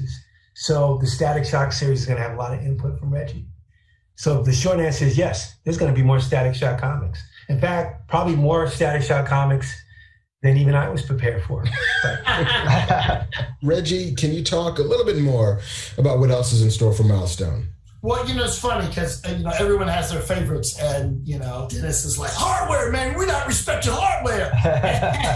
And I love hardware. I love it all. It's funny because in some of the early years, Dwayne McDuffie would say, Reggie, we really need you to write Static. And I'm like, I love Static, but who I love the most, Icon and Rocket. Those are my favorites. I love those characters so much. It's such a unique concept. This man who's actually a 300-year-old alien who's here on Earth, who ends up partnering with a 14-year-old girl from the hood. They end up fighting crime together. Not as sidekicks, as partners. I got to tell you, the stories that I'm writing and that Dennis Cowan is drawing are unbelievable. I love looking at the scanner when Dennis's pages come in. You're like, oh, you make that look cool. Oh, I think Fisticuffs got banished to the Shadow for Realm. us to work together, and it's great to do it on characters I love so much. Working on that was a trip. The first artist we got fell a little bit behind, so I came in and took on a story arc for Icon and Rocket. Very casually, like, yeah, I could do Icon and Rocket, no problem. Then I realized, except for the covers, I had never drawn Icon and Rocket in like a story. I did the initial design. I did the first cover, right? 2 covers for Icon Rocket. And aside from posters, never drew him again, really, in any significant way. So now I found myself having to draw this character that I really didn't know how he moved and how he really worked. So I had to figure all that out. Same here, Lee. I want to see it like too. I had it in the bag the whole time. Never let him see you sweat. But I was sweating that whole job. Icon of Rocket. Why they got one Icon of Rocket? Where's hardware? So to recap, a cool Static Shock OGN by Reggie and Kyle Baker, a new ongoing Static digital first comic, an Icon and Rocket comic written by Reggie and drawn by Dennis Cowan. Absolutely no hardware, but also new content. We're talking about new characters being introduced, and we'll see you in February. Yes, sir. We're going to have toys now. Listen, gentlemen, I could not be more excited about the future of Milestone. And I'm so glad you asked me to marry a panel where I get to get all of this new information. I heard it first. AJ said no. Nightbot said your mama didn't say no when I gave her this meat. Thank you to Reggie Hudlin, to Dennis Cowan, to Jim Lee, to Phil Lamar, and thank you to the fans who have been stoking the flames and the fires for more Milestone for decades. So thank you so much to everybody. Be good. Thank you, Mark. Thank you, Mark, for corralling all this. These are the best horses to have to corral. Indeed. I can't wait to see what DC has in store for Static Shock and the rest of the Milestone crew when it returns in February 2021. And now it's time for a little Ask and Tell. We have got more questions from our DC fans. Check it out. Hey, Teddy, thanks for the sub, bro. Who sound like Jake? Me?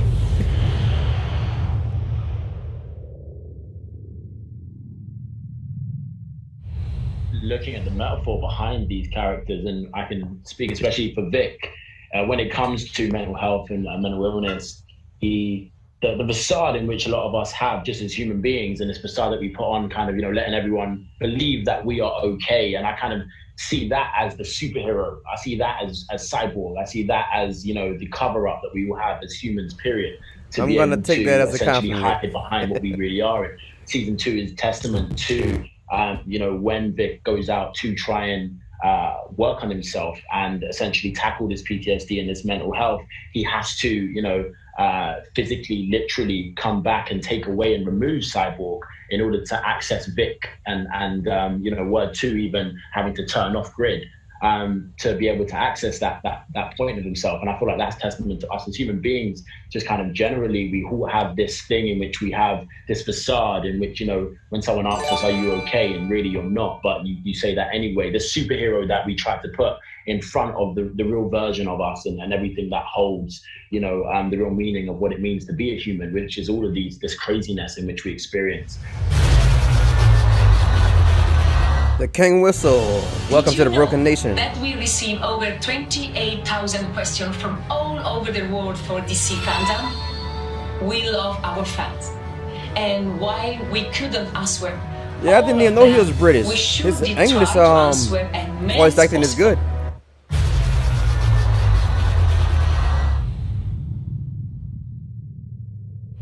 My question is for Breck, and I'd like to ask, what was your first initial reaction seeing the Stargirl suit for the first time?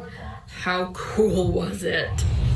The first time I ever put on my super suit, it was so empowering. Just like my posture changed. It was the first time I truly felt like Stargirl. Gotham Knight continue right after Batman Arkham City. 2 words your tried and true fan have been chanting. Snyder, cut.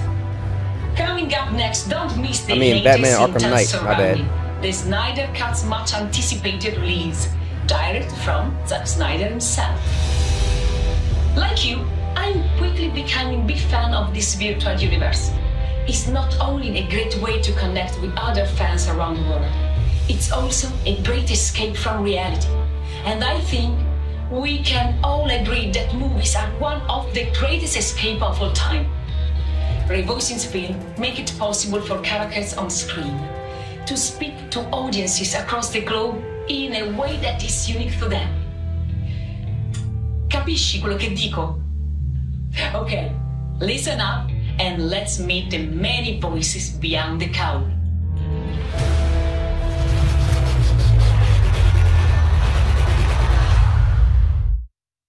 Commissioner Gordon! What is it, O'Hara? We just got a report. All the Z-grade villains have broken into the energy plant. What are we gonna do, sir? The only thing we ever do. Flip the switch. AJ said Stargirl is hot and she is 21.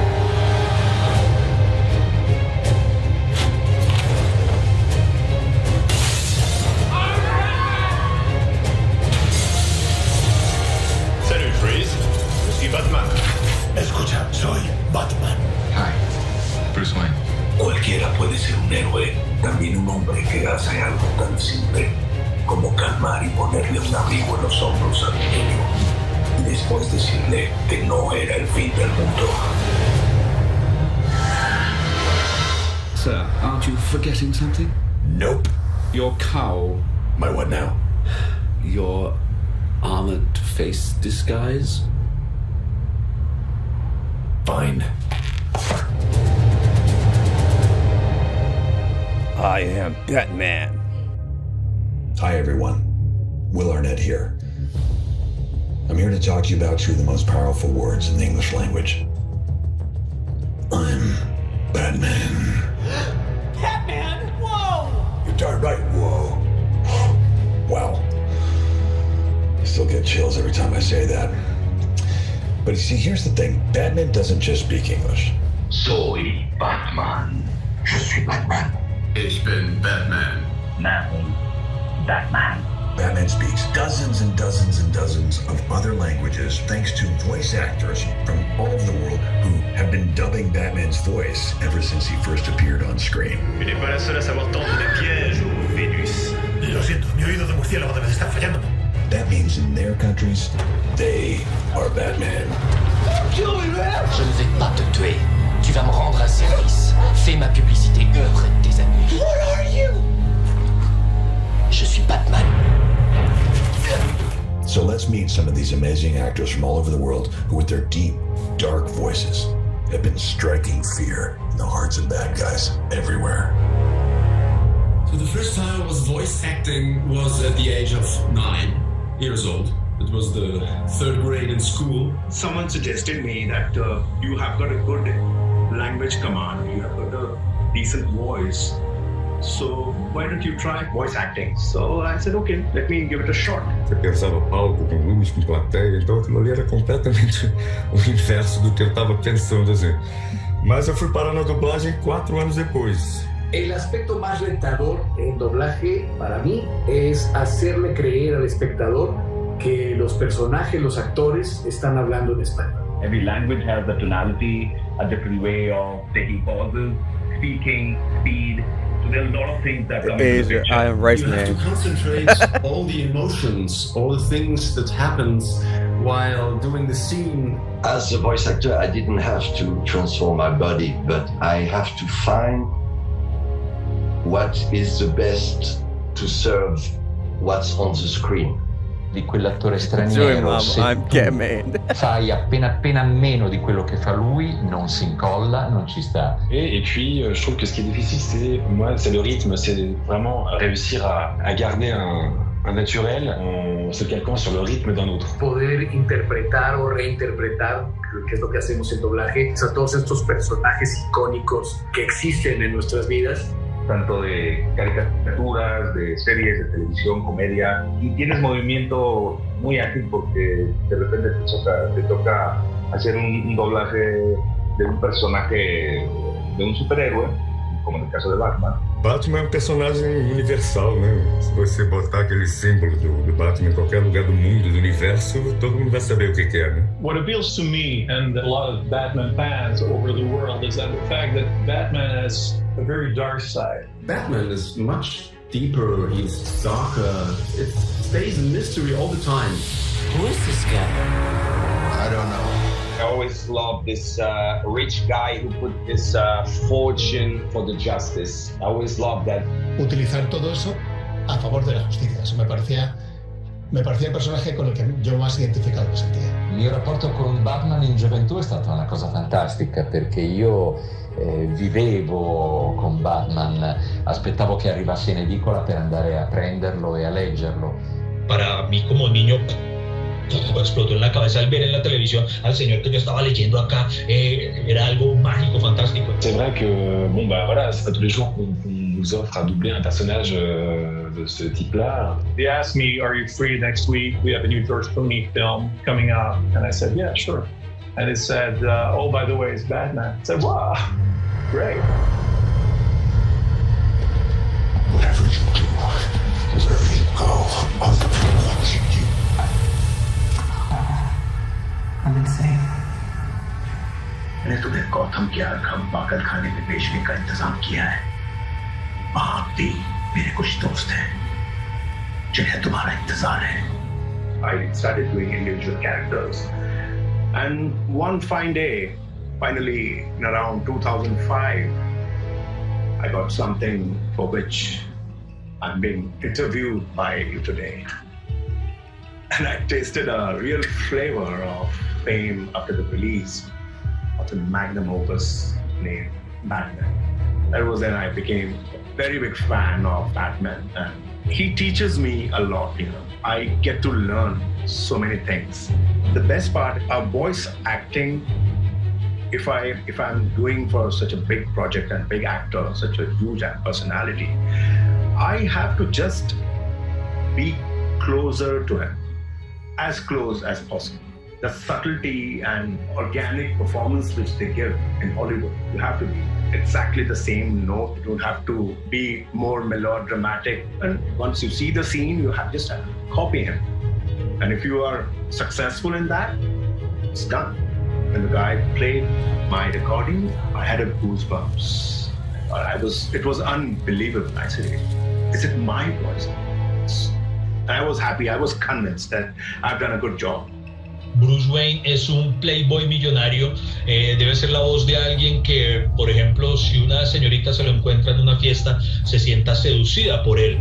Bruce Wayne wear a bigger mask for me than the Batman, so this voice, like this animal voice, is the real character for me. So I found it more difficult to adapt the Bruce Wayne than Batman. Salve, Bruce Wayne, miliardario, giramondo, viveur, playboy, scapolo d'oro di Gotham per tipo 90 anni di fila. I know who you are, Mr. Wayne. Non ne dubito. He has to adapt to the society. He has to adapt to the people surrounding him. Batman can act absolutely alone. É tipo assim, eu sou Bruce Wayne. Eu sou Batman. Il pubblico è molto attratto dalla voce di Batman, soprattutto qui in Italia. Mi lascia col fiato sospeso. Batman's voice is as much is as important as his physicality, if not more, actually, because you don't get the humor by watching just the costume. Batman is a mystery, and like I said, he's God. He's a human, and he's also an angel. Joe Chill.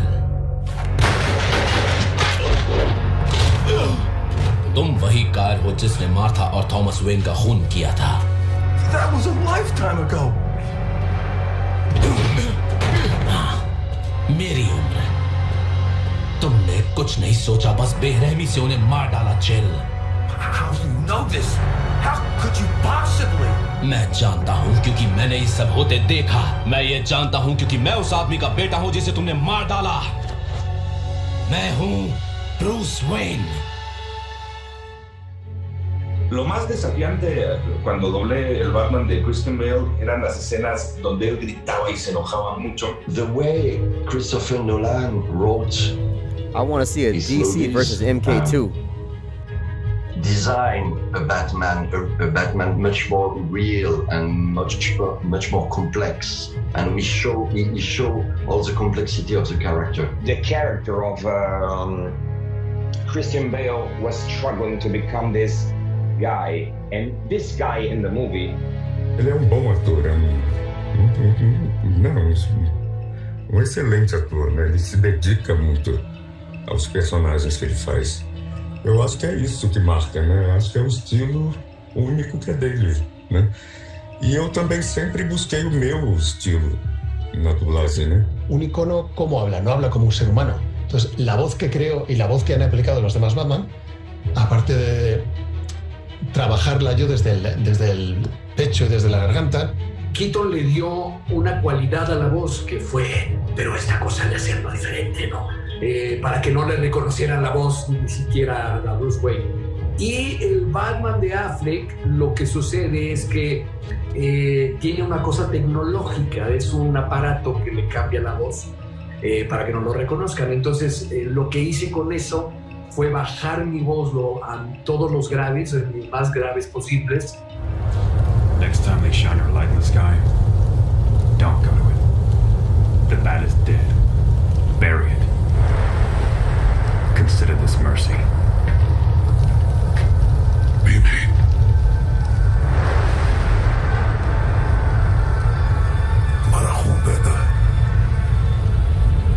Do you bleed?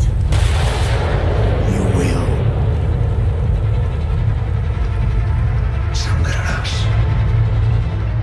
The way he speaks and the way he interacts with other characters, he's always like so cool and so never gets nervous, or at least it seems. Batman! Yeah. Why did you build this thing with only one seat? Porque que yo sepa solo tengo un culo. Pero que... What have you done to Wayne Manor? Fíjate si sería fan de los cómics, que yo con mis primeros sueldos de actor de doblaje, lo primero que hacía antes de llegar a casa era parar en un kiosco, en una tienda y comprar un cómic de Batman. Entonces para mí fue como, era el héroe de mi infancia, ¿no? Hay una cosa con la que yo conecté con Bruce Wayne, con Batman, que era su deseo de justicia. Es inherente al ser humano el deseo de justicia, ¿no? De luchar a favor del oprimido o de impartir justicia y de que las cosas se hagan bien, ¿no? De que los malos no se salgan siempre con la suya. Nosotros en el doblaje, para cada uno de los Batman, de Christian Bale, Ben Affleck, Will Arnett, todos los demás, lo que hacemos es meternos en el original. Ben Affleck es otra forma de hacer un Batman, es un enorme que transmite otro tipo de sensaciones diferentes a la que transmite Christian Bale, que hizo una creación, desde luego, icónica, ¿no?, para el mundo del cine. Entonces, el modo de diferenciarlo es ser muy fiel al actor original, pero recuerdo ir al cine temblando como un niño. Fui yo solo, era como, necesito vivirlo, necesito meterme en la película, necesito supervisar cada detalle, pero yo soy muy perfeccionista. Doppiare per un videogioco o doppiare un attore o comunque un cartone animato è molto diverso. Le jeu vidéo, il y a beaucoup plus de travail à fournir, beaucoup plus de... Lavoriamo sulla forma d'onda, per cui a quel punto ci dobbiamo assolutamente fidare della voce originale, in questo caso americana, e riprodurre esattamente quello che l'attore americano. When I heard the voice of Kevin Conroy, it's the moment when you are in the studio and the first time you hear the voice, you see the character, something happens inside your body. Superman ist hinter Gittern.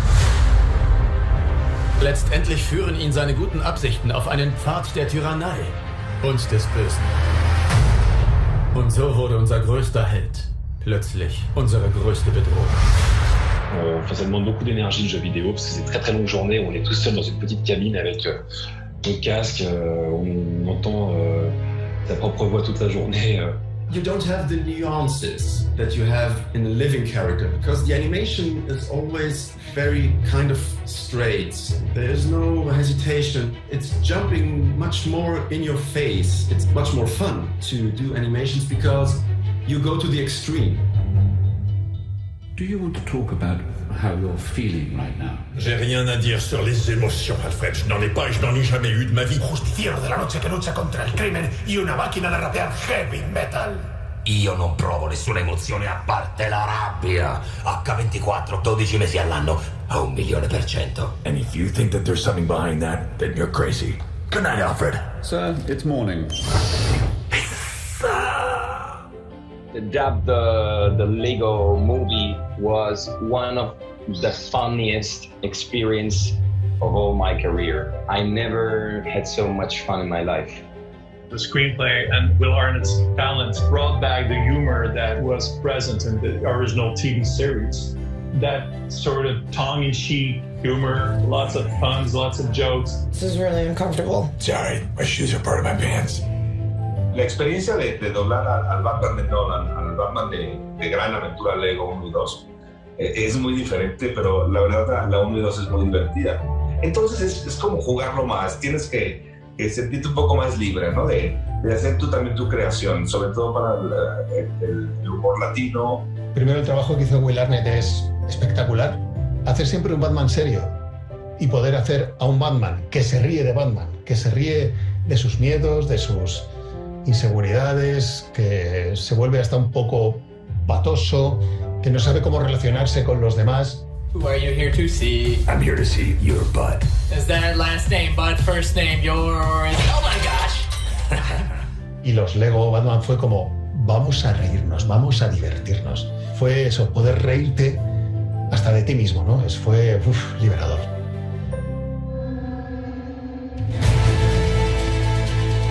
Aver contribuito alla Batman Legacy mi riempie di gioia e mi riempie di orgoglio. Il y a quelque chose de l'enfance là-dedans, quoi. De dire, je suis pris pour faire Batman. Batman was like going full circle from my childhood to my adult life. Lo hago así como lo siento y es un gran orgullo, es una de las cosas más bonitas que me han ocurrido a nivel profesional. So Batman will be always close to my heart. Because Batman is one of the best characters in my life. I'm a bit emotional now. Es maravilloso ser parte de este gran grupo del mundo DC y de DC FanDome el día de hoy. Yo creo que vamos a estar muy emocionados todos viendo a mis compañeros actores, viendo a todos. What Warner Brothers is doing now, like getting us into the limelight where people come to know this is the voice of Batman from India, from different countries. This is the appreciation coming back to us So I feel great. Uma coisa que marca, você não deixa de ter dublado o personagem, né? As pessoas vão sempre lembrar de você como Batman. As an actor, I'm so grateful to have been. AJ said, I know I'm not Batman cause I ain't rich.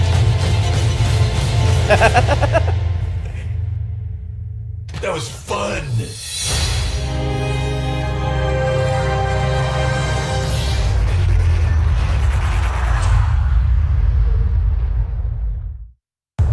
I'm Batman.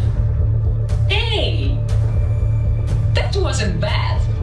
With a little algae mixing and some luck, maybe they'll cast me as the Italian Robert Pattinson in the next film.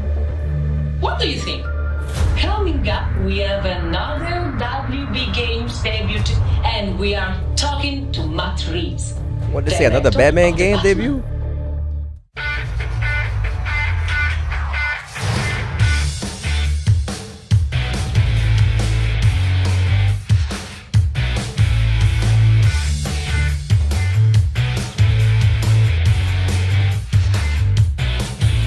Okay.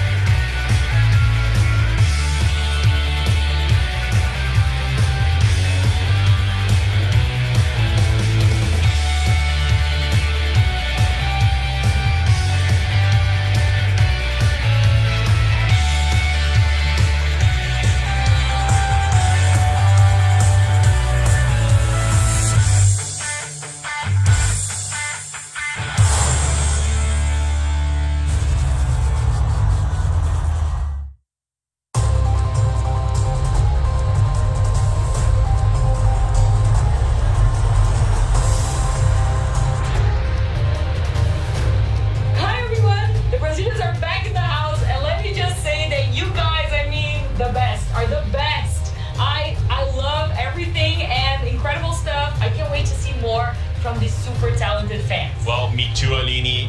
Now, speaking of DC's fans, since 2017, you have AJ said, imagine someone getting a Wonder Woman tattoo on their back and your butt is also the tattoo's butt. HBO Max heard you and look for it in 2021. I know, but I know, that probably feels like a long way off. So, right now, we're gonna check out this very exciting panel featuring Zack Snyder and some special guests, as well as some of the fans who helped bring this DC dream come to life.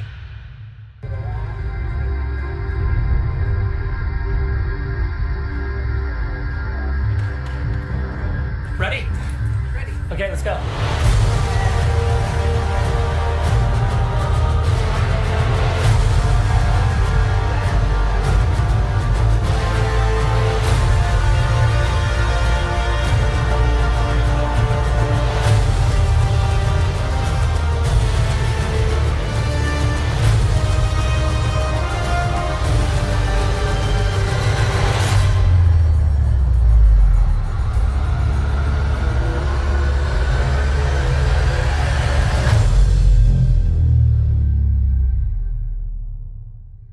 Awesome. Well, thanks, guys. It's awesome to be here at DC FanDome. This is amazing. It's been quite a journey with the DC fans, and I've had a great time bringing some of these beloved DC titles to the big screen. And the Justice League really is, for me, and in this format, an amazing crown jewel. As a community, we're able to make this thing happen. We really appreciate it. We're going to shake it up a little bit for this panel, and I'm going to have some fans ask me questions. I'm going to ask some people questions. We're going to have special guests, so let's get to it. We have some questions from fans read to us by some of the amazing cast of Justice League. Looks like next we have Batman, my Batman. Go ahead, man. What do you got? I hope you guys are enjoying DC FanDome. And I'm really excited for you to get a chance to see Zach's ultimate version of Justice League on HBO Max next year. Well, thank you, Ben. I'm excited for everyone to see the film as well. It's cool. What question do you have? Patrick Mendoza wants to know, who is your favorite superhero of all time? You know the answer to that, but Go ahead and answer it. I guess my favorite hero of all time, other than Batman, would have to be, sort of staying in the DC world as I do. It's got to be Dr. Manhattan from Watchmen, I think. I don't know, for me, he's like this super cool quantum superhero whose time, space, reality, all those things are at his fingertips. So yeah, it's got to be Dr. Manhattan. That was awesome, Ben. Thank you so much. That was cool, and appreciate you stopping by. I think next, is it Superman? Hello, everybody. My name is Henry Cavill, and I promise you that I am not in prison. This is just my place of work. I hope you're enjoying DC FanDome, and I have a fan question for Zack Snyder from Swapnil. As a storyteller, what is the dynamic between the Justice League that is important for you to present on the screen? Zack, over to you. It's a great question, and thank you so much. I think the important thing for me to see as the Justice League comes together is this idea that, like, a lot of them basically are loners, right? You have Batman, who lives in a cave. His only buddy is Alfred, really. You got Wonder Woman, who, after Steve's demise, she's been kind of keeping quiet. You have Flash, who's got these powers, but he's kind of alone in the world. And you have Cyborg, who, you know, in a lot of ways, is not really happy about what's happened to him, this transformation. He's coming to terms with it. And then you have Aquaman, who also is this loner. And sort of thematically, them coming together and forming a family and finding in each other support. I think that's really what, in the end, drove me to want to see this happen, or see them come together. And I think that when you take all these different personalities and bring them together into a single cohesive group, it's a fun and awesome dynamic, but also there's a why of doing it. All right, let's see, who do we have next? Is it Cyborg? Hey, Zach, what up, man? Ray Fisher here. Cyborg, you got that know fro. I am super excited about the Snyder Cut getting dropped on HBO Max. And there's some folks who have a couple questions for you. The first question is coming from Eddie Gordon from the United States. And that question is, which character are you most excited to fully flesh out in your cut of Justice League? Interesting that you should ask me that, because of course it's Cyborg. Cyborg is the heart of the movie. Cyborg is the thing that I think in the end holds the team together in a lot of ways. And excited to see, or for fans to see, just how that is realized on camera. And the second question is coming in from Irfan Kam from the United Kingdom. And their question is, when you started writing Justice League, what thematic ideas were you most excited to tackle? Additionally, how much of a challenge was it to keep the tone mythological? I want to know too, so make sure you get up on those. It's a great question. When Chris and I were talking about this movie, I think we're big fans of sort of the Joseph Campbellian, hero's journey, and also this notion that we would be creating a team. It's the Knights of the Round Table joining together in an epic adventure, and this is the call to action film that brings them as a story that brings them all together. And I think it is a mythological concept to begin with. So keeping it mythological, and especially when you think about it's Aquaman, it's Wonder Woman, Flash, Cyborg, and then Superman, you're really talking about a mythological group, Okay, this is fun. Let's keep them coming. Who else? I think next is the Flash himself. Mr. Maestro Zack Snyder, I mean, what other questions can we ask? I think we'd all like to know if we'll see more of the handsome and talented Ezra Miller in your cut. I like the question, Ezra. No agenda at all. Very good. Of course, you're going to see tons more of the Flash. I have a huge love for the Flash and for Ezra Miller, as you know, especially when you call me at the last second and make me come work on music videos in the desert. That's really kind of you. So, but yes, of course, Ezra. I think people are going to see a lot more of the Flash, and they're going to get to see a little bit more of his emotional arc. And I hope they enjoy it, because I enjoy seeing AJ said he looked like he ate some grape popsicles. Okay, looks like we've got Oh, we've got something from Wonder Woman herself, Gal Gadot. Zach, when you cast me in the role of Wonder Woman, I had no idea what an amazing ride I was in for. It's been life-changing to play this character, mostly because I've got to meet so many incredible fans around the world who love her like we do. Fans who I hope are all sharing this experience today, because it's all happening because of you. So to all the fans who asked for this cut, you obviously have your own superpowers, because just like the members of Justice League, you are stronger together. And you made this possible. So thank you. I love you. This Thanks, lit, bro. Gal. This is I can't lit. wait for fans to see you in Wonder Woman 84, which is an amazing movie, and you are amazing in it. And Patty, of course, did an amazing job. So you guys are an awesome team, and people's minds are going to be blown when they see that. So thanks again. That was great. All right, let's see. Who do we have next? Hi, Zach, and everybody in the Justice League crew. I have a question. So as somebody who is so very excited to get to see your vision of Justice League, and that you're finally getting this chance to really show us the film that was always intended, and one that we're all so super excited to see, I wanted to know, probably what everybody wants to know is, can you hint something that the world has never seen? I'm gonna get that you HBO have Max been just to so watch excited this. to let us all get a glimpse at, without too many spoilers.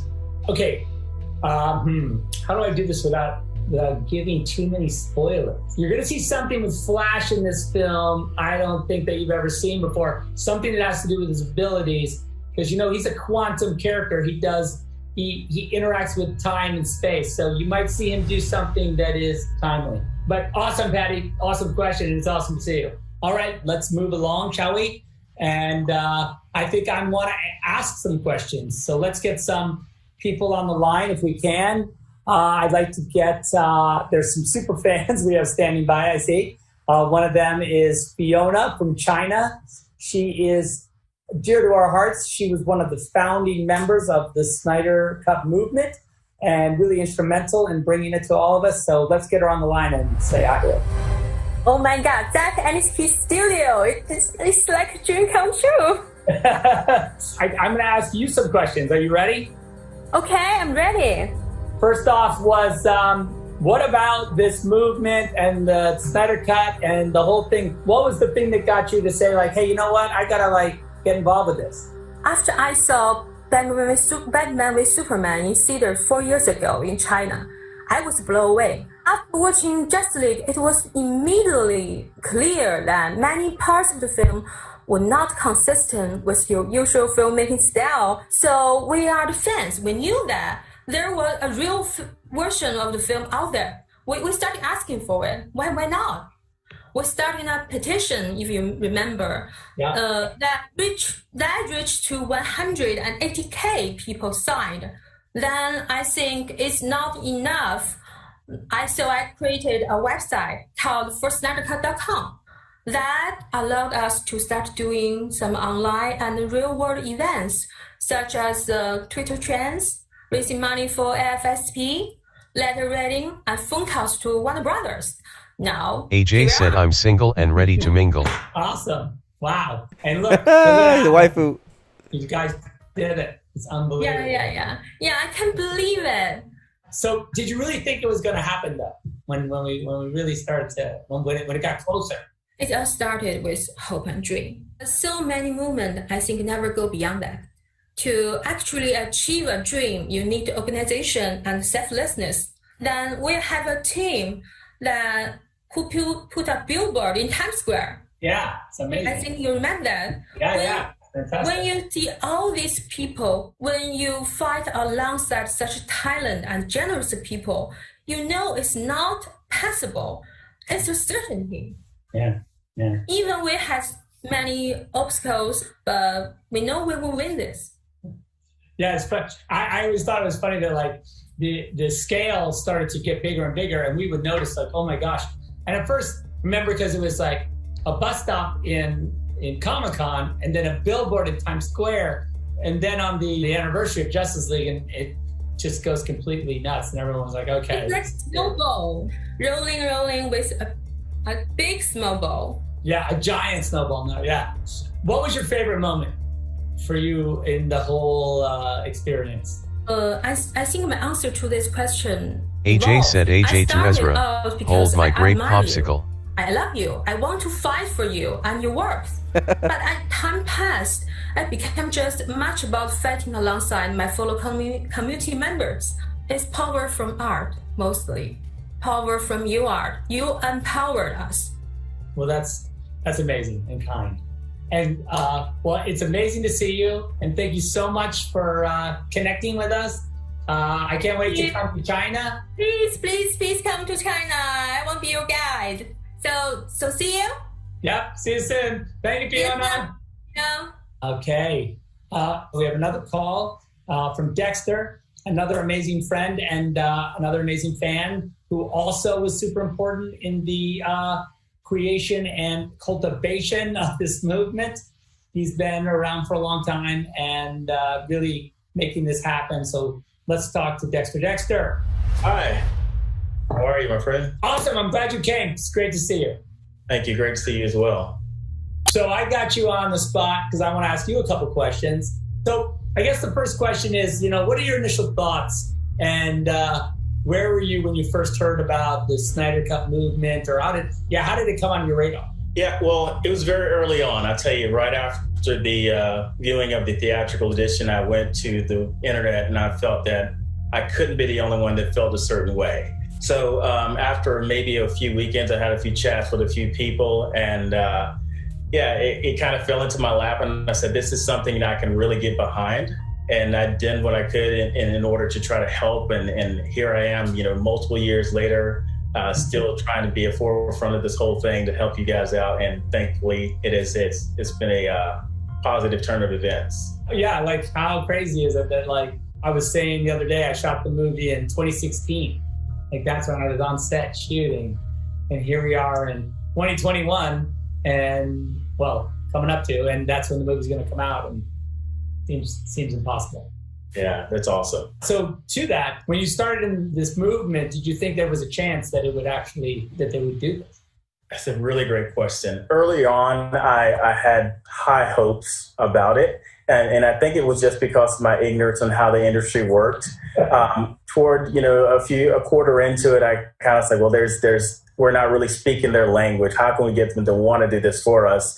I think that's the key, and what made it really happen is just the fact that they saw that there were so many people that really wanted to stand behind the artistry of it all, the artists, and the integrity of it. And here we are. I always felt like when I was sort of observing this movement, in a lot of ways, for fans, the way the comic book calendar is set up, it'd be like, the anniversary of the release, or a Comic-Con, or Brazil Comic-Con, or New York Comic-Con, and you guys just always kind of using those events as like a springboard, because you're like, look, we got something to say. So it always felt like.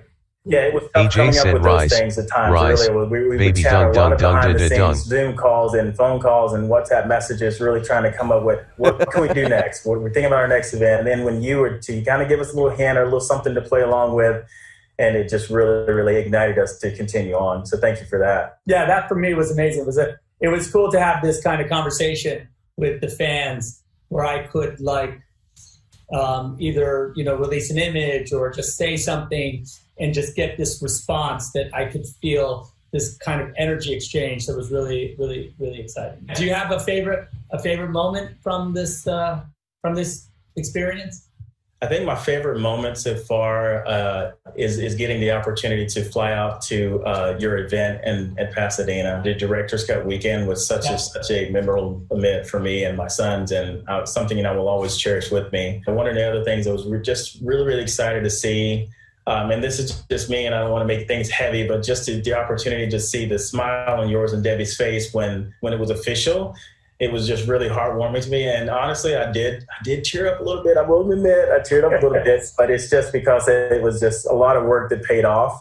And I'm just excited to see that you guys were really, really happy. Well, I got to admit that we also, when we heard the news, we all got pretty emotional, and it's been an incredible journey. And for us, one of the amazing parts is that we were able to, interact with and be part of this fan community in an amazing way. And it's changed us and made us, really grateful for being able to have this dialogue and also, frankly, feeling the incredible support for the work that I get to experience, when we see these fan-generated events and things that really have nothing to do with selling a movie or doing anything that has to do with commerce. It's really for love, and we feel it. And also the amazing charitable work that you guys, the amount of money you've raised for suicide prevention is just unbelievable.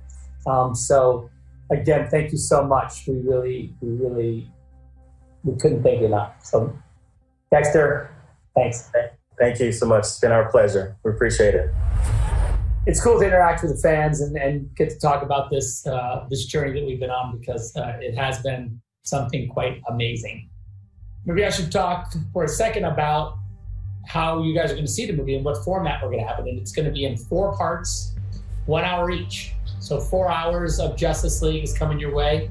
God We're damn. going to work on a way of bundling it together at the end so you can watch it as a single film if that's the way you want to experience it. Also, to all my international fans and everyone watching all over the world, don't worry if you don't have HBO Max, because we're working on a distribution plan, so I promise you're going to get a chance to see it. And if you guys haven't gotten your t-shirt yet, there's still hope. If you go to Into the People, you can get your associate producer shirt, and I want you guys, it all goes to a good cause, so please go grab a shirt if you can. I guess it's time to play the little teaser, because that's why you're really here. Let's go, boys. Some footage from the movie as Hit I the like promised. button. So why don't we check that out? So here it is, Justice League. Now I've heard there was a secret chord that David played, and it pleased the Lord. But you don't really care for music, do you? It goes like this: the 4th, the 5th, the minor fall, the major lift, the baffled king composing hallelujah.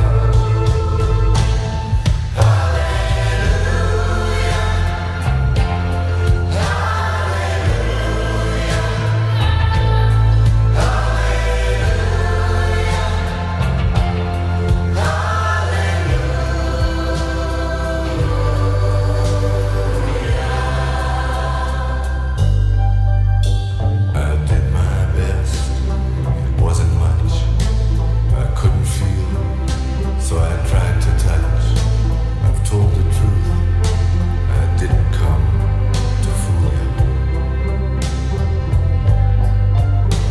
And though it all went wrong, I'll stand before the Lord of song with nothing on my tongue but hallelujah.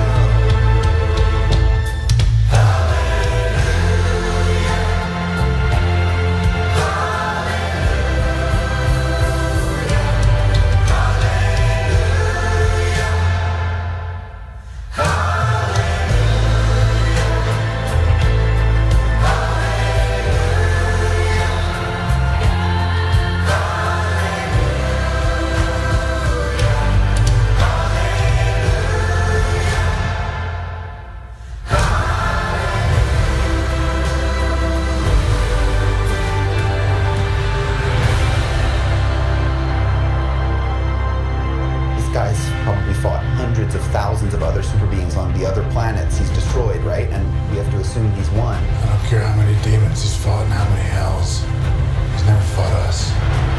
Got us united.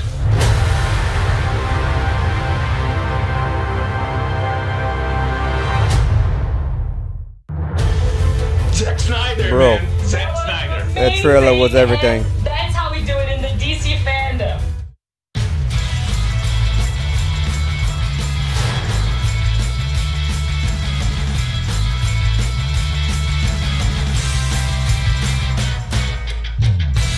The Snyder Cut is the real version.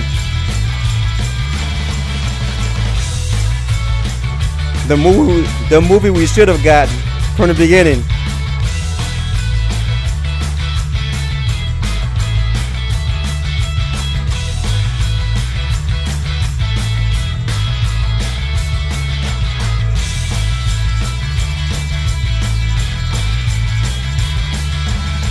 I'm gonna start another stream. AJ said YouTube is whack, how they going to suspend a video? AJ said WTF.